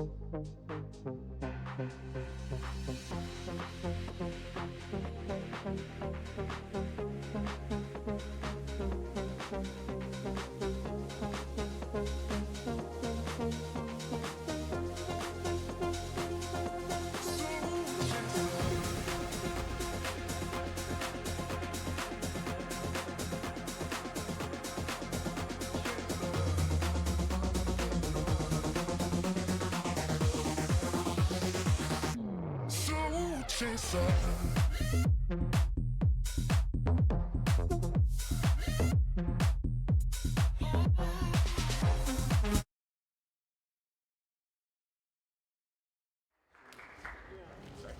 Are we ready for three? We're good. All right, our IEN Single A Rocket League state runner-up from Union City High School.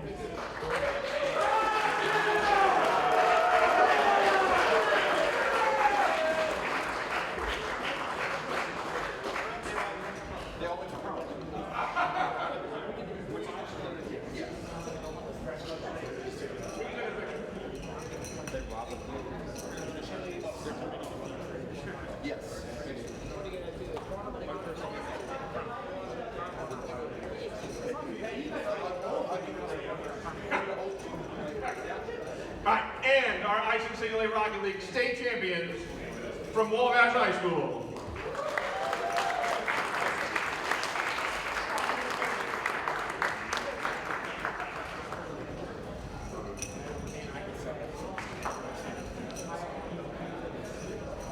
Congratulations.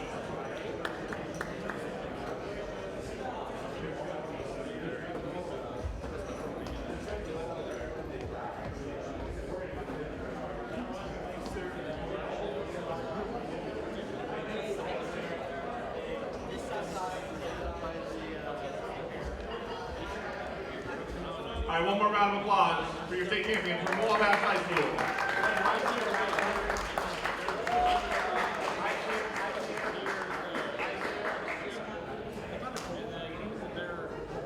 All right, thanks everyone. We've got more sessions starting at 2, so if you got nowhere else to go, head upstairs, check out a session, check out some other competitions. We're back here for the final awards at 6 p.m. Thanks everybody.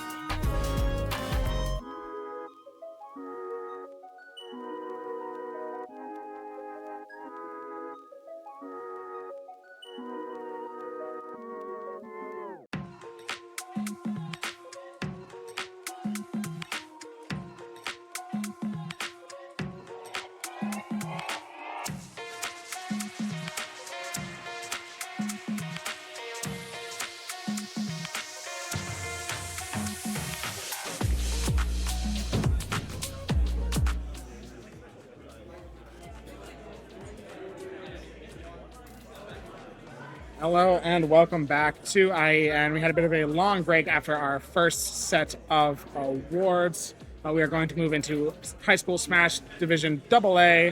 And let's get to introducing ourselves. I am Wyatt from Ball State University, and I am joined by... I'm Luna. I'm from Franklin Central High School. Oh, Franklin Central. Mm-hmm. I know where that is. Well, so I guess we have... we're going to have, a bracket to show you eventually and stuff like that to talk about. You can see the players behind us. We got a crowd forming. Pretty huge Division AA. So it's been a pretty long day of Smash Bros. We've already had 3 grand final matches already, and this match will also follow the same format, if I'm not mistaken. So essentially, stocks will carry over. It'll be a lot easier to explain once we actually get into the first match. But yeah, that is how the format works. Yeah. I wonder what character's going to see today. I'm place good money that we're going to see at least one K rule. Yeah, we've seen a lot of K Rool in the previous matches. I know it's been quite a popular character today. A lot of King K Rool. It's most popular in the state. Yeah. For some reason. We don't even have crocodiles. Yeah, I don't know. We don't have crocodiles here, but people love playing King K Rool. And I'm sure that we will probably see one in this next match. There's also been a lot of characters that we haven't seen. We haven't seen a lot of certain heavies. We haven't seen any Bowser or Bowser, Mario. really? Yeah, there's not been any Bowser. There's not been any Mario. And Any Ridley? no, I don't think there's been any Ridley today. We've mainly just seen K rule. we've seen a lot of King K. Rool. We've seen Steve. We've seen Isabel. We've seen Duck Hunts. We've Interesting seen some picks. surprising ones. We've seen some Joker, Not surprising. Laura. We've seen a lot of, but we haven't seen some more basic ones, which is kind of surprising. And of course, we've seen a lot of meta, a lot of not meta as well. So it's been a mix. Yeah, I wonder to see if they low tiers. Like Flint. That's what I play Yeah. in my free time. Yeah, I play Bowser. Fair That's my enough. go-to. And we do have the bracket here. So it is the 1 and 2 seed going up against each other. It is BHMSD School versus Hobart. So this is their grand finals match, a best of 3, as it's been all day. The 1 and 2 seed, so Hobart kind of the underdogs in this situation, going up against BHMSD. And we're going to kind of see how this is going to go. We haven't actually seen a game 3 all day. Everything's been a 2-0. Oh dear. Which has been it's been pretty common in every match today. So Seem like they're getting started over there. yeah, they're probably testing inputs right now. A lot of them have custom controls, just making sure that they have all their inputs set up. As we've said multiple times today, you don't want to be that guy who is in the game and are like, my controls aren't set up right. You don't want to be that guy. It's always embarrassing. It is embarrassing, and then it always is like, oh, they aren't set up. Maybe it's just because you were losing, But essentially, yeah, it probably wasn't because they were losing. Their controls just weren't set up. So we have been testing the controls before every match to make sure that hasn't happened because, these are 2 teams of 4, essentially. So like I mentioned with the format, 2 teams of 4, it's a best of 3, and we are getting into it. And you were right. Right off the Rule. bat, we have King K. Rool and Fox, which is the first time we've seen Fox today. Really?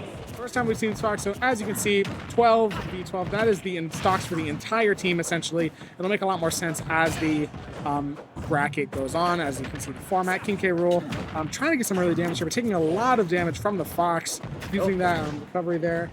So far, this Fox playing really smart, keeping his distance from the K roll. Yeah, creating a lot of space. You don't want to get too close to a K roll. It's been fairly even as of now. We haven't really had a huge advantage. It's been a bit of a slow start to the match, but it looks like Fox is finally getting some momentum here. Okay. Fox is playing the edge guarding game. Tries to get him with the forward smash early.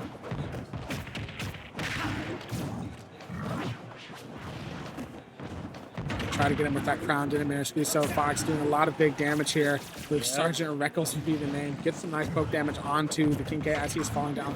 151% is definitely kill territory for King K. I love smash. But Fox doesn't really have an insanely amazing kill move, but does manage to get the up kill. smash. Hey, nice. Oh, wait. Oh, yeah, that could have been deadly. Oh, it's time for the up tilt chain, though. Now, this is just infuriating if you're the King K. Rool player, getting stuck in that, and this Fox is playing very, very well. Sergeant Reckles absolutely cooking M19 as of right now. Still fairly even on percentages, but Fox has that stock advantage, and as you see, that gives Hobart a 1 stock advantage, and this will carry over into the next game. So we're kind of going to see how is M139 going to respond to Fox's momentum here. He's doing a lot of damage, has already got King K. Rool back up to 127. This is easily kill territory for him, so let's see what he can do here. The ground back, K Rool can't do something. Oh, the up tilt to kill. Yep, does use the up tilt to get the kill onto Fox there. But the nice thing about that is Fox had done so much damage that he kept his advantage of having a stock ahead. So now he's going to want to not try and get swept here by a person with 1 stock. He's taking a lot of damage though by the King K. Rool. Has M139 found their groove a little bit here against this Fox? It's kind of looking like that is the case, doing big damage with that dash attack, as you just said. Let's see if he can keep this momentum up. Getting some nice damage off the rapid jab. Okay, I was really trying to catch him with the up tilt. Really wants that up tilt. King K. Rool taking a lot of damage here. 78%. Definitely not kill range for King K. He is a heavier character, a heavy as we like to call it in Smash Bros. Seeing if he can maybe get another stock off of Sergeant Reckles here to kind of even out the stock advantage, not let Hobart get too big of an advantage here. I think it's a 10-11 game, but Fox doing big damage to the belly armor saves him. Oh, the counter! Great counter there from King K. Rool, making it a 1-stock game, but Fox gonna quickly respond. With an up air. Yep. Kill him off top flat zone. Okay, nice game from both players. That girl made sure he took an extra stock before dying. So now essentially how it's going to work is this Fox player is going to play again, but he's just going to have 1 stock in the next game against the next player from the other school. So it's going to be Hobart on 1 stock with the really long acronym for the other school that I don't feel like saying right now. It's been a long day. I don't remember it. Hey, what is it then? Oh, I thought you said you remembered it. No, I don't remember it. Oh, my bad. No, that's fine. So it's whatever. But yeah, we're going to see kind of what we're going to get into here. We have that 1 stock Fox. So basically, Fox's goal as of now is going to be trying to take at least a stock off of the other person, just not let Hobart's advantage grow too much. Actually, continue to grow Hobart's advantage, I should say, yes. Because as long as they get 1 stock, they'll go into the next battle on a lead. Yeah, basically. So as long as they go into the next battle on a lead, I think we are having slight technical difficulties over here because I think the projector has stopped showing Super Smash. You gotta love that. It's been a long day of Smash Bros. And hey, it looks like they want to start though. Looks like they will be getting into game here eventually. Maybe going into another session of testing out their inputs or controls. Yeah, because we got to do that before each game. It seems like something, some sort of technical difficulty happening there. Yeah, so we're gonna have to. Looks like we are getting things set back up, and yeah, looks like things are working out now. So that's good. Okay. I wonder what character. I wonder what character we're gonna see this time. Yeah, we've seen a lot of ones. We've seen a lot of interesting characters. I know we've actually seen King King DDD. DDD. We've seen a Another- lot of King DDD today. A lot of heavyweights today. Though. I know people love their heavies. I personally, I love playing heavies. That's kind of how I am. And Sergeant Reckless going to quickly jump off the map to serve, kind of plays within the format, as I've mentioned before. And this is kind of the final explanation of this is how the format works. So it's Sergeant Reckless against a new player, Exploded, on that King DDD. Let's see what he can do. Sergeant Reckless gets a nice little bit of poke damage right at the start and continues to try and rack up this percentage. It's going to be a little bit difficult for King DDD to get nice hits on Sergeant Reckless because he is just so slow. I mean, he's a slow character. Slow character, but he may be slow, but he can do some big damage. Yes. If you let him get too close to him. Yeah, if you let him capitalize on your mistakes, he can do a ton of big damage, and he can crush a percentage lead very, very quickly with 1 or 2 hits, and he's already gained the lead after just a few hits. Ooh, trying to go for the down spike. Tries to go for that down spike, doesn't get it off this time, but Sergeant Reckless going to have to use that up. He's kind of trying to get edge guarded by Exploded here. Exploded going to have to get up really, really fast here. Nice stuff by Sergeant Reckless, keeping him off of the stage at 128%. Sergeant, yes, Exploded is. So let's see if Sergeant Reckless can finally maybe get this kill onto King DDD. This would be huge if he could get a stock off. Wait. They just need the kill. Oh, the back air! Wow. Keeping the 3 stocks and losing the lead. Great stuff by Exploded there. That has now tied up the game. It is a 9-stock game for both teams. That was crucial, not losing a stock there to that Fox. Yeah, because one wrong mistaken, the Fox didn't absolutely capitalize on it. Yeah, and then, it would have extended Hobart's advantage, and now it is brought down, which is, that's a very good thing, and that's kind of what you were hoping to see from them. So now we're going to see King DDD. It's going to be a 3-stock versus 3-stock match once again, and now we have another character to predict. I don't really know what we're going to see. Judging by what we've seen today, it could really be whatever. I mean, probably a DLC character. We haven't seen a DLC character yet in this match either. No. We have seen quite a few today. We've seen Min Min, Joker. Really? We've seen a lot of Min Min, actually. Surprising. I know. It's been a little bit of a weird day. I mean, we had a Duck Hunt player who was insane. Was it Dr. Stank? Actually, no. Is he still in? Or did he graduate? I don't remember. It was he was from North Miami. Or whatever. Okay, well then, yeah, no idea. He was very good. I don't remember his name. Yeah, I think we're gonna see a character from like maybe the B tier, maybe B tier range. Yeah, one thing that we've definitely seen. Oh, hey, there, never Joker. mind. It was a S-tier. DLC. There we go. DLC and high tier. Let's see. Yes, very, very high tier character, Joker. Not a character I know much about personally, as I do not own the DLC. But, really? Yeah, not much. I'm not actually much of a Smash player myself. Just Fair enough. Commentating. I actually normally commentate like Rocket League or Overwatch, but I needed a Smash commentator, and I figured I'd try my best. So, Exploded taking something damage. The King DG catching up. Oh, but now Joker has Arsene. This is where the deal. This is where the 599 comes out. Pretty even so far. Exploded a little bit more percentage, and that was nice there from the Joker of Bob the Chef. Gets stuck by Exploded, but gets spit back out. It's still fairly even. A bit of a stalemate going on here. Not a lot of damage being done as of yet, but that nice big hammer could have done a lot. And that dash attack clanking. Hey. Oh, there it is. A nice timed hammer by Exploded to get the first stock of these matches. Up tilt, okay, to up tilt. Okay, Explode seems to be doing some nice damage here. Joker really needs to secure this kill now before he takes too much damage. Whoa, that could have been bad.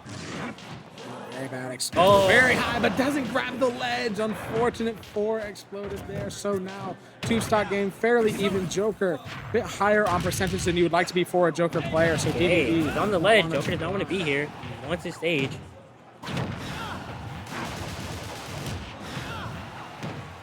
Okay, the back air putting him back on ledge. Whoa, try to catch him with the dash attack.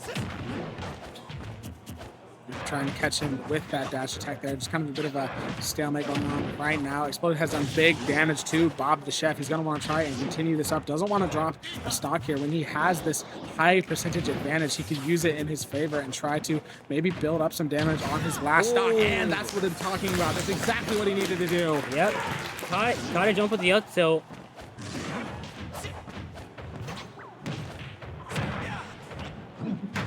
Ooh, there's our send now. Explode has to be careful.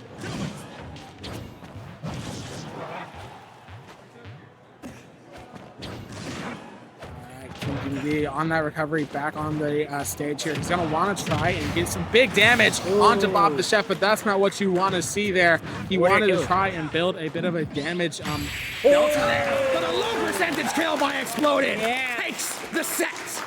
That's what we're talking about. Nice forward smash for the kill. DDD showing that big hammer. It has definitely been a very close game, and we've seen that all day. There hasn't really been a lot of insane domination. It's a one-stock game, which is essentially nothing, to be honest. DDD is going to have a few stocks, I believe. Still had another stock left to his name, so it's going to be a 2-stock versus 3-stock match, which is interesting. It's definitely winnable, but it's still very much in the advantage of having that extra stock. What DDD is going to want to do is, try to eliminate it as fast as possible. And very quickly into the next match, they're flying by. Inkling. We haven't seen any Inkling today. That's interesting. It's been an interesting day. I haven't seen a lot of characters that you'd expect to see, and we've seen a lot of. Oh, never mind. He only had one. Oh, yeah. I guess he only had one. I thought he had two. Same here. Oh, emotes to signify that he is ready, and now he's going to try and get some damage here onto Inkling. Now that we know it is a one-stock game, he's going to really want to try and get at least a stock off of Inkling here to kind of try and negate the damage of getting this 3v1 battle here. And that's kind of what I like about this format, is it forces these moments of having one stock versus 3 stocks. It adds so much insane moments. Oh, catching the jump with the down smash.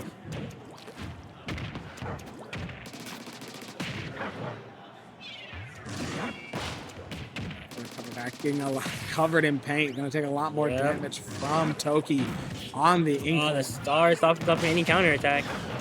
Oh, the bomb is sending back his Gordo.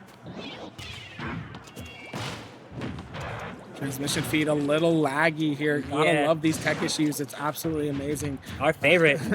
Ooh, oh, almost catch it. Ooh. See how Inkling get back.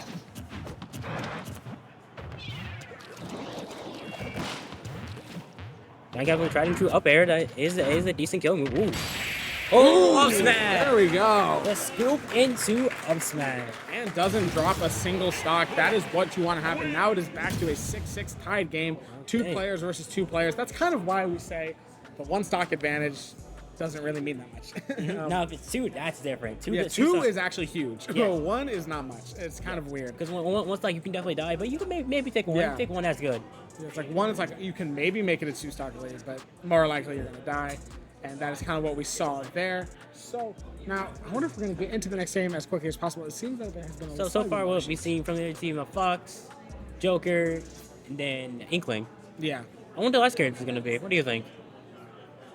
So I don't know. We haven't seen. I would like to see a Bowser personally. I would love to see Bowser. I can see it. I can see a Bowser. That's who I play. So far we've seen a K-Roll, DD. We've seen heavyweight, so maybe this team might have another heavyweight. Yeah, can we see Bowser, please? One of you, please.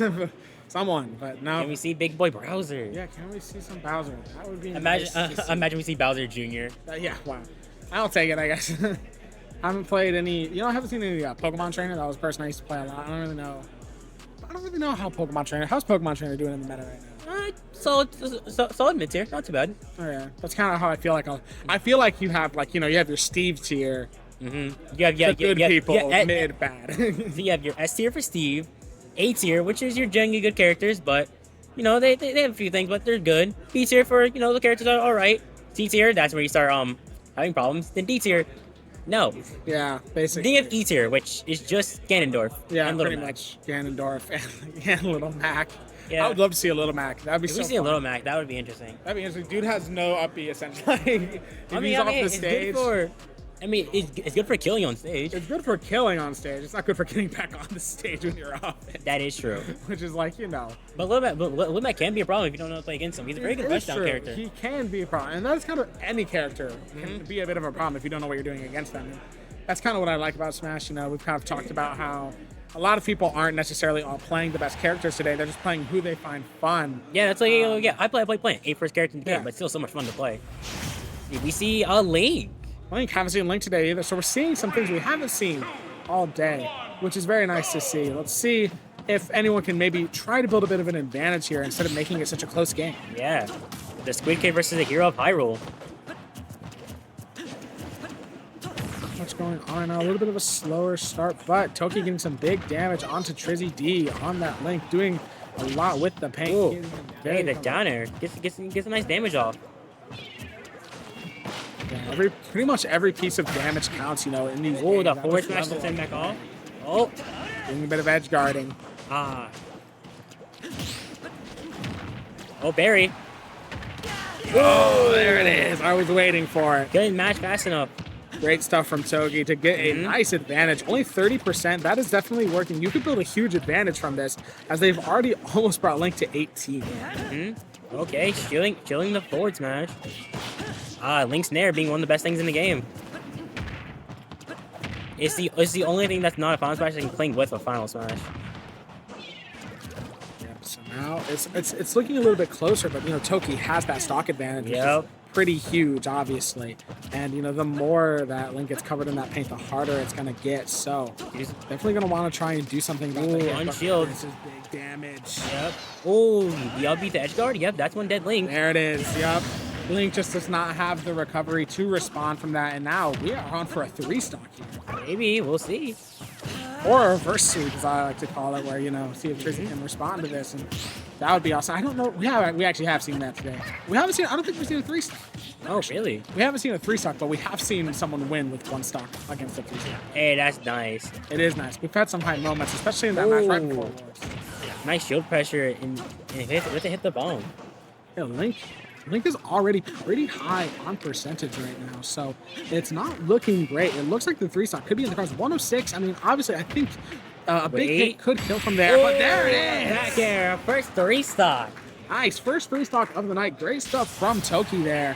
A nice 3-stock onto that Link, and that puts Hober at a huge advantage. This is one of the largest leads we've seen all day, besides kind of the end of the last match. Earliest in the match, we've seen this large of lead, so it is 6-3. So what that 6-3. essentially means is Hober has 2 players left, and the other school has One. And The one player is gonna have to try. Gonna have to try to clean up. one player is going to have to pop off. This has been one of the faster games. I mean, we're already basically, it could already be over. If the Hober the Inkling player manages to win this next match, it will be game 1 in Hobert's favor, and we will move on to game 2 and see if, you know, how the other school will respond, or if Hober can finish this one up quickly. We'll see.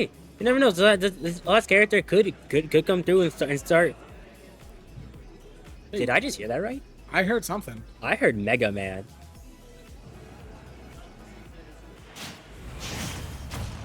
Oh, Isabel. Isabel. I heard that It's actually completely. the second time we've seen Isabel today. I heard that completely wrong. I heard Mega Man. I thought it was something we don't usually see at all. Oh yeah, no, I haven't seen a Mega Man all day, and honestly, I do like Never. to see different characters. We've even seen a Rob. We've seen a Rob before we that's saw not- a Bowser. Okay, that's not Rob's not surprising. It's nice too.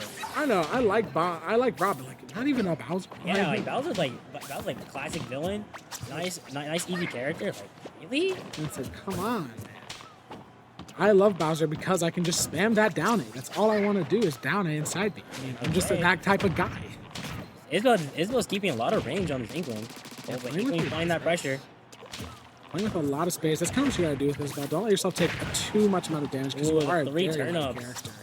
Bit of RNG with that down air, but still, ooh, pocket it. Be careful. Oh, that really slacked out that thing. Ooh. So far, it's Toki trying to bring it back, but it's not looking amazing. Isabel has some nice momentum right now and is playing very well, using the space to the best of their ability. And it's really hard for Toki to get anything done. Really struggling against this Isabel, but it's not over yet, obviously. I mean, still 3-stock to 3-stock, and the percentage difference is not enough to call this done. But 123 is looking a little scary for Inkling. Yep, one wrong move. Oh, that. Be careful of that pocket bomb. Look, he dodges it. Good neutral, get some solid damage off. Nice! That Nice kills. fishing rod from Isabel there to get that kill. Yep. So now they're going to want to do as much damage as possible on this second stock to see if they can keep this advantage. They do not want to die fast, but 101 is pretty scary for Isabel, and Toki be can do careful. some edge guarding here. Oh, the dash grab into forward throw. There it is. Oh, yep, the back air to kill. All right, this is essentially returning to an even game, but remember, this could very well be the end of game 1 if Toki wins this all. So this could actually be the last game of game 1, depending on how well Isabel does here. Kill Right into now, a bear, doing pretty nice. decent. Oh, got to be careful with that roller. He could easily net inkling a kill. Very much, yeah. And it's actually quite even right now. I mean, look at these percentages. They're pretty even. 69%. Toki gonna try to go up, see if they can follow up with that. Unable to do it this time, but Toki building this advantage out, doing pretty solid stuff, playing with nice space here. Doesn't want to get too close to the Isabel where they can try and get those nice combos. Uses that up rocket there. Very, very nice. So Almost killing. almost killing. Yeah, you're right. Isabel doing very, very well right now. Yeah, it is going well. Oh, the miss dash grab could be. Oh, ooh. The re with the down smash though, putting him back on ledge. Toki sent off now. Tries to get him with the rocket again. Unable to do it this time. Toki sending Isabel into the air, seeing if Isabel can respond. Does come back and plants another rocket, but does more damage than good there. But still quite close. Tries to catch maybe a roll there. If they caught that roll, that could have made the game ending almost. And there The it up is. throw the fishing rod up throw once again. Isabel loving that fishing rod up throw tonight. So now they're gonna want to try and Losing a stock here would be bad for Isabel. Oh, yep. That's one dead Isabel. Okay, it's one stock down to fourth only. Yep, like you said, this could be the end of game one.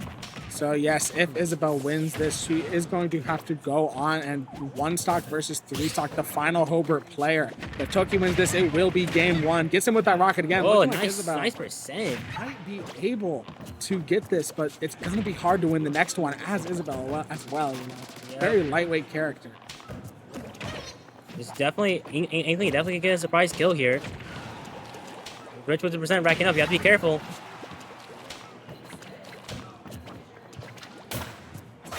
Whoa, very up close battling right now. Lost match stacks Isabel flying around. Sending Toki off map. Toki trying to respond to Cyan. Toki's pushing air? Cyan off map. Can they do something? Goes for the up B and gets that recovery. Ooh, back air. And last forward. Try to catch with down smash. Toki, It's a very close game. It's gonna go for the up rod again. Yeah, okay. That was a close game. That was a close game. That was very good, but unfortunately, it's going to be so hard for Isabel going into a one stock versus three stock final match to win game one. I mean, Would be hype, but it's not impossible. Yeah, not impossible. And depending on less character, Isabel could have a really good matchup into it. Yeah, it could. Like Isabel is like kind of scary. Like Yeah, especially with Pocket. Pocket, you could play Isabel well. It's kind of scary. yeah, because All that setup could really mess up some characters. And the fact is, with some characters, if you pocket their main projectiles, it could really kill them. Like Pocket until he kills at 30. Pocket until he kills at 30% at ledge. It's scary, man. Yep. Isabel can be scary character depending on who they are going to pick in this final match. It could be Isabel taking this one for the team. I guess we'll see. We are going to see, and I assume we're going to get in there pretty shortly into this next match here. Oh, okay. That's I heard it. That's a Pac-Man. That time I'm pretty confident I heard Pac-Man. Yeah, that's a Pac-Man. Okay, not too uncommon here, Indy. Not too uncommon. I've seen a few. I haven't seen any Pac-Mans today. Really? First Pac-Man today? First Pac-Man today. Wow, we're seeing a lot of new characters today. I know. This is kind of nice. I mean, I imagine you both got it wrong. Yeah. You said Mega Man. all right. This will be game one, whoever wins this one. So now Isabel, gonna pick Pac-Man, themselves out. Pac-Man got his oven mitts on it. Can he cook? Can he cook? Interesting way of taking yourself out of the game, Isabel. I mean, hey. Can't just jump off the map. Gonna emote, signify they're ready. And now the final matchup. Okay, got the game one. Galactica. Let's go. This is some big combos for Isabel. Oh, unfortunately, does not get to take advantage of it. It's like Pac-Man. All he needs to do is just get this one stop off on Isabel, and Hobart will take game one. Sounds easy, but Isabel is going to be playing, trying to stay alive in this one. So let's see if they are able to do so. But got the fire hydrant. Yes, right now it's not looking very good for Isabel, taking big damage from this Pac-Man right here. Pac-Man, an interesting character. What's your opinion on Pac-Man as a character? Not too bad. I don't really play Pac-Man myself, but the few I played against, they were really good. I would agree. Yeah, Pac-Man, not a character I can wrap my head around, but a very good character. You know what you're doing. Yeah, if you know what you're doing, you can really be scary with Pac-Man. Oh, he was on fire hydrant, get some big damage off. Use of the fire hydrant, yes, big damage. Oh, grab Pac-Man. Goes for that up throw. Absolutely loving that attack tonight. Dash attack, throwing those projectiles out. Pac-Man does have the key, so you have to be careful. Neutral air. Oh, that could have been bad if it hit the Pac-Man. Could have Cyan very high on percentage right now. One Interesting way of throwing it. That's a lemon. Okay, if this hits somebody, we'll paralyze them. So you have to be careful. Could really use some bad combos. Hey, the net. Pac-Man gonna recover back up. Trying to get some docking shield with a fishing rod. Oh, that could have been bad there. That could have been very bad for the apple, just doing some big damage. 121. That's unfortunate territory for Isabel. But responds. But was able to be able to take one. Got the. Oh no, not got the orange. A bit slower gameplay than we've been seeing so far tonight. Not a whole lot going on. Got the apple. Very high percentage right now. Isabel. Good eye.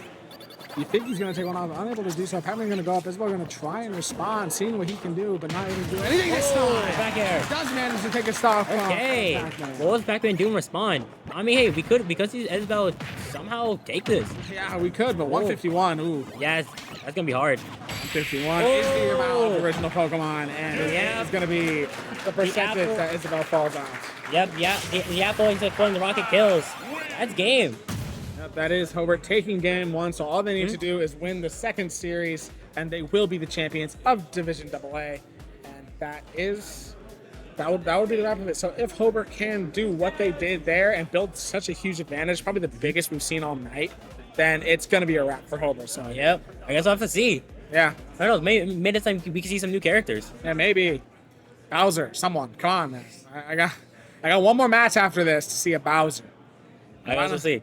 But yeah, with my main, I expect not to see many people play it. Yeah. Got used to it at this point. That's fair enough, yeah. I mean, I even saw a Duck Hunt, which is like my number 2 character. Crazy. I know, I even saw a Duck Hunt, and no Bowser. Come on. And Ganondorf's yet? No Ganondorfs. I don't know if we'd ever see a Ganon. I mean, you got to be a crazy man. I've seen some crazy people with Ganondorf. Some people are really good, but he's so slow. He's slow, and hit him once off stage, and you might as well start holding down to the blast zone. Yeah, so you're gonna maybe not see again. It's gonna be a little bit more common there. So surely game 2, I think we will get pretty quickly started here. Probably just the players are gonna talk with their coaches a little bit, talk with each other, seeing what they can do differently, seeing how they can play differently. Maybe pick some different characters. We have seen that people play different characters between the games. So, maybe some different orders too. Yeah, maybe some different orders, arranging the orders of their players. We've seen it's very common that they will put their best player last. So in those clutch moments, the best player can do best player things. And then if they do enough damage, they can have the best player clean up. Yeah, that is kind of what we saw. Okay, I heard the King DDD. I did hear the DDD, which is similar to what we saw last time. Is DDD rolling out first, and what did I just hear? I heard Crom. It's Roy. Oh, Roy. Roy, King DDD versus a Swordy. Okay, wait. Have you seen Roy today? We have seen a Roy today. Okay, interesting. Oh, blue. I actually think we've seen this matchup today, maybe. Really? Maybe. I know we've definitely seen a King DDD. Okay, we have X-Cloud back. We've seen them together. Oh, counter stage of FD. Interesting. Who knows? Maybe we'll see a Kazuya. That would be terrifying. Okay, X-Cloud keeping his space. Oh. Wow, big damage from Zero to death? 0 to death. Oh, my exploded, coming out swinging and solo. Okay. Solo does manage to get a hit off onto Exploded. Whoa, hold on. Finally. Exploded taking some big damage. Whoa. They were gonna stop that Roy from doing anything for a bit. But yeah, Roy can kill early. It's kind of... I mean, we had such a crazy start. It's slowed down a little bit here. Roy's going to want to try and respond to this fast. Ooh. Oh, to start stopping him. Gosh, King DDD's up B makes you so nervous, so slow. Yeah, and if you get caught wrong, you can't shield it or break it immediately. Oh, I know, but nice timing there. Oh, the Roy didn't have a jump. Wait, this could save him. Oh. Tries to flip some edge guarding. Roy doesn't like that. Gonna respond well. Okay, the side B, both 100. Oh, the quarter from above. Nice use of that spike. Fortunately, I get the last hit that would have killed. This Roy's keeping really good spacing. Don't have to be careful though. And just to get back, it's still fairly even on percentage. 122 is not that terrible. Whoa, trying to catch him. Don't leave yourself vulnerable like that. And that Especially is against Roy, that side B does kill early. Yes, definitely. Wow, Explosive responding very quickly. What do we do here? Got it back here. Oh, I saw the up smash attempt. We're still alive. Oh, that's one. No, oh, almost DI'd it. Okay. This Roy can definitely pick up another stock here if he plays well enough. Whoa, that could have been devastating. That is the big moments for the scope of the match. You know, even if you don't win at all, picking off an extra stock can really help you in the long game. Ooh, reading the roll with a force smash, almost killing at 78%. Wait a minute, this Roy can make the comeback here.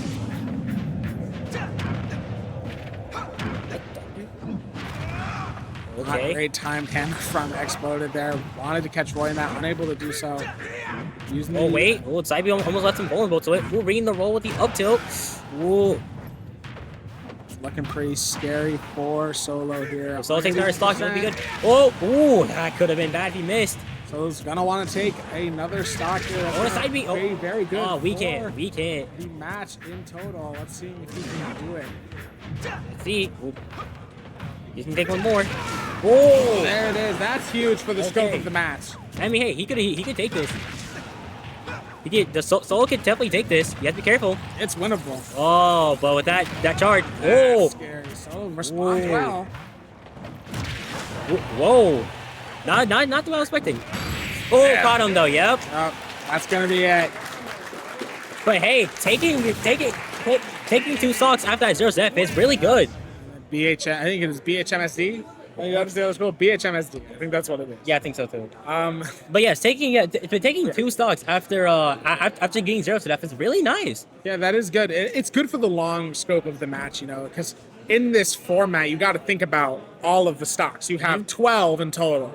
So the more you can take off, even if you don't lose the whole match, if you can manage to take off 2, that's huge versus 1. 1 stock is virtually nothing, honestly, in this format. One stock But is we have to think, did he can kill? Oh, Corrin. Have you seen Corrin today? I believe we've seen 1 corn. You've seen Corrin before Bowser? I know. Actually crazy. They finished themselves up. But yeah, just Corrin. Okay, so far we've seen 2 Fire Emblem characters. Is it gonna be Fire Emblem Central? Who's next? We'll see a Chrom, maybe an Ike, maybe a Bylor. Honestly, I have not seen an Ike or like a Another Lucian. 0-F incoming for X-Cloud? Starting Oh, off no. these stocks so well. Yeah. Almost another 0 to death. How do you play these Almost. cards right? But yeah, this Corrin definitely I think his score a kill here if play well enough. Whoa. Charging it up though. Getting nice percent off. Already, Whoa, quite whoa. high percentage for X-Cloud. Only 1 stock left. It'd be huge if you could get a stock off of Yep. Sergeant Reckless here. That's kind of all your goal really is try to get a singular stock off, but it'd be really unfortunate if you couldn't get one after he's gotten him to 110%. Oh, almost catching with the forward smash. That would have done. Oh, up tilt. Let's be careful here. The counter, almost leaving you vulnerable. Oh, dash attack, make it safe. So gameplay almost mind game. Spike Oh, two. ain't going too And long. managed to get a stock off on Sergeant Reckless. That's huge, but immediately falls. Okay, no more stocks. Still, taking 1 stock is really nice. Yes, that is good. So BHMSD still has only a 1 stock advantage, so it's looking a little closer than last game. So looking like there might be a fight. Could even see a game 3 here.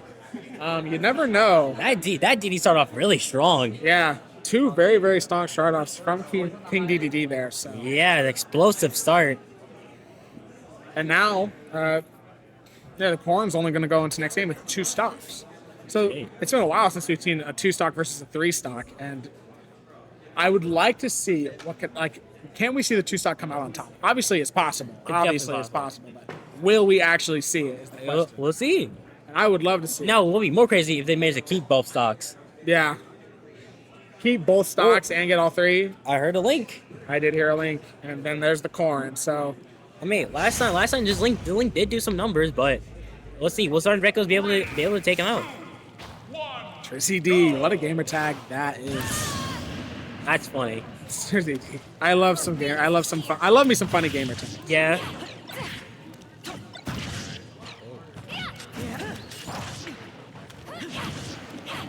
Sergeant Reckles, big damage early on. Big damage. Trizzy D Whoa, here. back in Already. kill.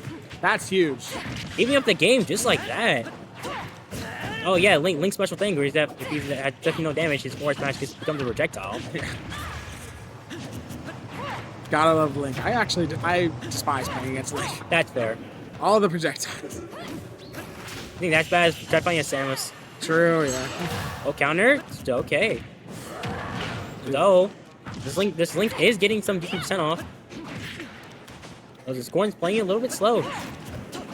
He's trying to really catch on Link's mistakes.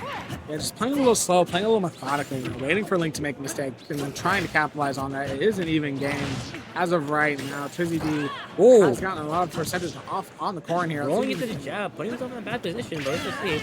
Oh, does that kill? Yeah, that kills. That does kill. Wow. Trizzy D has the advantage early on. But wait, we could definitely see the Link. Link has to be careful here. Don't know. Ooh, nice 20% from the upswing. Very nice 1% there. So let's see what we're gonna see. Try to go to the back air. Ooh. Really gonna want to try to get a quick kill on the Link here to try to stay in contention for this one. Turn around. Oh, unfortunately, he's not hit it. I'm just gonna want to go for the kill on Link as soon as possible. No, doesn't kill. Try to go to the back air. Back throw. Oh, picks up, but doesn't kill, unfortunately. Still alive is Trizzy D. Sergeant Reckles. Trying to get that kill, and that's gonna be it. Okay, let's see who will take this. Even on stocks, whoever wins this one gets the advantage. Oh, Sergeant Reckles has the momentum. Sergeant Reckles starting off with some good momentum. Nice killing, keeping the Link at disadvantage. Oh, game with the forward smash.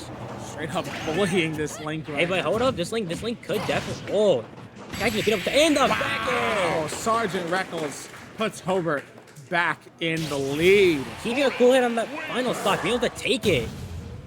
Yeah, keeping that Link in disadvantage.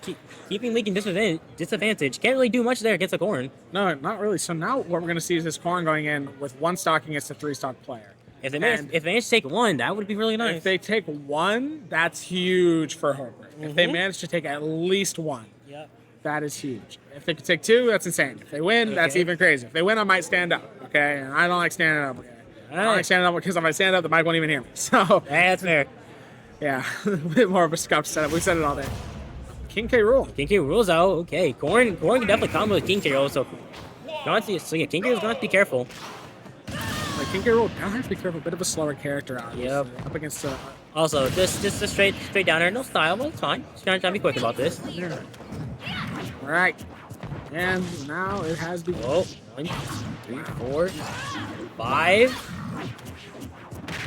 Oh, does take damage. No, it's just a simple 18%. Nothing too bad. Oh yeah, nothing too bad. Oh, down air. Finding a bit of momentum here. Oh, casting the jump. Sergeant Reckles definitely in a position to take a stock. Oh. Okay. They keep playing like this. Dodges the ground. Back here. Oh, tries to counter. Ooh. Let's take some big damage there. Round. Block the whole one projectiles. Gonna have to watch out for those. Down air. Okay, just can get nice space. Ooh. See. Forward throw. Oh, no! Unfortunately, did not hit the ground. Hit the K roll instead. Oh, that could be game. Nope. Oh. Does manage to escape from it. Oh. Are they gonna live? We can't tell what's going on here. What's going on? Looks like they lived. Back air, taking one. That's huge for Hobart. Can't take another one. We'll see. Oh, starting off some big combos against the K roll. Another one for Hobart would be absolutely huge. 138% against the King K roll, though. It's gonna be huge. Yeah. Oh, gets a counter. Sergeant Reckles on the roll up right now. Hold on. You can see it. Could take another one. No crown for K roll, so lose one of the projectiles. Whoa. Oh, takes another one. Takes another one off of King K rule. Wait, this corn is cooking. Oh, unfortunately, the F-tail kills. But taking two stocks with only one.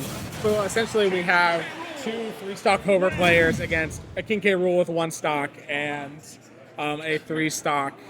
I guess we'll see. Oh my gosh. Hober very much having the advantage right now. Especially for a good bit that we can tell what was happening. Sealing could seal game 2 pretty quickly here and the championship, so that would be huge. Will this be another 2-0? Yeah, I mean, that's all we've pretty much seen today is 2-0s. Dang. So I haven't really gone to a game 3. I mean, okay, come on, let's see. But the crazy part is the games have been pretty close. I didn't hear what they said. Yeah, I did not hear it. I guess we'll see. Oh wait, no, it's so actually wait. Yeah, so was it's the Inkling. Oh, Toki played really well. Toki has played very well today. Yep. So. Can Toki clean this up? Down on 1 stock. And he's straight down. Toki's 3. Hey. King Carol don't need to take a good amount of stocks here. Yep, so you just gonna want to kill this King K. Rool as fast as possible. Keep their 3 stocks intact. And reduce the amount of damage you take. Definitely. Oh, try to catch him with dash attack. Oh, that's some good. That's some good percent. Big damage. Oh, it doesn't have the crown either. There we go. That is the most yellow King K. Rool I've ever seen. Very big damage from Toki. Oh, the belly armor protecting him. Oh, it made Smelly first for a second. That's gonna hurt. Okay, neutral air, give it a nice get off me tool. Whoa! Quickly. Try to counter, but so we now have 2 Hover players versus 2 BHMSD players. Okay. So players only have 1 left. Yeah, they only have 1 left. Yeah, only 1 left. 2 and Hober has 2. So Hober, it's going to be Toki versus the next player for SHMB and SHMBD. versus who? Let's see. Yeah, let's see who they are going to pick. Someone who has a chance of 3-stocking 2 people in a row. So let's see. I guess we'll see what they can do here. We've gotten very quickly in the game the past few times. But yeah, this is a pretty big moment for Hober here. They have 2 players against 1 essentially. And they have played their cards right. They were down for a lot of this match and they've come back and now they have this huge advantage again. And that's been absolutely great for them. So if they can keep this up, they will easily take the championship. I think a lot of strategy happening in the back. Who's the pick? Who's the pick? Know? Bowser. Probably not. You do not want to play Bowser Inkling. No, you do not. so far they played. Oh, it's the Isabel. It is the Isabel. Wait, didn't this match happen last time? I think it did. Yeah. Isabel gonna have to try and keep as much stocks as possible. This time, there's no platforms to hide on. You're gonna have to face the Inkling up front. Inkling's really good at rushing down its opponents. It's already taking very big damage. Is Cyan on that Isabel? As a zoner, you don't really like rushdown characters as they can make advantage. Ooh, trying to catch him with 10 reps of forward smash. Just gonna try and see if they can respond. Really momentum by Toki here, who's already got 113% on Cyan's first stock. Great start to the game by them. Game at full ink.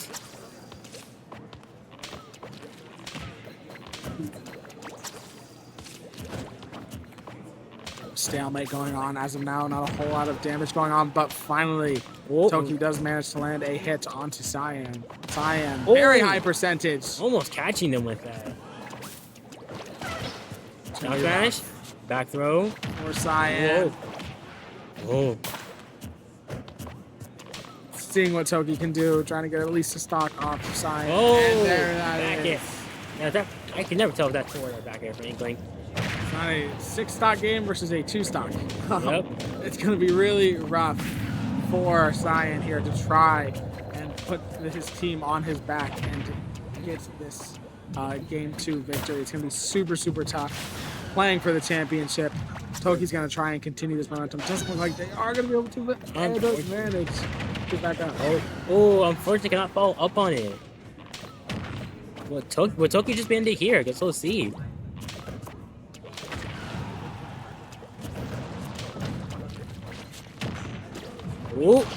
Oh, mashing up fast enough. Oh, good. Got thinking, really taking advantage of Roller. Oh, Ooh, okay. there it is. The big hit onto Isabel, managing to get at least a singular stock off, but Going all the way around.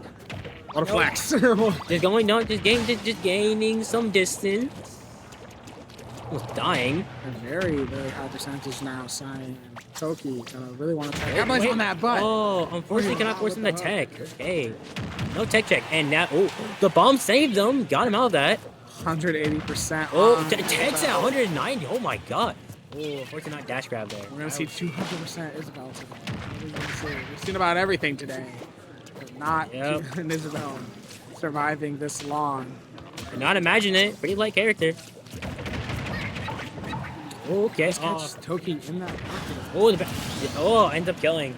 Does end up killing. So Simon has 1 stock against now Hobart's 5 stocks. It's going to be nearly impossible for them to try and win this. If they could maybe get Toki down and just win this certain match, they could maybe have a chance on a 1v3. But well, I mean, last time they had to fight the Pac-Man, it didn't go so well.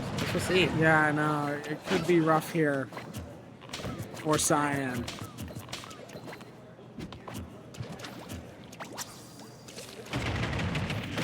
Ooh. Big damage from the rocket. Big damage, only at 52, but Inkling seems to be keeping up the pressure. Not letting off. Not very high percentage, but for Isabel, 76 is a little scary, as is 91, though they did live to 196% last Oh, catching the roll with down smash. Up throw. Hey. Bit of a standoff. Oh. A lot of damage. Isabel on very high percentage. Keeping. Oh, wait. Oh. He's gonna send them up. It does manage. Oh, it makes it back. Oh, and that's. Onto the stage. There it is. Hobart are your champions. There we go. A nice game. Isabel could have closed it out, but unfortunately missed the slingshot. Yeah, and no game 3 again. Yeah. So great stuff from Hobart. Played very, very well in order to secure that championship win. And I believe we have one more Smash series for you after this, if I could guess. And all right, we're just going to send it to a break while we get that set up. Thank you so much for watching. Don't go anywhere, though. We have one more match for you. I have been Wyatt. I am Luna.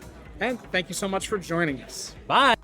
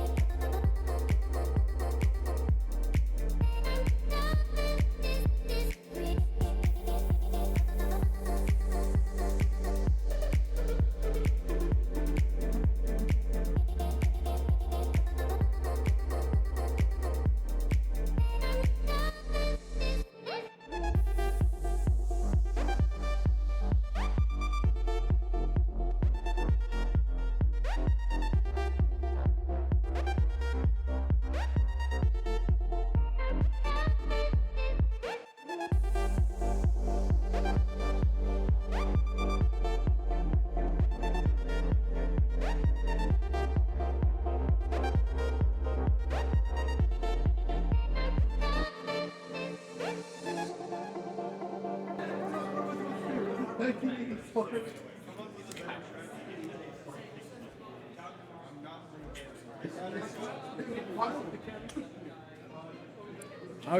hello and welcome back to IEN. This should be our last Super Smash Bros. Match of the day. I believe this is Division AAA, if I am not mistaken. I'm Wyatt from Ball State Esports, and I am joined by Devin from Franklin Central. Yep, Devin from Franklin Central. So we've done a ton of Smash Bros. Today. We've seen a ton of crazy stuff. We've seen multiple champions crowned all day, and it's been a long day, that's for sure. I couldn't even imagine being here as a player. I mean, oh yeah. What game do you primarily like? What game are you here for, essentially?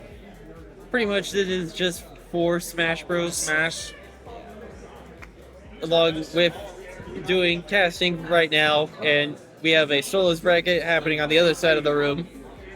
It's been quite a long day indeed. Yes, it has been. I have been in this chair forever, and we do have a look at the bracket. So we're gonna have Carmel versus Morrisville, which is a big one. Both of them worked pretty hard to get here. We're having to go game 3 with both of their opponents in the semifinals. We're going to have a pretty close game, I'd say. Yeah, we could maybe actually finally have a game 3 stream today. We actually haven't had a single game 3 all day on this stream. It's been 2-0s all day. So maybe we could actually have a game 3. Carmel, the 1 seed, Mooresville, the 3 seed. Carmel kind of coming in with that advantage right off the bat. Being the 1 seed, you got a bit of the confidence that way. But I actually saw earlier today a 9th seed take out a 2nd seed in the finals. So anything has been happening today. Yeah, anything is possible. Smash Bros. Is a pretty versatile game to where if you can get a lockdown on your opponent, it doesn't really matter what kind of seed you are, because you can take it a lead and extend it by a long shot. Yeah, some crazy stuff has happened today. We've just seen absolutely insane stuff, and I'm just looking forward to getting into match. I do believe that they are going to be testing their controls back there, you know. That's been a thing. All these custom controls. Are you a custom controls player? Oh, we're getting into game 1. Oh, Steven Sonic! What is this? What is this matchup? This is definitely a Smash Bros. Game. Yes, this is definitely a Smash Bros. Game, and it's lagging just about how the Nintendo Switch servers look. I didn't know we were back in the 2020's Grand Finals. Yes, we are back in the Alrighty. Oh, nice stuff there. We are going to be on PS2 to start. Off to a great start. 48%, 59% actually. Just going to be trying to mine up the materials. Sonic is just going to be finding that opportunity to rush in. Now, yes, as you do know, Sonic has done some huge damage off the start here. I want to talk about those 2 numbers that you see on the top of your screen real quick. I forgot to mention them before. If you are just joining us now, we are using a sort of special format here where there's teams of 4, and they are combining the stocks for all of the teams. I will explain it a little bit more after this match. It's going to make a lot more sense. But that 12 number is basically all their stocks combined. Alrighty. Oh, and going to be trading with the redstone boosted minecart, taking the kill. That's great stuff. With the down throw, not able to catch on the edge guard. He's just going to be just gathering even more materials, just playing it safe, trying to use this lead. Yeah, Sonic definitely going to want to try and get this stock off of Josh here as fast as possible, while Josh is going to want to try and do some big damage to Sonic so they can keep themselves in the lead here. So once they do go down to stock, if they do go down to stock, they will not lose this advantage that they have by being a stock ahead. And now that they've got the diamonds, they're going to be able to do so. A lot of damage, all the way up to 84. Just now getting a hit. It's been a real back and forth in the F smash, taking the kill. Could we see another 3 stocks today? We've seen only, I think, 1 or 2 so far today. So could we see? This is definitely possible. 52. That is definitely steep. Great tech on the anvil. Gonna be saving it just for one last chance of getting a stock here. There, Eddie. Follow up. One good read could make at least a little bit of a dent in the Steve stock numbers.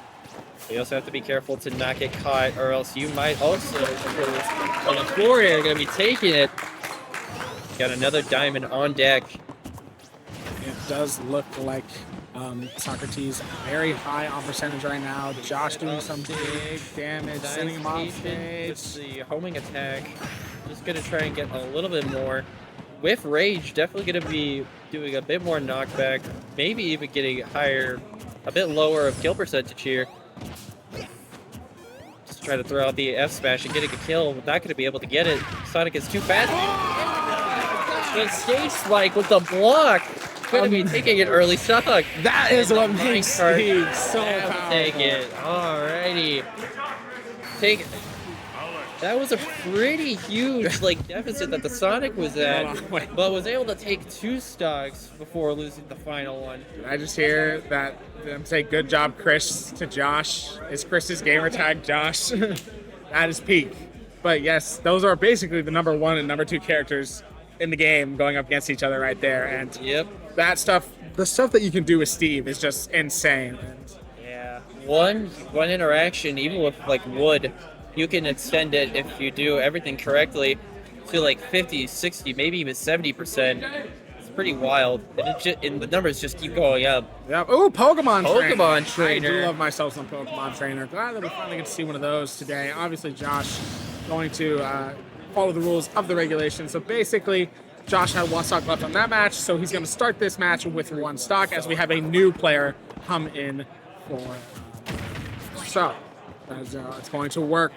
That's the formats, and that's how it's been all day. Let's see what Aristotle can do on the Pokemon Trainer. Alrighty, we're going to be starting with the Squirtle. Hopefully going to be getting some good combos that can help the other Pokemon out. That aren't really the best at starting off early, but great for cleaning up in the later parts of the match. Yep, those smash attacks on Ivysaur. Very, very powerful. Nice spin there. Doing some big damage to Steve. Just going to want to get this stock out as fast as possible. You do not want to waste your time losing a stock to someone who only has 1 stock left in this format.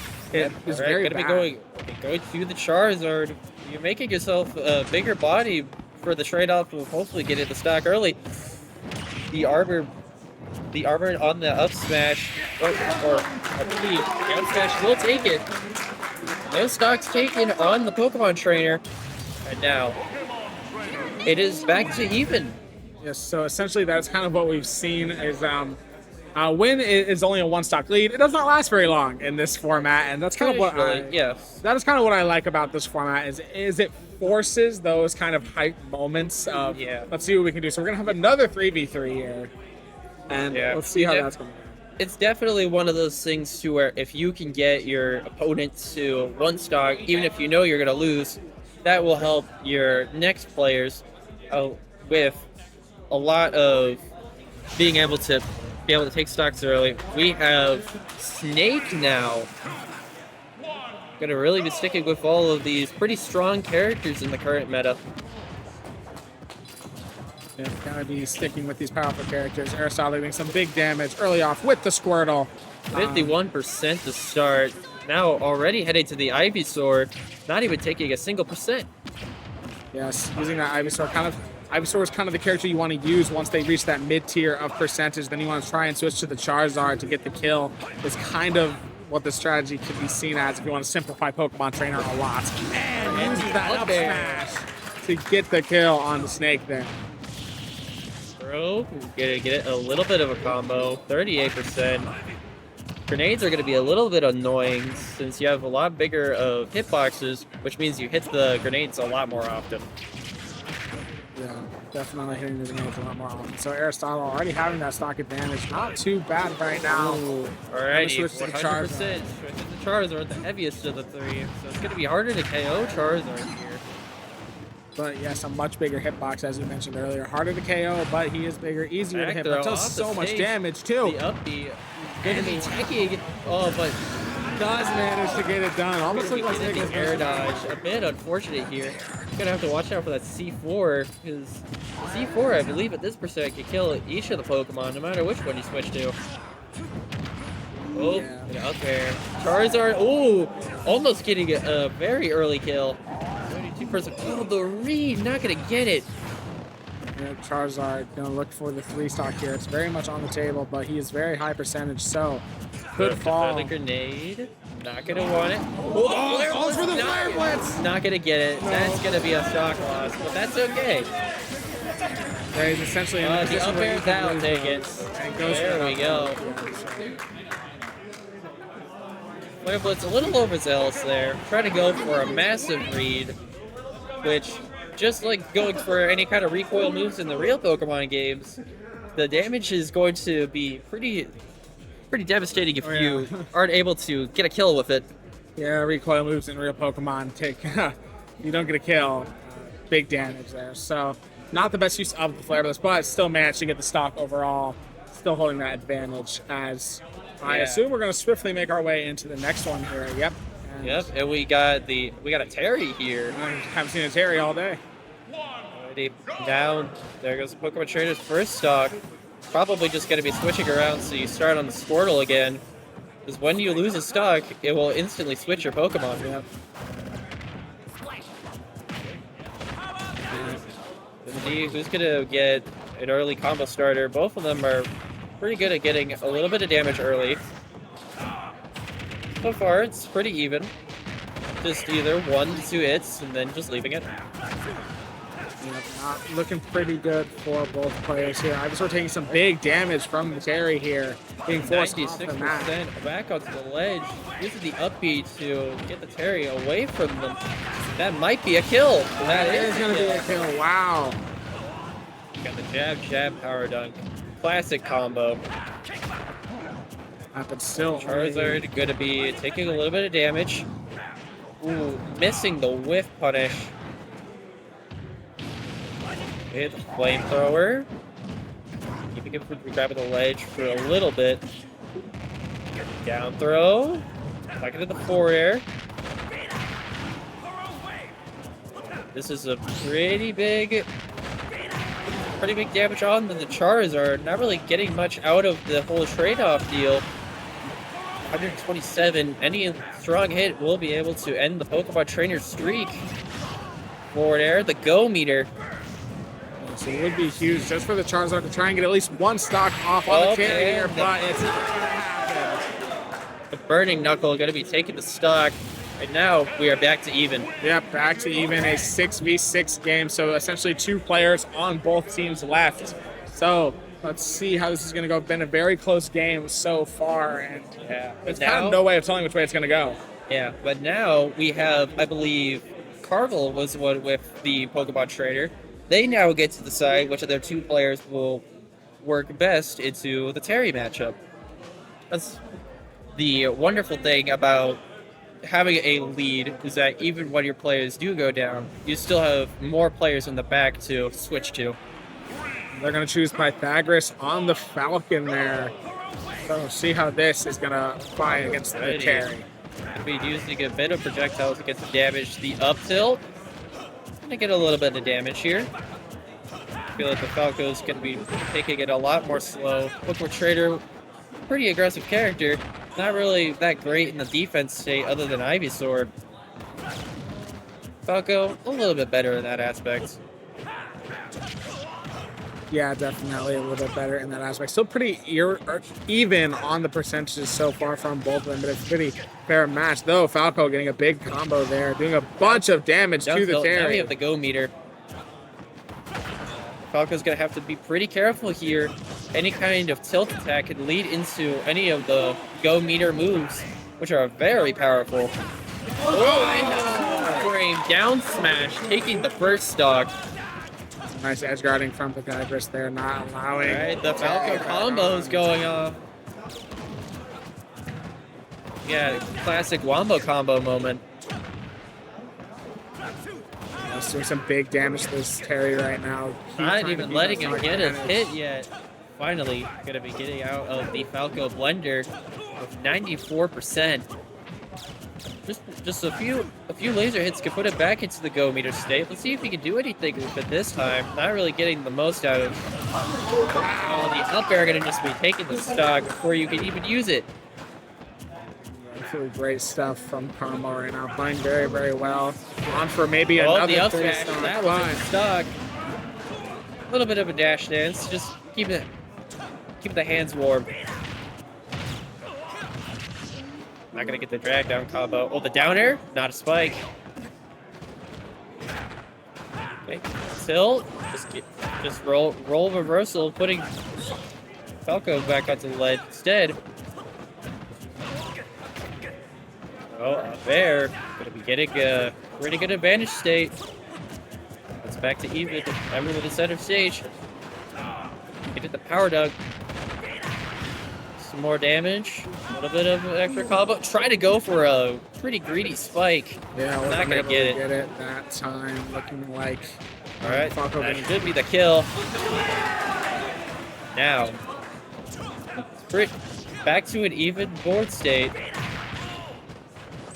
Jab, jab, power dunk. 21% on the board. Strong up tilt. Little combo. Now it's back to even. A little overzealous there. Jab, power dunk again. Classic combo. 100% here on the Falco. Can the Terry close it out? Or could the Falco clutch up? Falco is in a pretty dominant state for most of the game. And then just let it slide out the fingers. Oh, was able to feel it. Now, Carmel gonna be keeping that lead. One last player from Mooresville gonna be having to take the rest of the 4 stocks. So basically, Falco is their goal is just going to be trying to get at least 1 stock off of that Mooresville player. Do as to much try- damage as you can before your time is up. And then just make sure that whoever the last player is has the highest chance of being able to seal the deal. Yeah, that is 100% the goal of Falco right now. Just trying to get a few stocks off. Just at least get 1, and it puts the last player to We'll take just have to advantage. see what kind of character do we have to pretty much their last hope here for this game number 1. It will be the Game & Watch.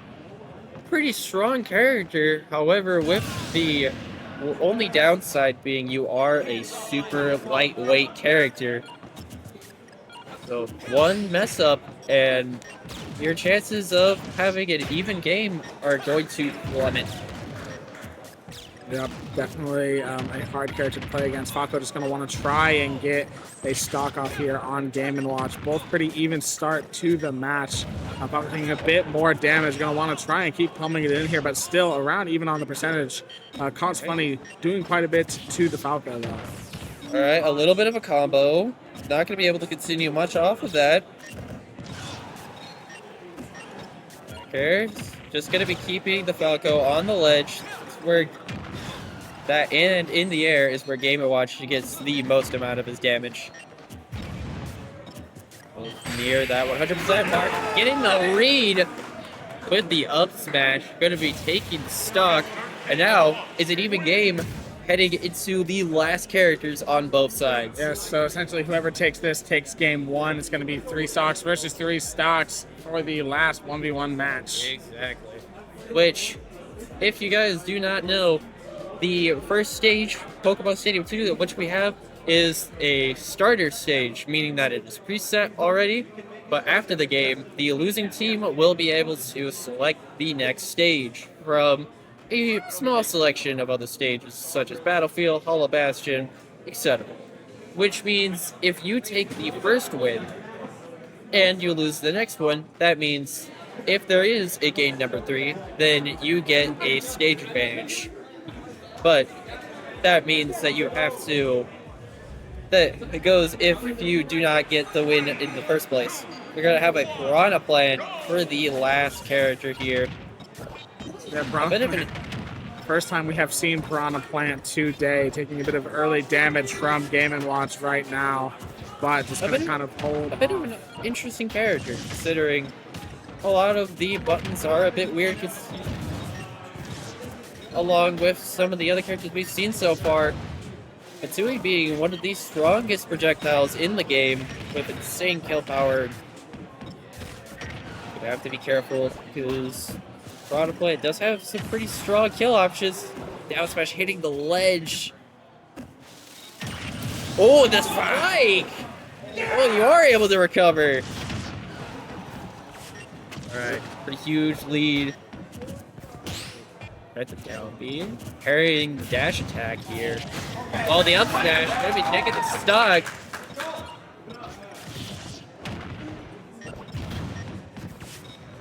Alright. Go for a little bit of a downbeat here. Not really gonna get too much off of it. But Tsui's stopping the combo by just falling on Game & Watch's head. Yeah, just not a lot going on right now. Fairly even, both very similar percentages, both having 2 stocks. Whoever takes this one takes game 1. For a quick reminder, very much on Going for a reversal situation. Will you be able to get it? Be able to go back onto the stage, but a few up airs. It's nice percent. Down smash. Not gonna get the berry, which is probably what you wanted. Ooh. Another down smash, send the play off the stage. Okay, back air, gonna be shield. Hitting past the shield, the up B, gonna be catching the far out recovery route. Dash check onto the back of the stage. Game Watch has to be really careful here. Gonna get a little bit of combo here. Gonna be dropping it, only 21% here. Let's see, we're gonna be hitting him on a runaway. A bit overzealous with a charge smash attack, up tilt.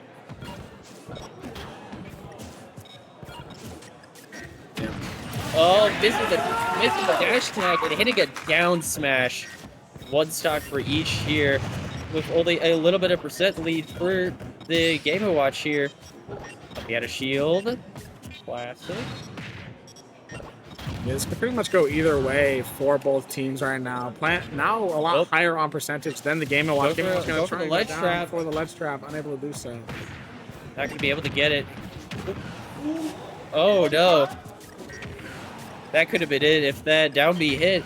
Game & Watch being light is not really going to be working out for this last hit scenario here.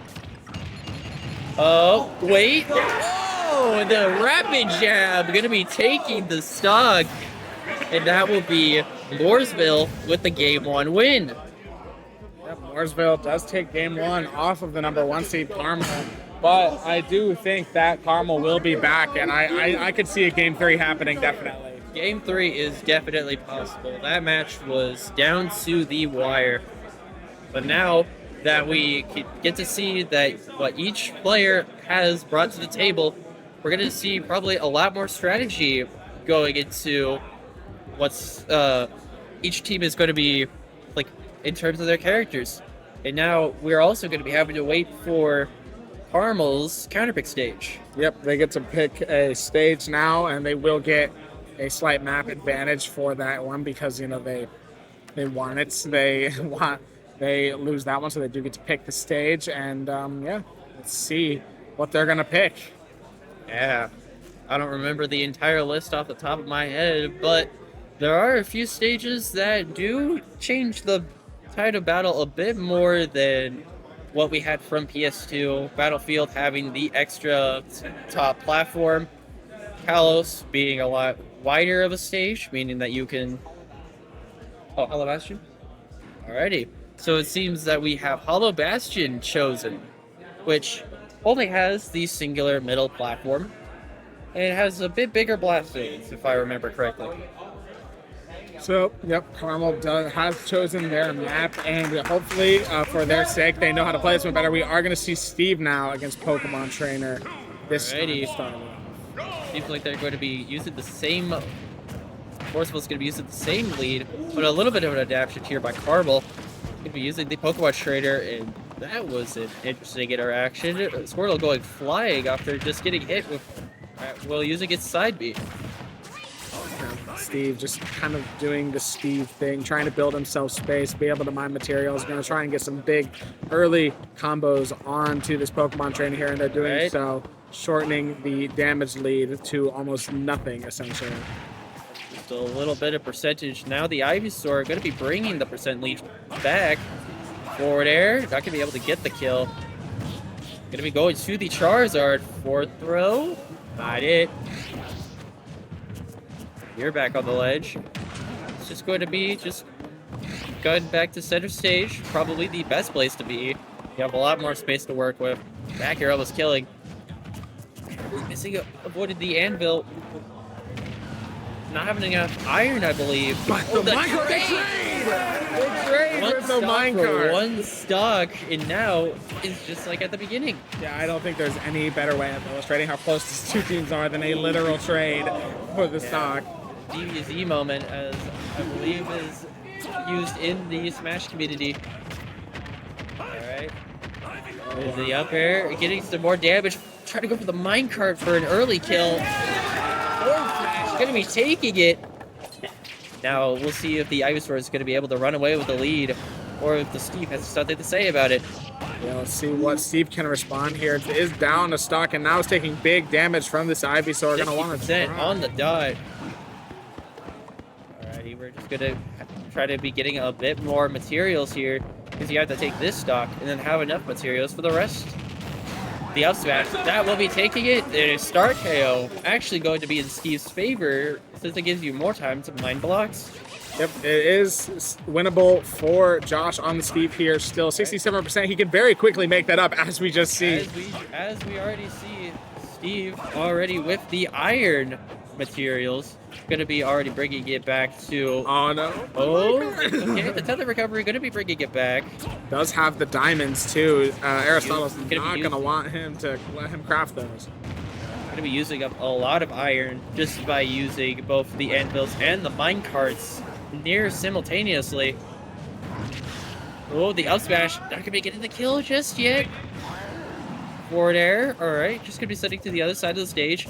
The back air can be devastating if you An ambitious magma block and got stuck in the animation. Just giving Charizard just enough time to choose probably the best kill option to go for at that range without putting yourself at any threat of dying to an up smash. Yeah, that magma block, it has such a big reach, you know, but just go a little bit too ambitious going for it there. Yeah, this is one of those things, spur of the moment. You just gotta pick what you feel like is the best option, and then just happen to not be what you wanted. Gonna go back to the Terry. This is gonna be a rematch from the last time. However, I believe unlike last time, this is just going to be a only one stock Pokemon Trainer to 3 stock Terry instead of 3 stocks on both. So now Aristotle just going to want to try and get that early stock off. Like we've talked before, you know, going to want to try and keep that lead that Carmel has. But Terry's going to want to try and just get this over with as soon as possible. Right. As the more amount of stocks that you lose, the less that you have for everyone else in the back. To where it is not, in fact, a matter of winning just the singular battle, but winning the war of attrition.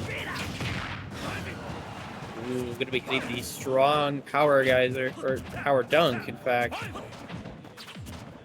Going to be keeping it in a pretty neutral state here.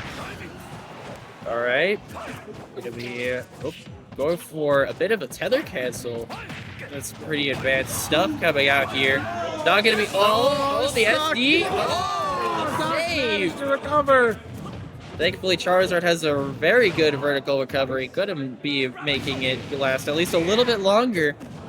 Let's see if the Go Meter is going to be helping out Terry this time. So far, from last game, hadn't been doing nearly anything for him.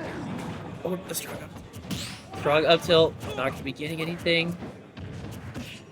One Buster Wall for a Power Geyser will take it. There's a lot here.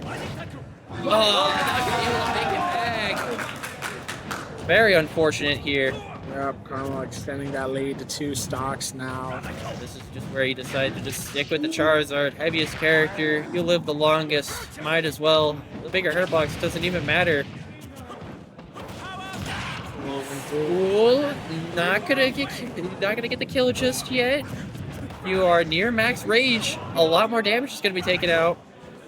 All right. The B. Too low to be able to get the kill. Just going to be playing on the super defensive here, making sure that you cannot get a single killing blow. That's a Gimp, and I believe that should be it. Oh, the disrespect. Not needed, but going to be sending a message. Now that's 5 stock for Pokemon Trainer. But that is unfortunately where the line ends. But 5 stocks though. That's nearly half the entire roster from Morseville's characters gone. Yeah, Carmel pretty much showing that they're going to want to send this to Game 3, and they are poised to do so right now with that 2 stock advantage. So they very well could send this to our first Game 3 on stream today. Which I personally would love to see it. Yeah, it'd be very entertaining to see, game 3. Mooresville having a bit of an advantage with it, but it's going to be really awesome if Carmel can bring this back. We kind of knew it would be close, but let's just see how close it actually is going to be. Considering, as a lot of people probably don't know, this exact matchup is what happened last year. Okay, the Falcos coming back out, which I believe was the previous answer to Terry. Now Terry only has one stock here, so.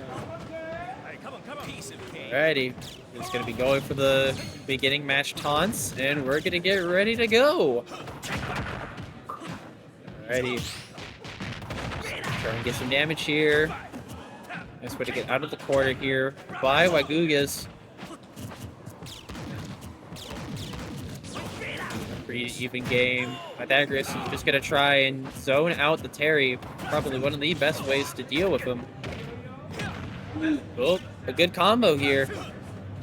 One wrong move, and this could be the end of the Terry stock. Falco really good at edge guarding.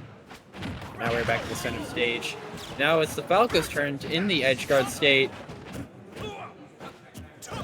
Poking the shield, seeing what kind of options we can poke out of it. Just gonna want to try and kind of disclose this Terry as fast as they can without dropping a stock. It looks like the go meter. Let's see. So far, even in the previous game, not really getting much off of it. Power guys are not going to be able to hit it. But now the fear is here, where one wrong move will equal your stock.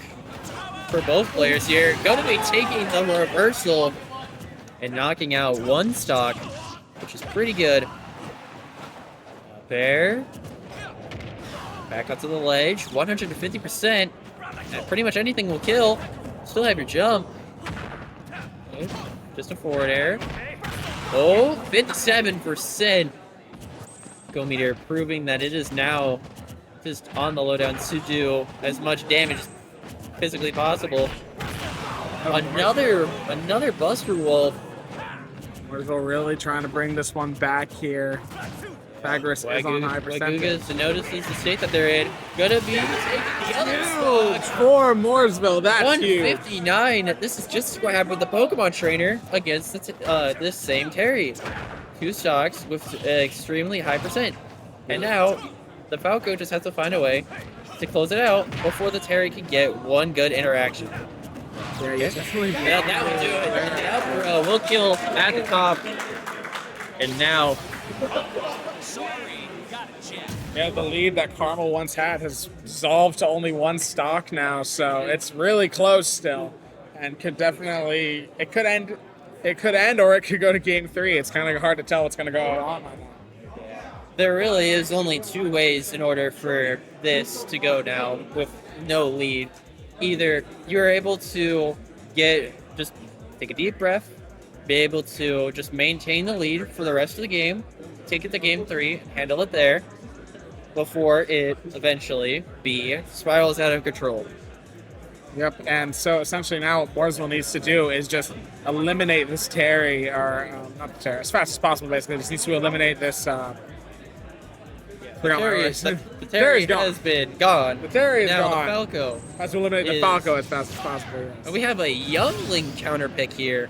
I don't believe we saw this last game. Might either be a new player or a secondary. Not sure.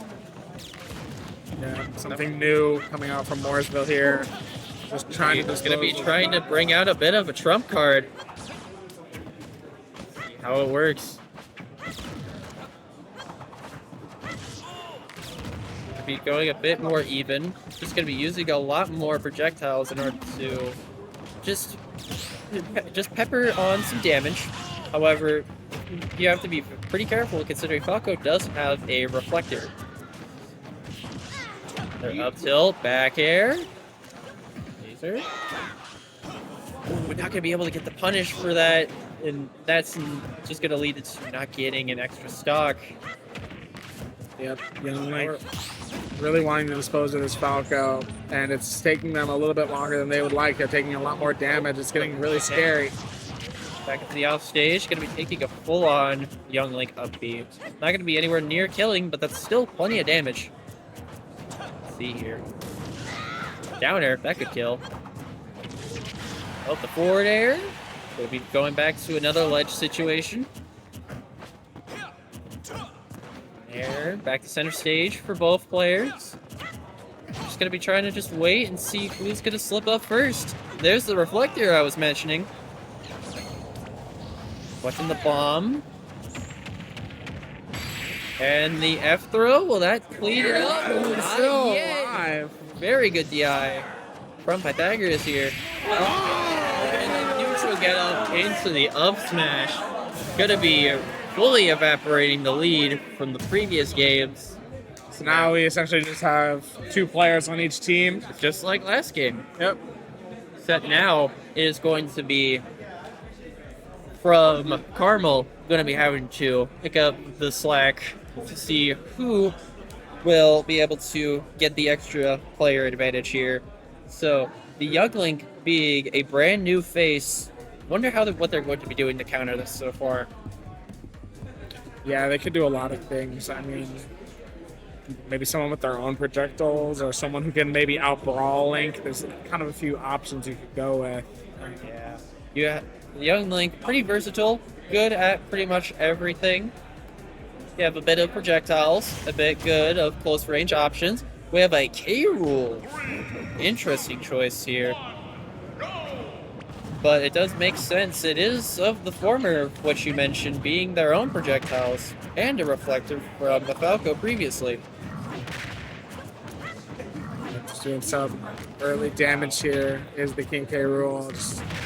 It's basically whoever wins this one is going to be at a huge advantage going into the last game. So let's see how this is going to go for Carmel and Mooresville. But whichever player comes out of this alive is probably going to be pretty much the sacrifice for the team, just trying to get as much done as possible, which could also lead to them just winning the game just on their own, which can happen. Now, I will say the one thing that I am seeing from the K Rool counter pick that I am realizing is pretty strategical is the fact that Young Link is one of the many characters in this game that can struggle to get a kill at late percents. So we're gonna see if that does end up being true. Landing on a cannonball, gonna be losing the first stock. So far, the counter pick. Looking out the back throw. Gonna be keeping it at range. A little bit of damage here. 45%. Gonna be both in center stage again. Be up air. Not gonna be getting the kill. 151. Rage is building for the K Rool, which can be pretty scary. Is it the dash attack? 2 whiffs. Okay. The Blunderbuss gonna be taking the Young Link back off stage again. Air, keeping him on the ledge. Okay, a little overzealous for the down smash that will be traded for a down air for the stock. Yes, but now Young Link very high on percentage, so it's going to be tough for them to hold this stock for as long as they can, but it is possible. Yeah, we did see for the previous 2 games, characters live on extremely high percentage and still get stocked. But not going to be the case here, at least for that stock. Now, one more stock in order to be able to keep a player lead here for Mooresville. Back throw. Oh, the counter. Trying to see if it's a bit more of an aggressive option coming back. Maybe just using the uppy instead of the tether. That's a pretty smart option from the Young Link. Are you sure? Alright, off stage. Gonna be throwing away the crown. An odd decision, because now the Young Link has the crown. Even more projectiles. Even more projectiles to use against the K Rool. And I say it as Yep, they throw. and the spike! Which now Carmel has more of a lead than Mooresville did in the first game, having an extra stock. Yep, that's pretty huge for Carmel right there, having that 2-stock lead. So it's very likely now that I think we are going to see a game 3 if Carmel can use this lead to their advantage properly. No commentator's curse, of course. Yeah, no commentator's curse, of course. I've only done it a few times today, but let's just see what Carmel can do with this advantage and if they can keep it. So that's the wonderful thing for commentator's curse. It never means to happen, but sometimes it always does. Alright, gonna be the Game & Watch here. Gonna be just losing only a single stock. Game & Watch should be pretty strong into K. Rool. A lot of combo food. Just being a lot better of a character in general. Yes, the problem is, if Game & Watch can beat this K roll, they then have to try and beat another person with 3 whole stocks, and if they lose any stocks, they are immediately under a disadvantage. Yeah, which we haven't seen the Sonic from last game, so that maybe they're lurking in the back. And I would assume that this is probably, or the plan. I just realized, because this isn't the same person. And that's the wonderful thing of having more players on your team. You can mix up a lot more of your comps. This is just bullying. This is, in fact, just heavyweight bullying. Something that Mr. Game & Watch does extremely well. Only 59% with full stocks here. Really just showing that Game & Watch is just a heavyweight bully. That is just an SD. A bit unfortunate there. It is. That was funny. Has to be able to clutch up here. Back off the stage you go. Oh, you're trying to get away from the production. Oh, the down smash. Taking an early stock, I believe, only at 70%. So now it's essentially at the point where if Cause Funny does not win this, it's over for game 2, and we're going to go to game 3. Yeah, it would be you would have to have a full-on miracle happen in order for this Game & Watch to make this a 2-0 for Mooresville. Try to go for a down air. Not going to be able to work on the propeller. That is an active hitbox. Bears. Making sure that K. Rool cannot touch the ground. However, that doesn't really work. And back off the stage he goes. Yeah. Oh, the tag! Gonna be living for a little bit longer. Oh, man. Okay. Not that time, though. So it is now a Game & Watch with 1 stock versus the final player of Carmel. It is Cause Funny versus the world at this point, pretty much. Whoever is lurking in the back, whether it be the Plants or the Sonic, it's going to be a pretty uphill battle for this Game & Watch. Yeah, you're going to have to do the 1v3 stock, something that is we've seen done, but is very difficult to do. For sure. Especially, even though how well Game & Watch is as a character, being lightweight is not going to be helping you in any sense in this instance. Yeah, when you are wanting to survive with 1 stock while your opponent has 3, you do not want a lightweight character. That is not the ideal pick. This is definitely where some people prefer heavyweights, and this is going to be the Sonic coming out. Stage. There is always the chance that this could just be 3 9s, and this would be a pretty interesting way to end the set.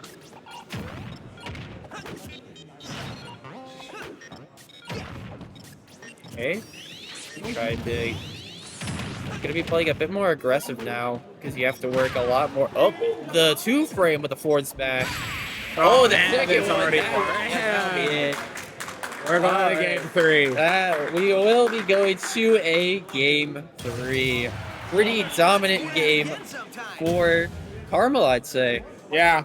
Carmel pretty much controlled that the entire way through. It kind of. The Pokemon trainer definitely set quite a bit of a precedent on the enemy team, taking 5 stocks in the beginning, if I remember correctly.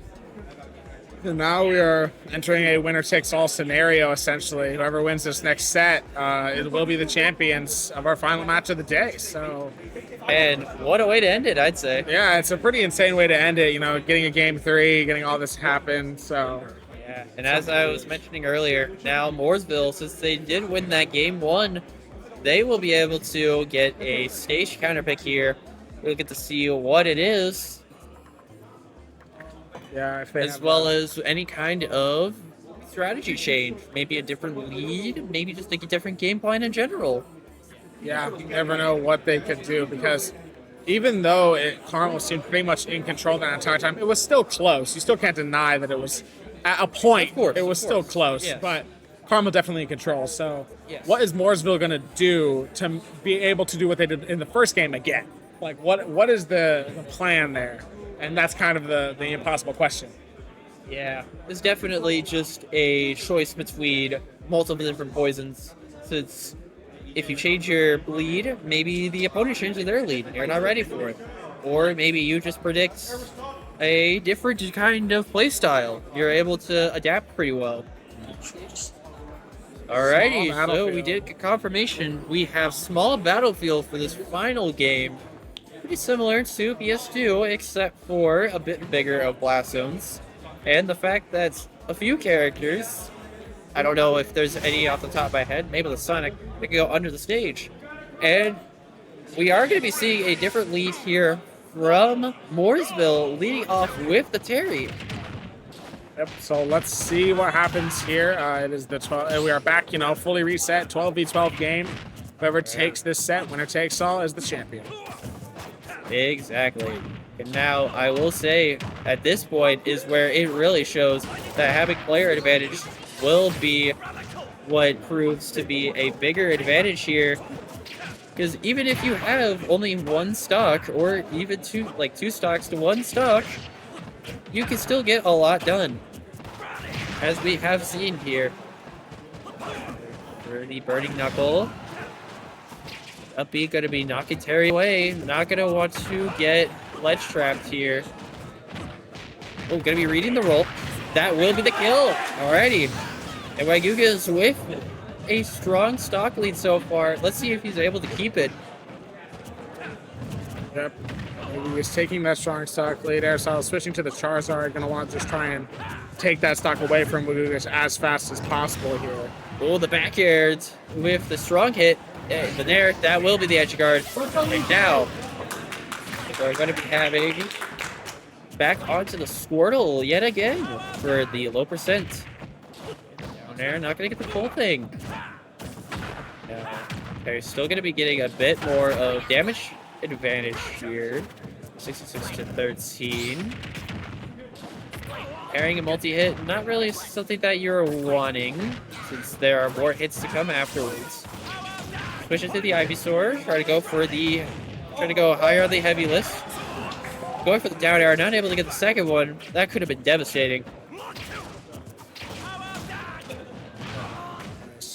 Definitely could have been devastating indeed. Arisada on that Ivysaur going to try and hit some of these smash attacks, doing big damage, fairly equal on And percentage. the down smash, able to hit the aerial approach.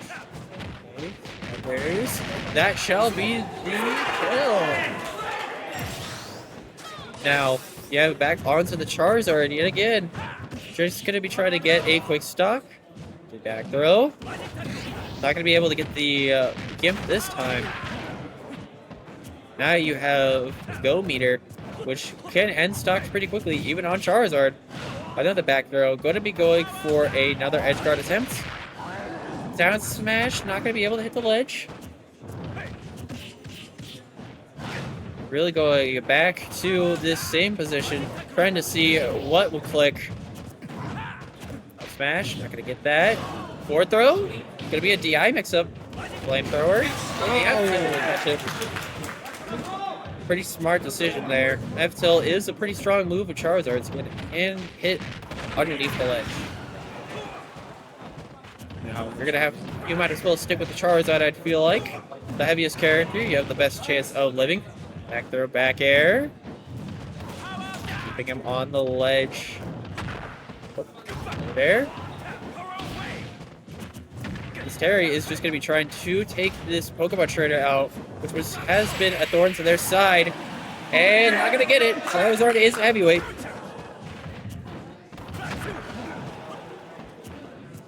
142%. What can we get? Ooh, offstage situation. Not going to get it. The downer is not going to work. Neither will the F smash. That should be the kill. And Lucas gets it. It is Morrisville with the early lead so far, but it's still close. Very much so. Taking 2 stocks off the Terry, which means that any kind of counter pick that we have Carmel have here can easily just take the stock, put it back to even, and then all of a sudden it's just back to the 3 stock versus 3 stock. And if you just keep doing that cycle, who knows how the game is going to end. Yeah, it could pretty much end either way. It's like, it's with that 1 stock advantage, it really doesn't even really matter. It's like, it can be so quickly either extended or immediately depleted. So we see, as long as you're able to just play like to the best of what you can see, then you can at least put it up to even percentages, and then you just have to guess what your opponent's doing. Wonderful things about just getting early stocks. Yeah, getting those early stocks gives you a nice advantage as we await game 2. Seems these teams might be strategizing a little bit on what they are going to do. Yeah, definitely. If anything, this is 100% the place where you just take your time, try and figure out exactly what you're going to do. We have the K rule going to be switching out. Or switching in. Sorry. But going to be losing 2 stocks here. Magugas is just going to be trying to continue to lead. And Diogenes, is that how you pronounce it? I don't know. But yeah, we're just going to have the K rule going to be trying to extinguish the lead. Yeah, it's definitely the plan here, K rule. Just going to want to try and get this Lagugas out of here, while Lagugas going to want to try and see if they can do some big damage to this K rule. Which, honestly, off to a pretty good start, I would say.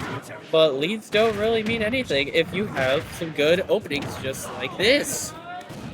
Going to be almost bringing it back to even, just a little bit of percent off. Parrying the cannonball, trying to go for an approach, but a little greedy. Ooh, not gonna be brought in by the blunderbuss. Missing the power dunk. Gonna be falling out of it. The up B is gonna be stopping a potential 2-frame here. Just gonna be scrapping a bit. And now we have the go meter online. We'll see if it's even needed. You are able to recover. His recovery is better than a lot of people give it credit for. Down air, the tag, absolutely legendary tag. And the up tilt, that is exactly what Carmel needed to do, and they did it. Just dispose of the Terry as fast as they can. Just extinguish the lead, plain and simple. Yeah. And they did just that. Now we're back in a tied game. Back to a tied game indeed. Now, Mooresville has a slight advantage here, being able to pick which character is going to be going against this K rule. Could be, I believe, Gamer Watch, Steve. I forget the others, but we'll figure those out later. Yeah. But yeah, it could be anyone. Plus, there could be subs. True. We have the people in. We have no idea really, but yeah, it's an even game, and this winner takes all situation. And they are we do have the snake is back again after a bit of a backseat from the last game. Probably just gonna be taking a breath, just being able to just sit back for the game. Which hey, everyone needs every once in a while. Gonna be Nikita. Having a bunch of explosives are definitely going to be able to help deal with the heavy problem. Just narrowly missing that cannonball. It's going to be busting C4. Not really where you want it, so just blow it up early. I like that. I also like that. I like that usage of the thing, as we have some latency issues on our transmission. The up air. I'm going to be taking the stock from Snake here. At least we can still see how the kill's happening. Yeah, at least we have that. We are streaming on Wi-Fi. Alrighty, we're gonna be immediately just taking it back to even. Okay, just lots of explosives here. Just gonna be getting as much ship damage as possible. That's the way that Snake usually plays too. Just Just pepper them with a lot of explosions. Eventually, you'll find them in up tilt percent. Back throw on the ledge. Are able to get up pretty well. C4 going to be catching it by surprise. Still, not going to get all the full hit here. Good recovery. Carol is going to be pretty good at least stopping when you are using that up B, since you only gain armor to multi-hit attacks. It's still pretty even right now. I mean, even on stocks. I mean, Snake taking a bit more damage, and the caster's curse. That is going to be a again. dash attack. Going to be taking that stock. Back on the ledge here.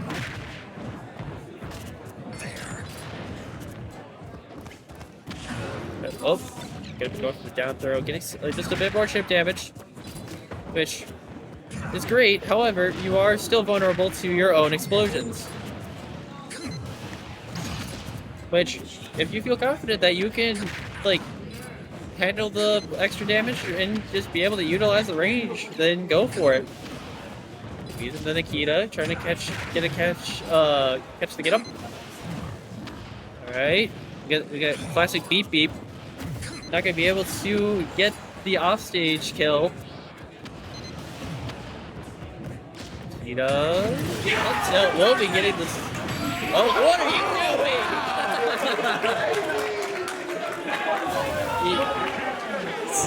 doing? We see a lot in matches where the opponents don't know where the C4 is, but apparently in this instance, the Snake player doesn't even know where his own C4 was.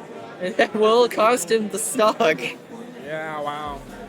But so Carmel still only having a 1-stock lead. I mean, we've seen it get depleted fast. What are they going to do this time to, try and extend that lead? Exactly.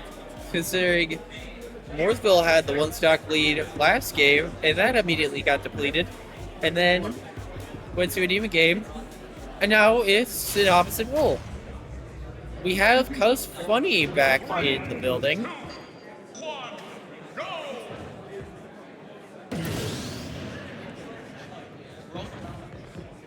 Alright, now just gonna be going for the 2 SDs. Just get back to the correct amount of stocks, and now here we go. Get to see whether or not this K-Rool can get a stock off. Oh! Not gonna be it, not gonna be it. Quick stock. Almost gonna be like quite a tragic start to the match here for Mooresville, but able to escape with good DI. Narrowly missing that forward smash. Okay, the up smash, the grab, and now we are back into the up air simulator. Gotta love bullying. We have to love bullying. And he's still bullying. Does manage to actually hit the ground for once. And Back throw. that's how kids watching. That's how you should respond to your bully. Just use bullying to respond to bullying. Exactly.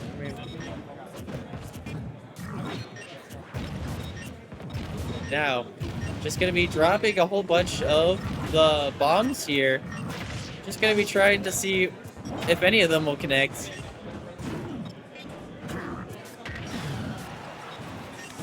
Oh, yeah, very stale game. So as right now, but PK Roll very high percentage. Okay, Give it going once. off stage. Will Goes you in be able to there. get the edge guard? The chair.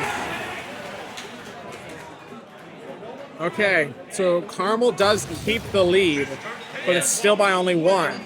However, Carmel has 2 players with 3 stocks this time, so the lead is a little bit more sufficient. Exactly. Because now, like, being able to continue the lead, I feel, is more important than just getting the lead, because that always could just be taken away. Yeah. And I think in this position where you have 2 players with 3 stocks and then the other team has 1 with 2, 1 with 3, I think that it makes the 1-stock lead a little bit more significant because I think the 2-stock player might struggle a little bit against the 3-stock. Yeah, because they have to work a good bit harder than the player with 3 stocks, because you have to be able to not only take all the stocks from the opposing player, but lose as little as possible with already not as many stocks as you should. Yes, definitely. It's going to be very difficult for Mooresville as Carmel have built this advantage for themselves, but it's still winnable by either team, I think. It's just Mooresville has a little bit more work to do in this situation, so let's see what they can do with it as we are very much nearing the end of the day so far. And we have the Falco versus the Game & Watch now. A little bit of banter from the crowd there, saying take him out. Yes, if you don't know, there's quite the crowd here watching this game. Yeah, some Mooresville and some Carmel fans all in the crowd. You can hear some pretty loud cheers whenever stocks are taken. I don't know if you guys can hear it from the mic. Probably not. So we're getting a little bit of early percentage. All right, gonna go 69%. Gonna be getting the classic Game & Watch combo starter. Gonna be that Nair. Falco's just gonna be responding back. Now you have to try and find your way back down safely. Okay. Just gonna be trying to find your footing. Up throw, up air. Not gonna be it, even for a lightweight. Up he had a shield. Gonna be just getting some more juggles. Back air. That will take it.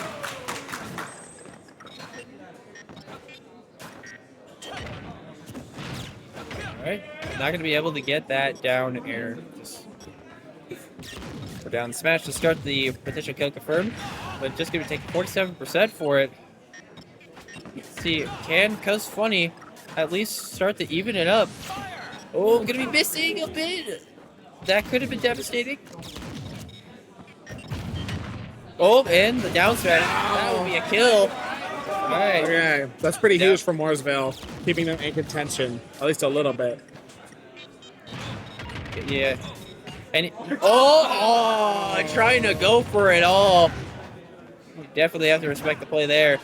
Ooh, the down smash. Not gonna get the 2-frame. That would have been a dead game. What? Not gonna be it. Good DI.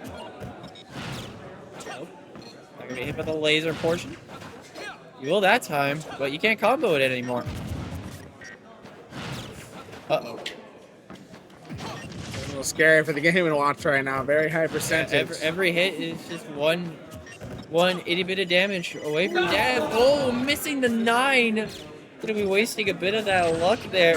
Oh, the side beat. That will be it. And now that is 5 to 3 stocks here.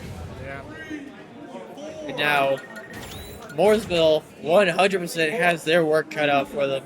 Yeah, they have one player to take out both the Falco and whatever's in the back. We have no clue. Yeah, one player to take out a slightly weakened Falco, only having 2 stocks. But then after that, if they manage to do that without losing any stocks, they have to do another fight right back to back. And the chance of them not losing any stocks is seemingly low. All right, and we but have they have the Steve, which if anyone can do it, it's gotta be Steve.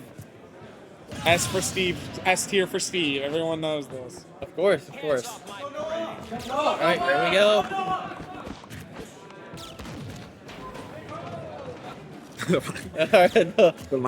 The slow minecart just Thomas the train engines his way all the way into a hit.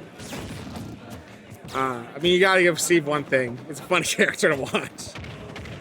Funny to watch, not funny to play No, against. I will not at say, all. from experience. Absolutely terrible to play against, but how much fun he is to watch is so insane. Honestly, an impressive character to play well. You play Steve well, it's very impressive. It's unfortunate how OP it is because you want to admire it. But it's just like, what is happening? That interaction.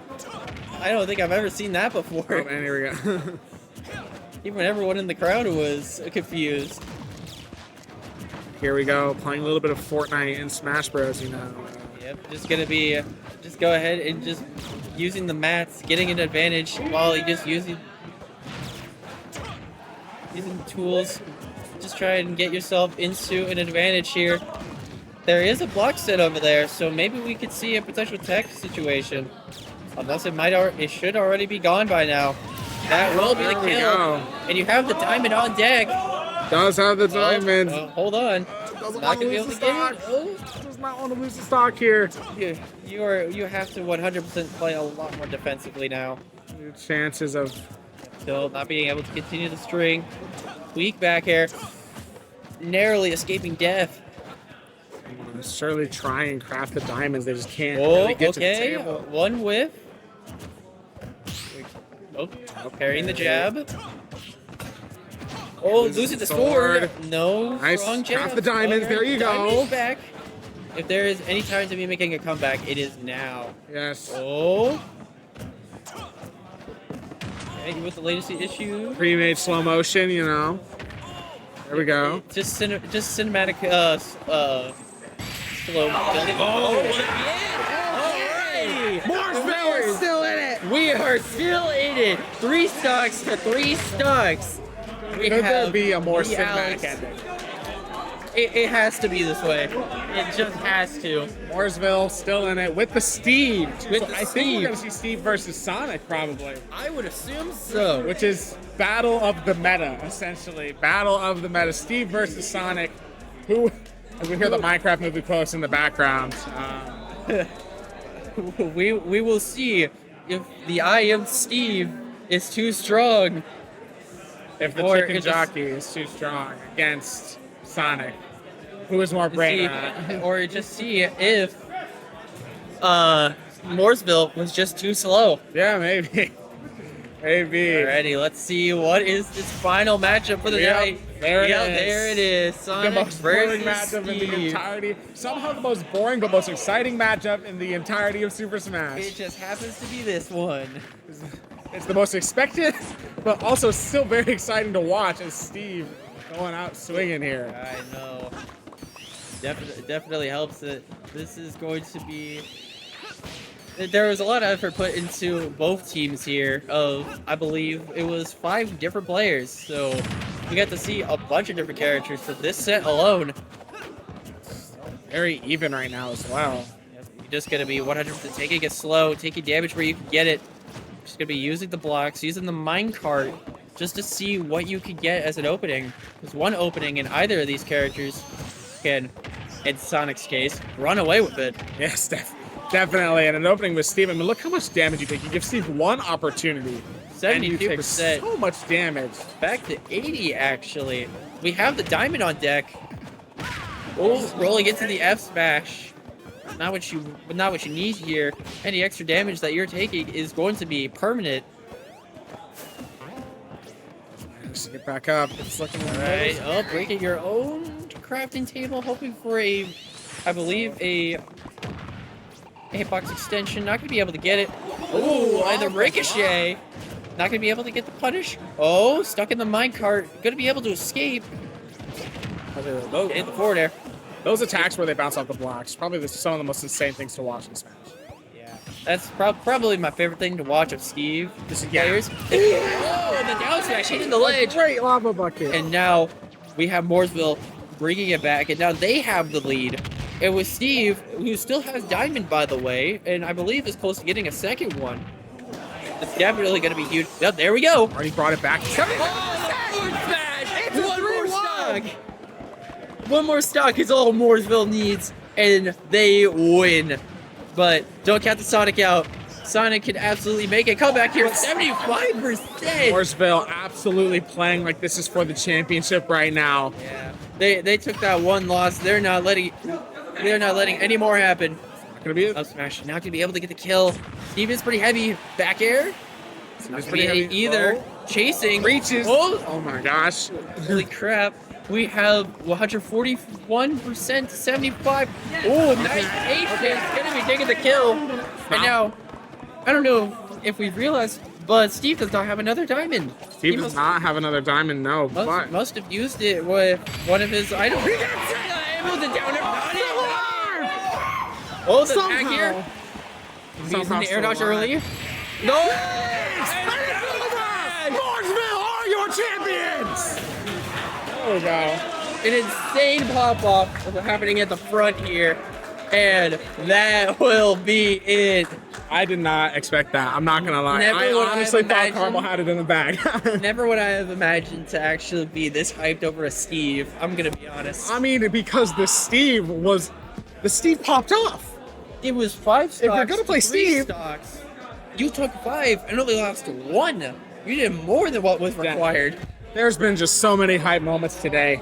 I can And barely take what a it. great one to end off Just on. yeah, textbook way to end it. I thought Carmel had it, but GG's to both teams. I mean, great stuff from both of them. I mean, And if there's anything to take off from this today, don't count out any top tier characters. yeah, don't count on anyone. Can I please end the stream? Okay, last game of the day. I am very tired. I have been Wyatt.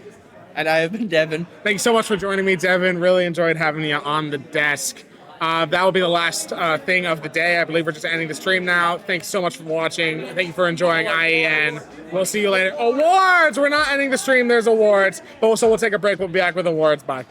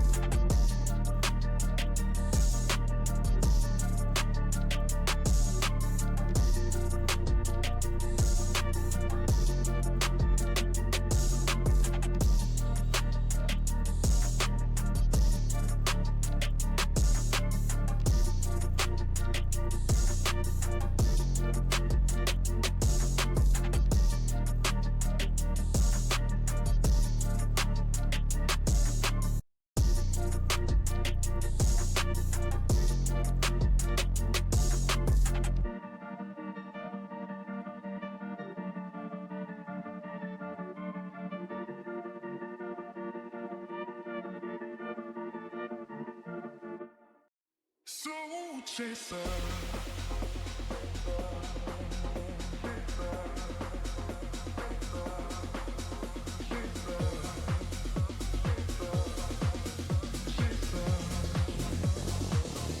Soul chaser.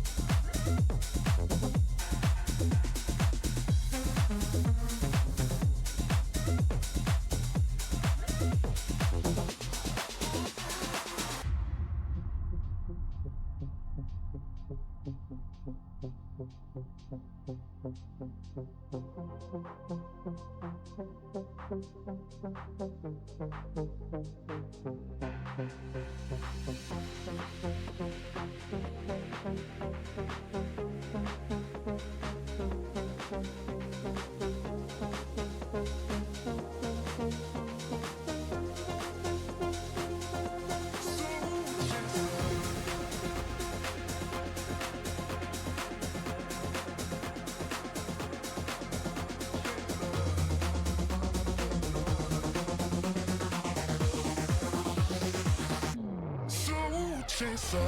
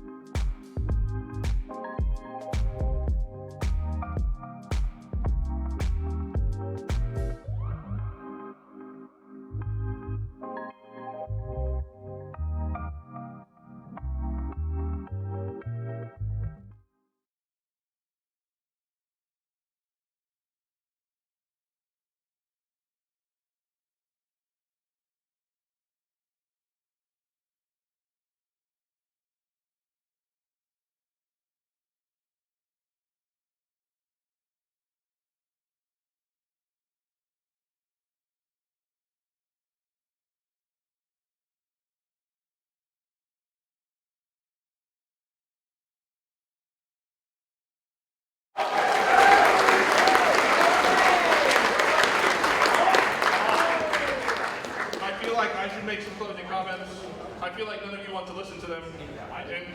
Oh, you do? Okay. Clothing comment number 1. Thank you all sincerely. It's really cool for us as board members to be able to look out on a room of all of you and see you all being excited and celebrating each other and just having a good time. It makes all the work worth it. So thank you for all being here.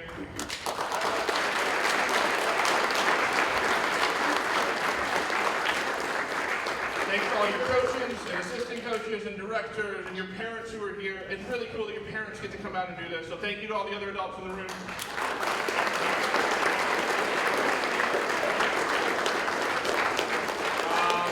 Ball State. I don't see any Ball State representatives in the room. I think they're busy cleaning up after all of you. So they can go home. The production team is here.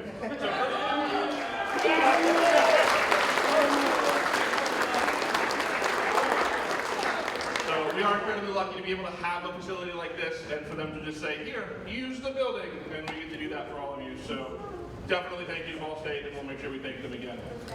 But how about we get some awards so we're not here all night, yeah? Yeah. All right. So, I believe you can all still do this after the end of a long day. There are 2 sets of stairs. This will be the up set of stairs, or if you prefer, the ramp. And this will be the down set of stairs. So what we're asking you to do is when we call you, come up with your team. You'll be presented your medals and your trophy. After you get your medal, you'll kind of head over this way. Your coach will be presenting with the trophy. We'll get a picture, and then we'll get a whole team picture of your coach, trophy, players, and medals over here. Got it? For the tournament titles, where we're doing like iRacing, chess, and Tetris, we'll probably group all of you together for the picture. For the other team titles, it'll just be team by team. Sound good? All right, let's go. So, first up, Minecraft, IEN Minecraft, and State Champion. IEN runner-up for Minecraft. Runner-up.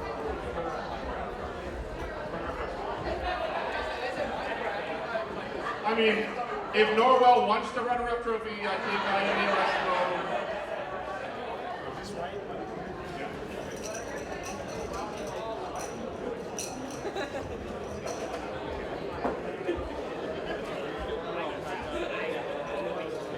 Hey everybody, while they're doing that, over here's Dan. Dan's the director of Ball State Esports. Big round of applause for Dan.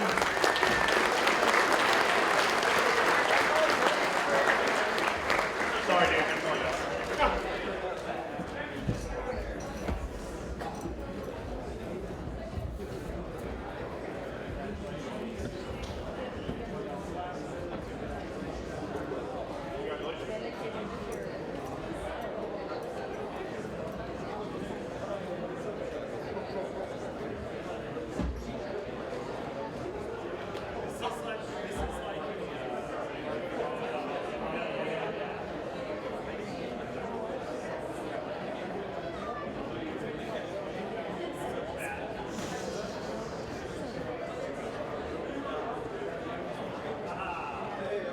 It's okay, guys. I'm a physicist.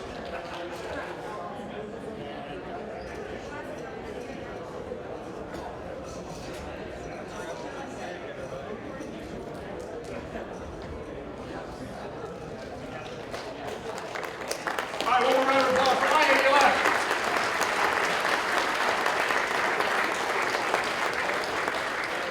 And now, your state champions for Minecraft, Norwell High School.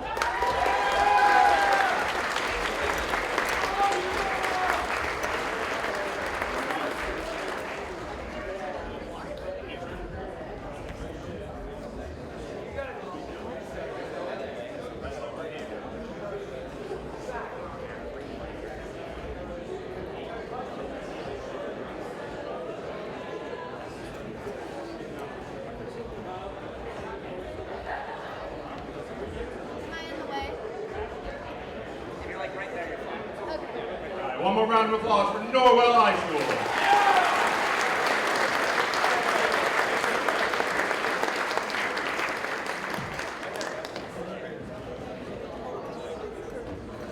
All right, next up, IEN League of Legends.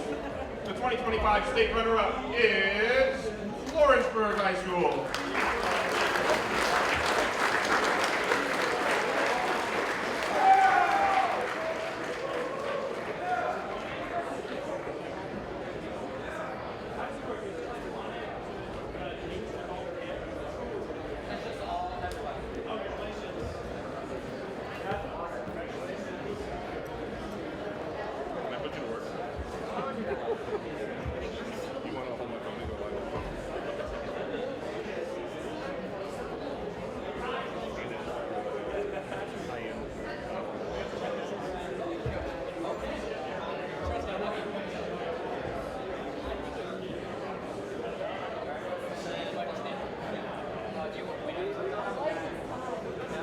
round of applause for Lawrenceburg.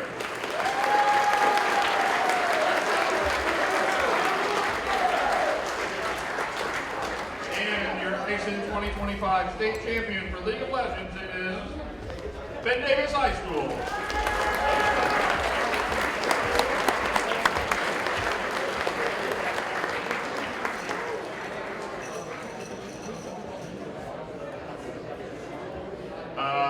Public service announcement. People who shall remain nameless, but we will stare at, may have just given the Lawrenceburg team the wrong trophy and medals. So if you can come back up to the side, we'll swap that for you. So yeah, come over here to the side. Come back up and we'll swap those out for you.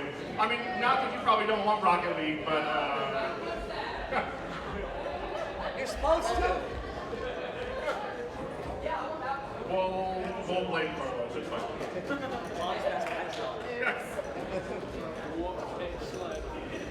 Fine. Now, the state champion, Ben Davis High School.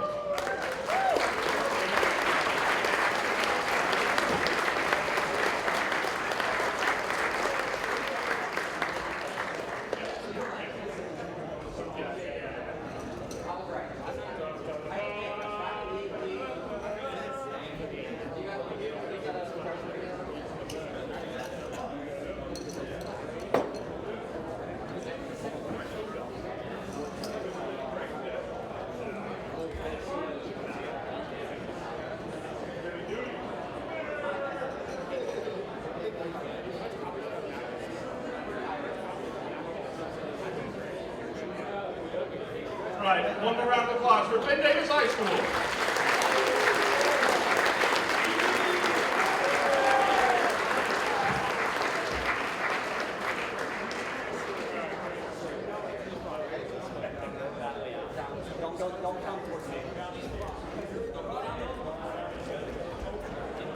All right, next up, we have one of our tournament titles, ISIN iRacing. In fourth place for the year's ISIN iRacing is Vaughn Beasley from Park Tudor. Jones will be on the tournament. We'll make sure to in third place for ISIN iRacing is Aiden Vaughn.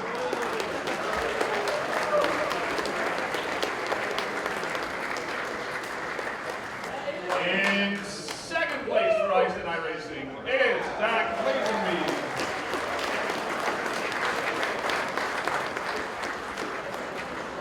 And in first place for ISIN iRacing is Alex Jones, Carmel High School.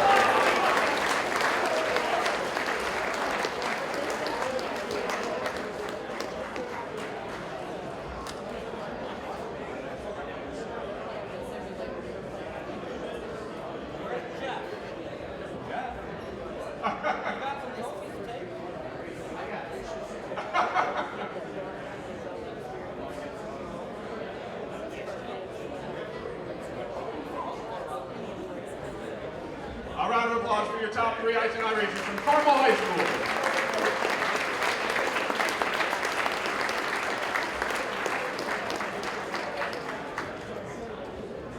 Next up, ISIN Tetrio. We have the fourth place finisher from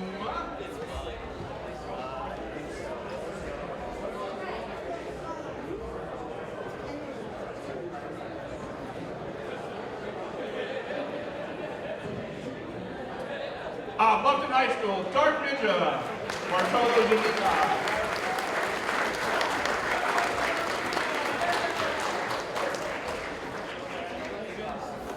Third place in ISIN Tetris is Stephanie Tan, Carmel High School.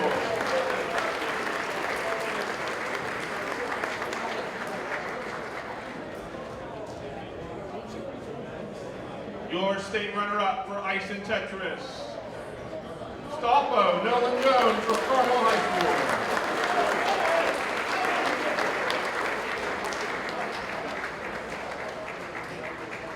And your ISIN 2025 state champion for Tetris is Sugarboard Dr. Gold from Buffalo High School.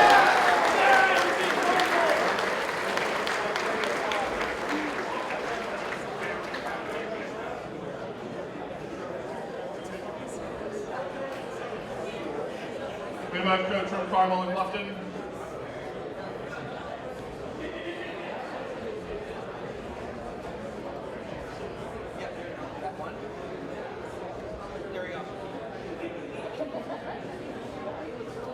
One more round of applause for your podium for 2025 Ice and Tetris.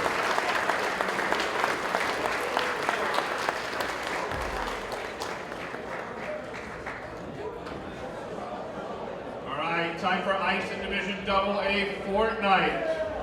Your 2025 state runner-up is Franklin County High School.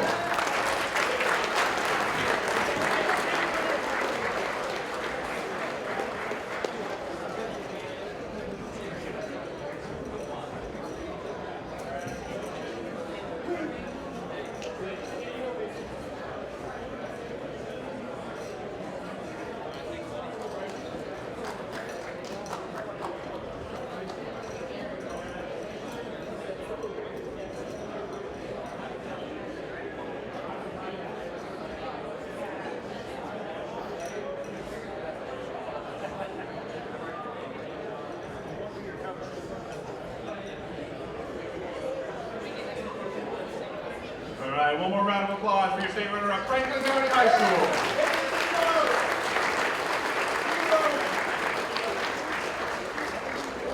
And your 2025 state champion for Ice in Division AA Fortnite, Scottsburg High School.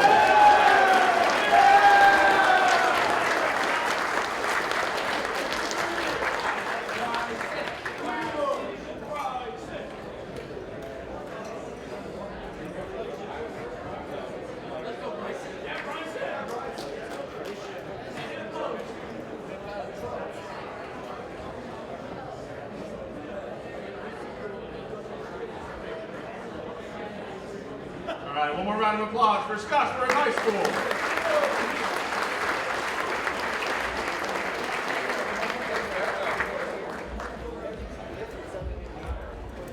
Up next, we have Division AA Rocket League, and your state runner-up, Rebuff Jesuit High School.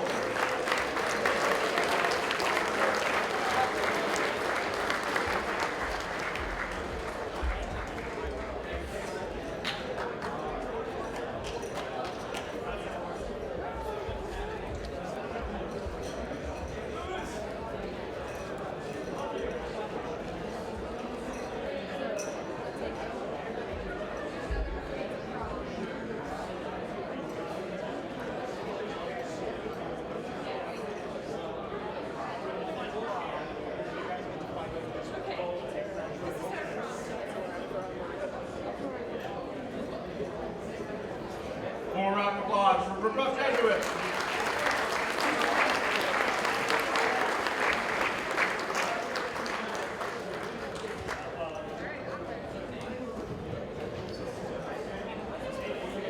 And your ISIN AA Rocket League state champion for 2025 is Hobart High School.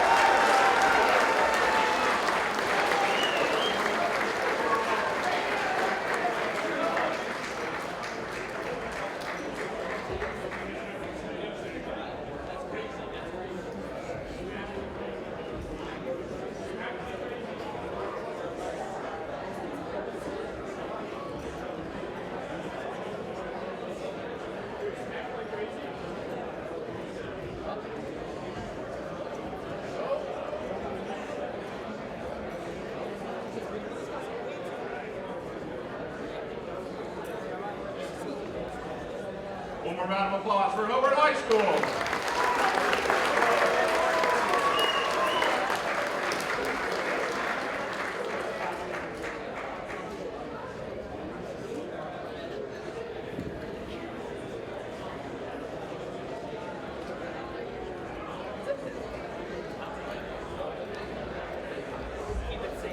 All right, next up, ISIN AA Overwatch, your 2025 state runner-up is Lakeland High School.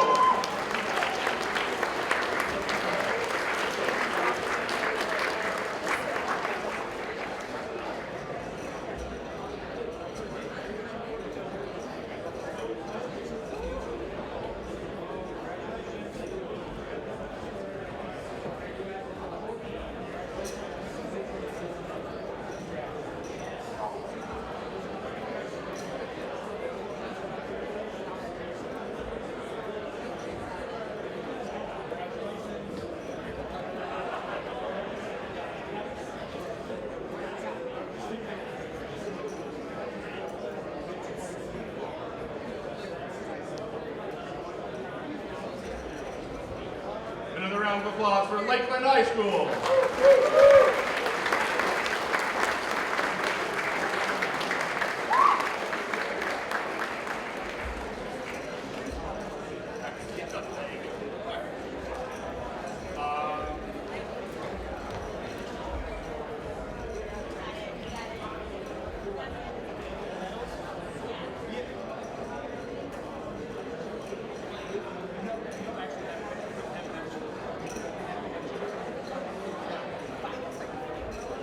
And your 2025 state champion for ICAA Overwatch is Norwell High School.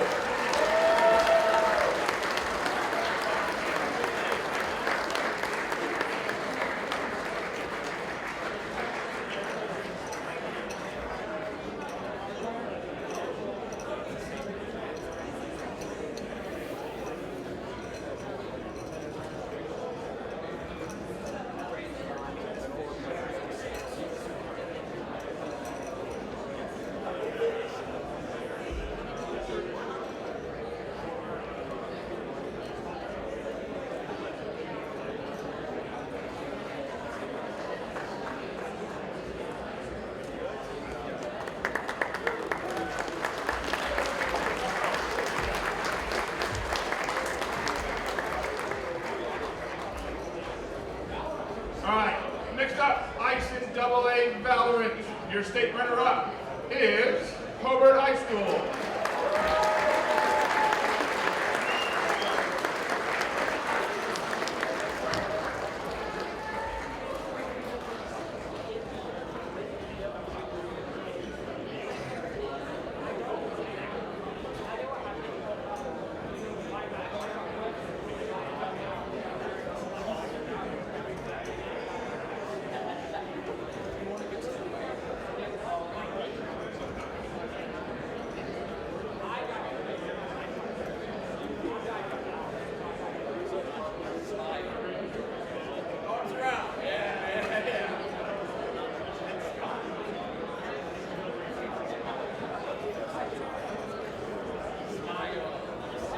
All right, one more round of applause for your ICAA Valorant winner of Hobart High School.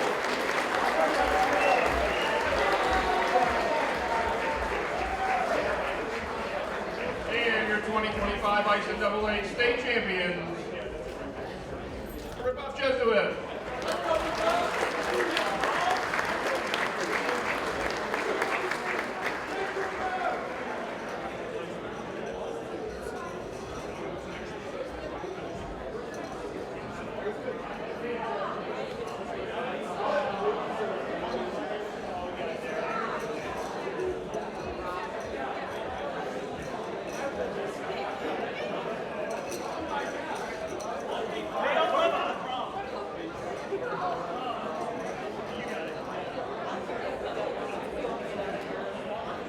One more round of applause for Rip-Off High School.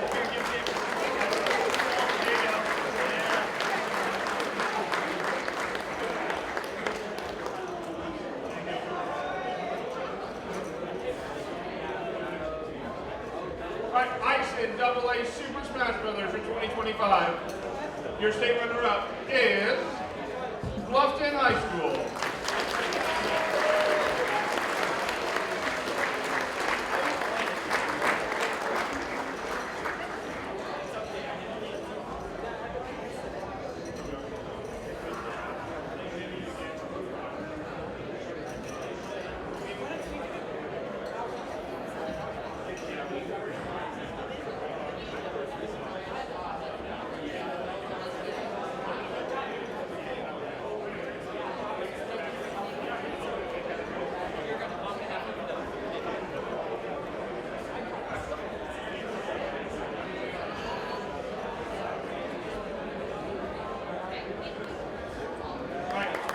One more round of applause for Bluffton High School.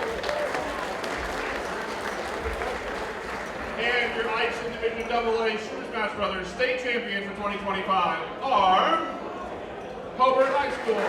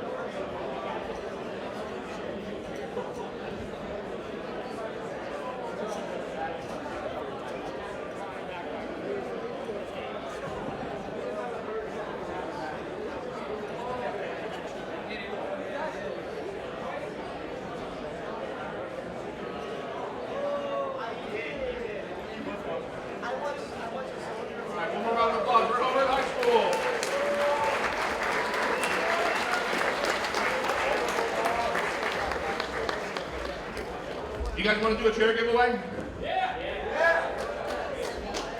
Really?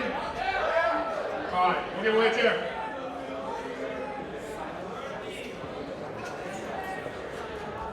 All right, Simon Larson, you want a chair?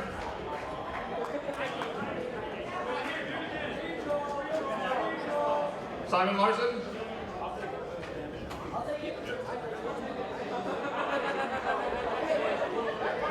All right, well, okay, no Simon Larson. Tanner Townsend. Tanner Townsend.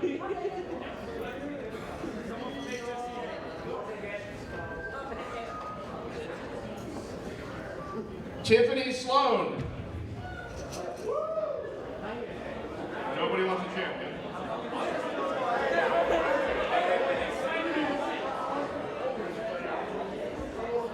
Charlie Hornacher. Dominic Cox. Richard Fleet. Okay, we're going to get back to chairs later. All right, ISO AAA Rocket League. Your state runner-up is Hamilton Southeastern High School.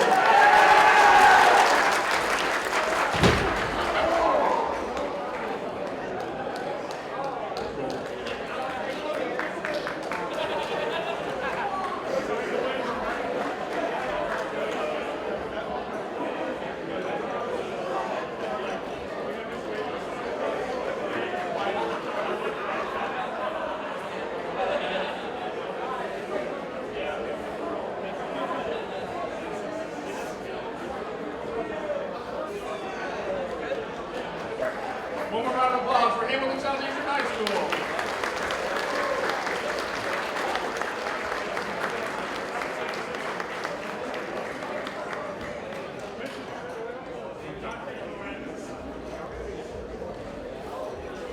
And your ISIN AAA Rocket League state champion for 2025, Carmel High School.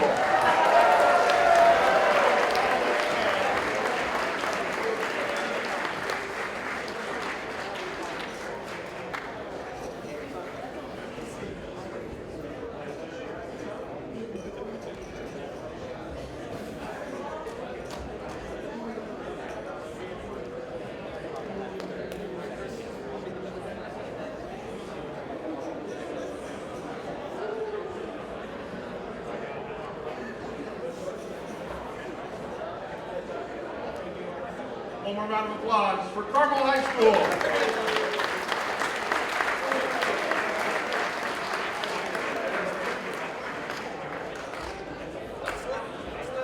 Next up, your ISIN AAA Overwatch 2 state champion and state runner-up. Your state runner-up for 2025 is Anderson High School. I tried to get him over.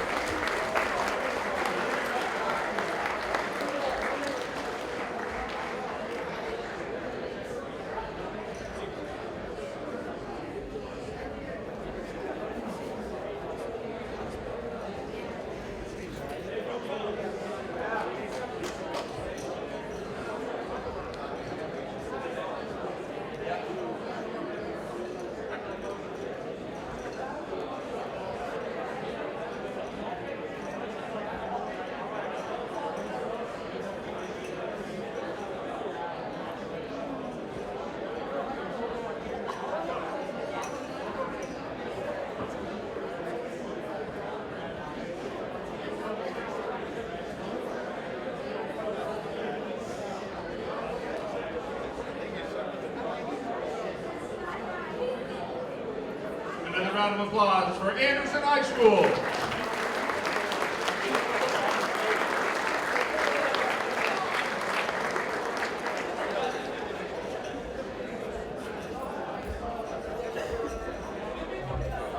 And your ISIN Division AAA 2025 state champions from Speedway High School.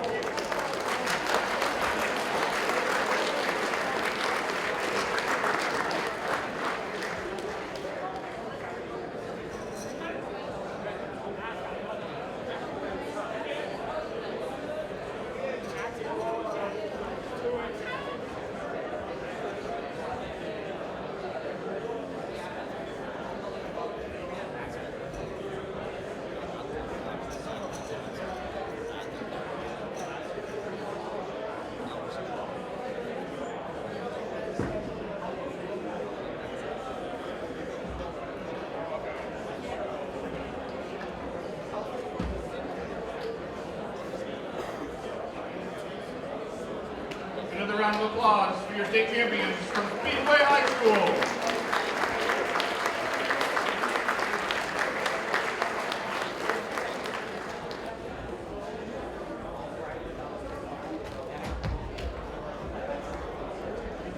Next up, IEN AAA Valorant.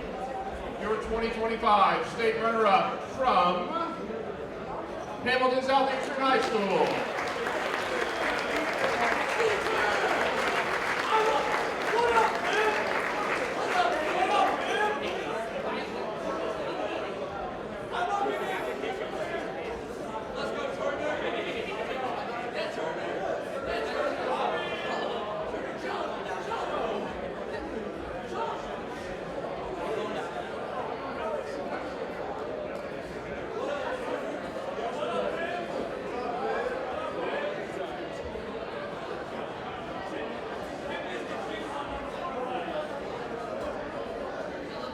Another round of applause for Hamilton Southeastern High School.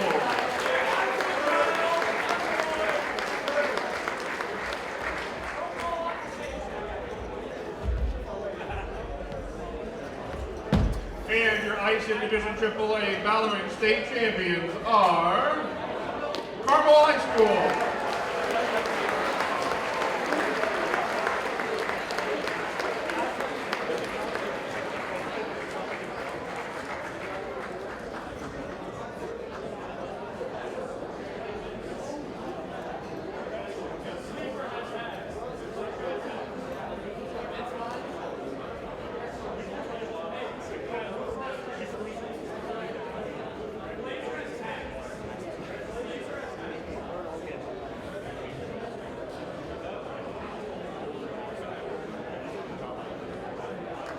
Another round of applause for Carmel High School.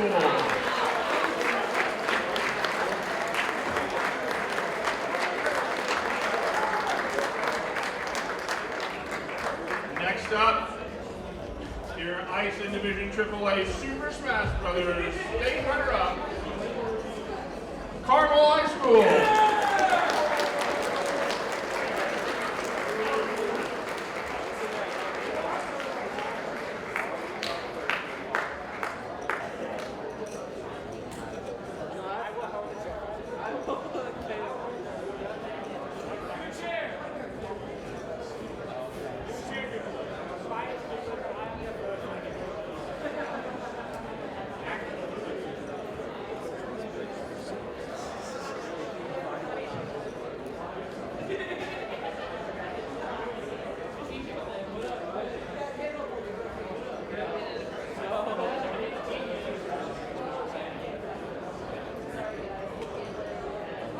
Another round of applause for Carmel High School.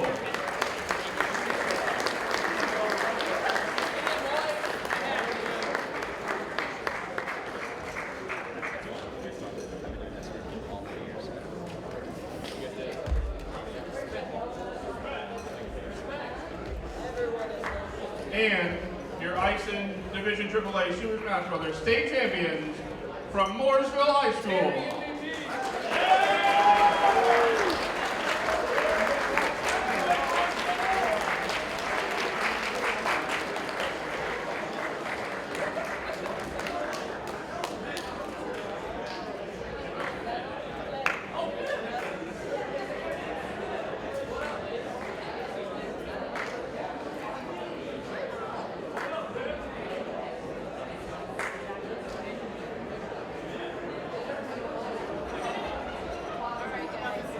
Another round of applause for Mooresville High School.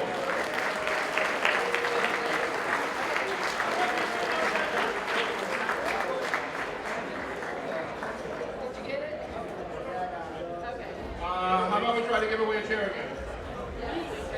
We're not taking the chairs home. Annabelle Fraley. You sit, I'll hand it to you. Since it's wobbly. Ethan King.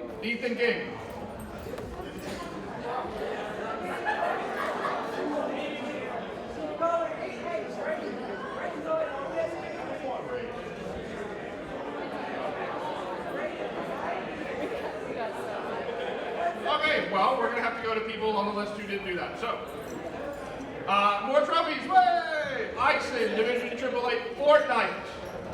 Your state runner-up is Bloomington North High School.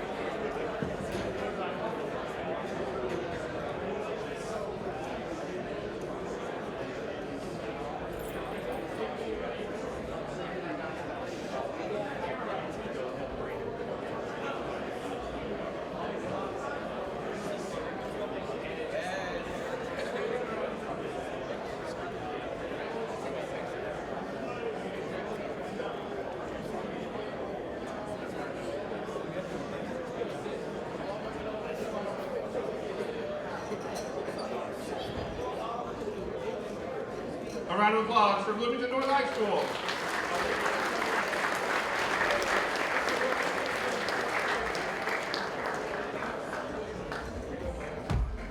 And your 2025 state champions for IEN Division AAA Fortnite are Ben Davis High School.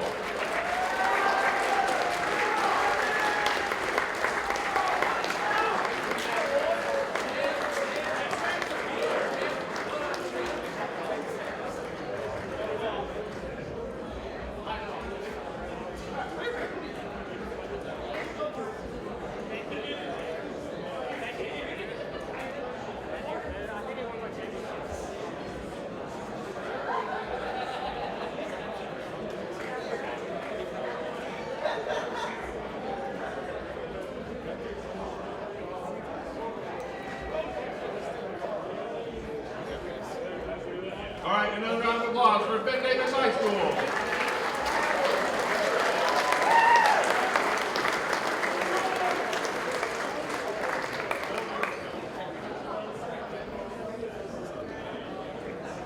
All right, we're going through coaches now for the list of cheer giveaways apparently. So, Seth Sturgeon. Seth Sturgeon on you. Oh, Seth? There we go. Woo!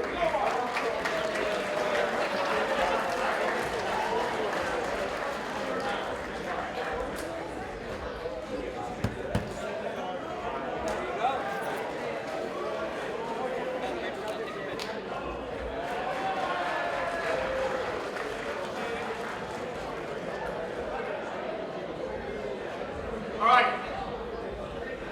In closing, just a few things. One, thank you again for everyone. This was a lot of fun. This was a lot of work. Hopefully you all enjoyed it.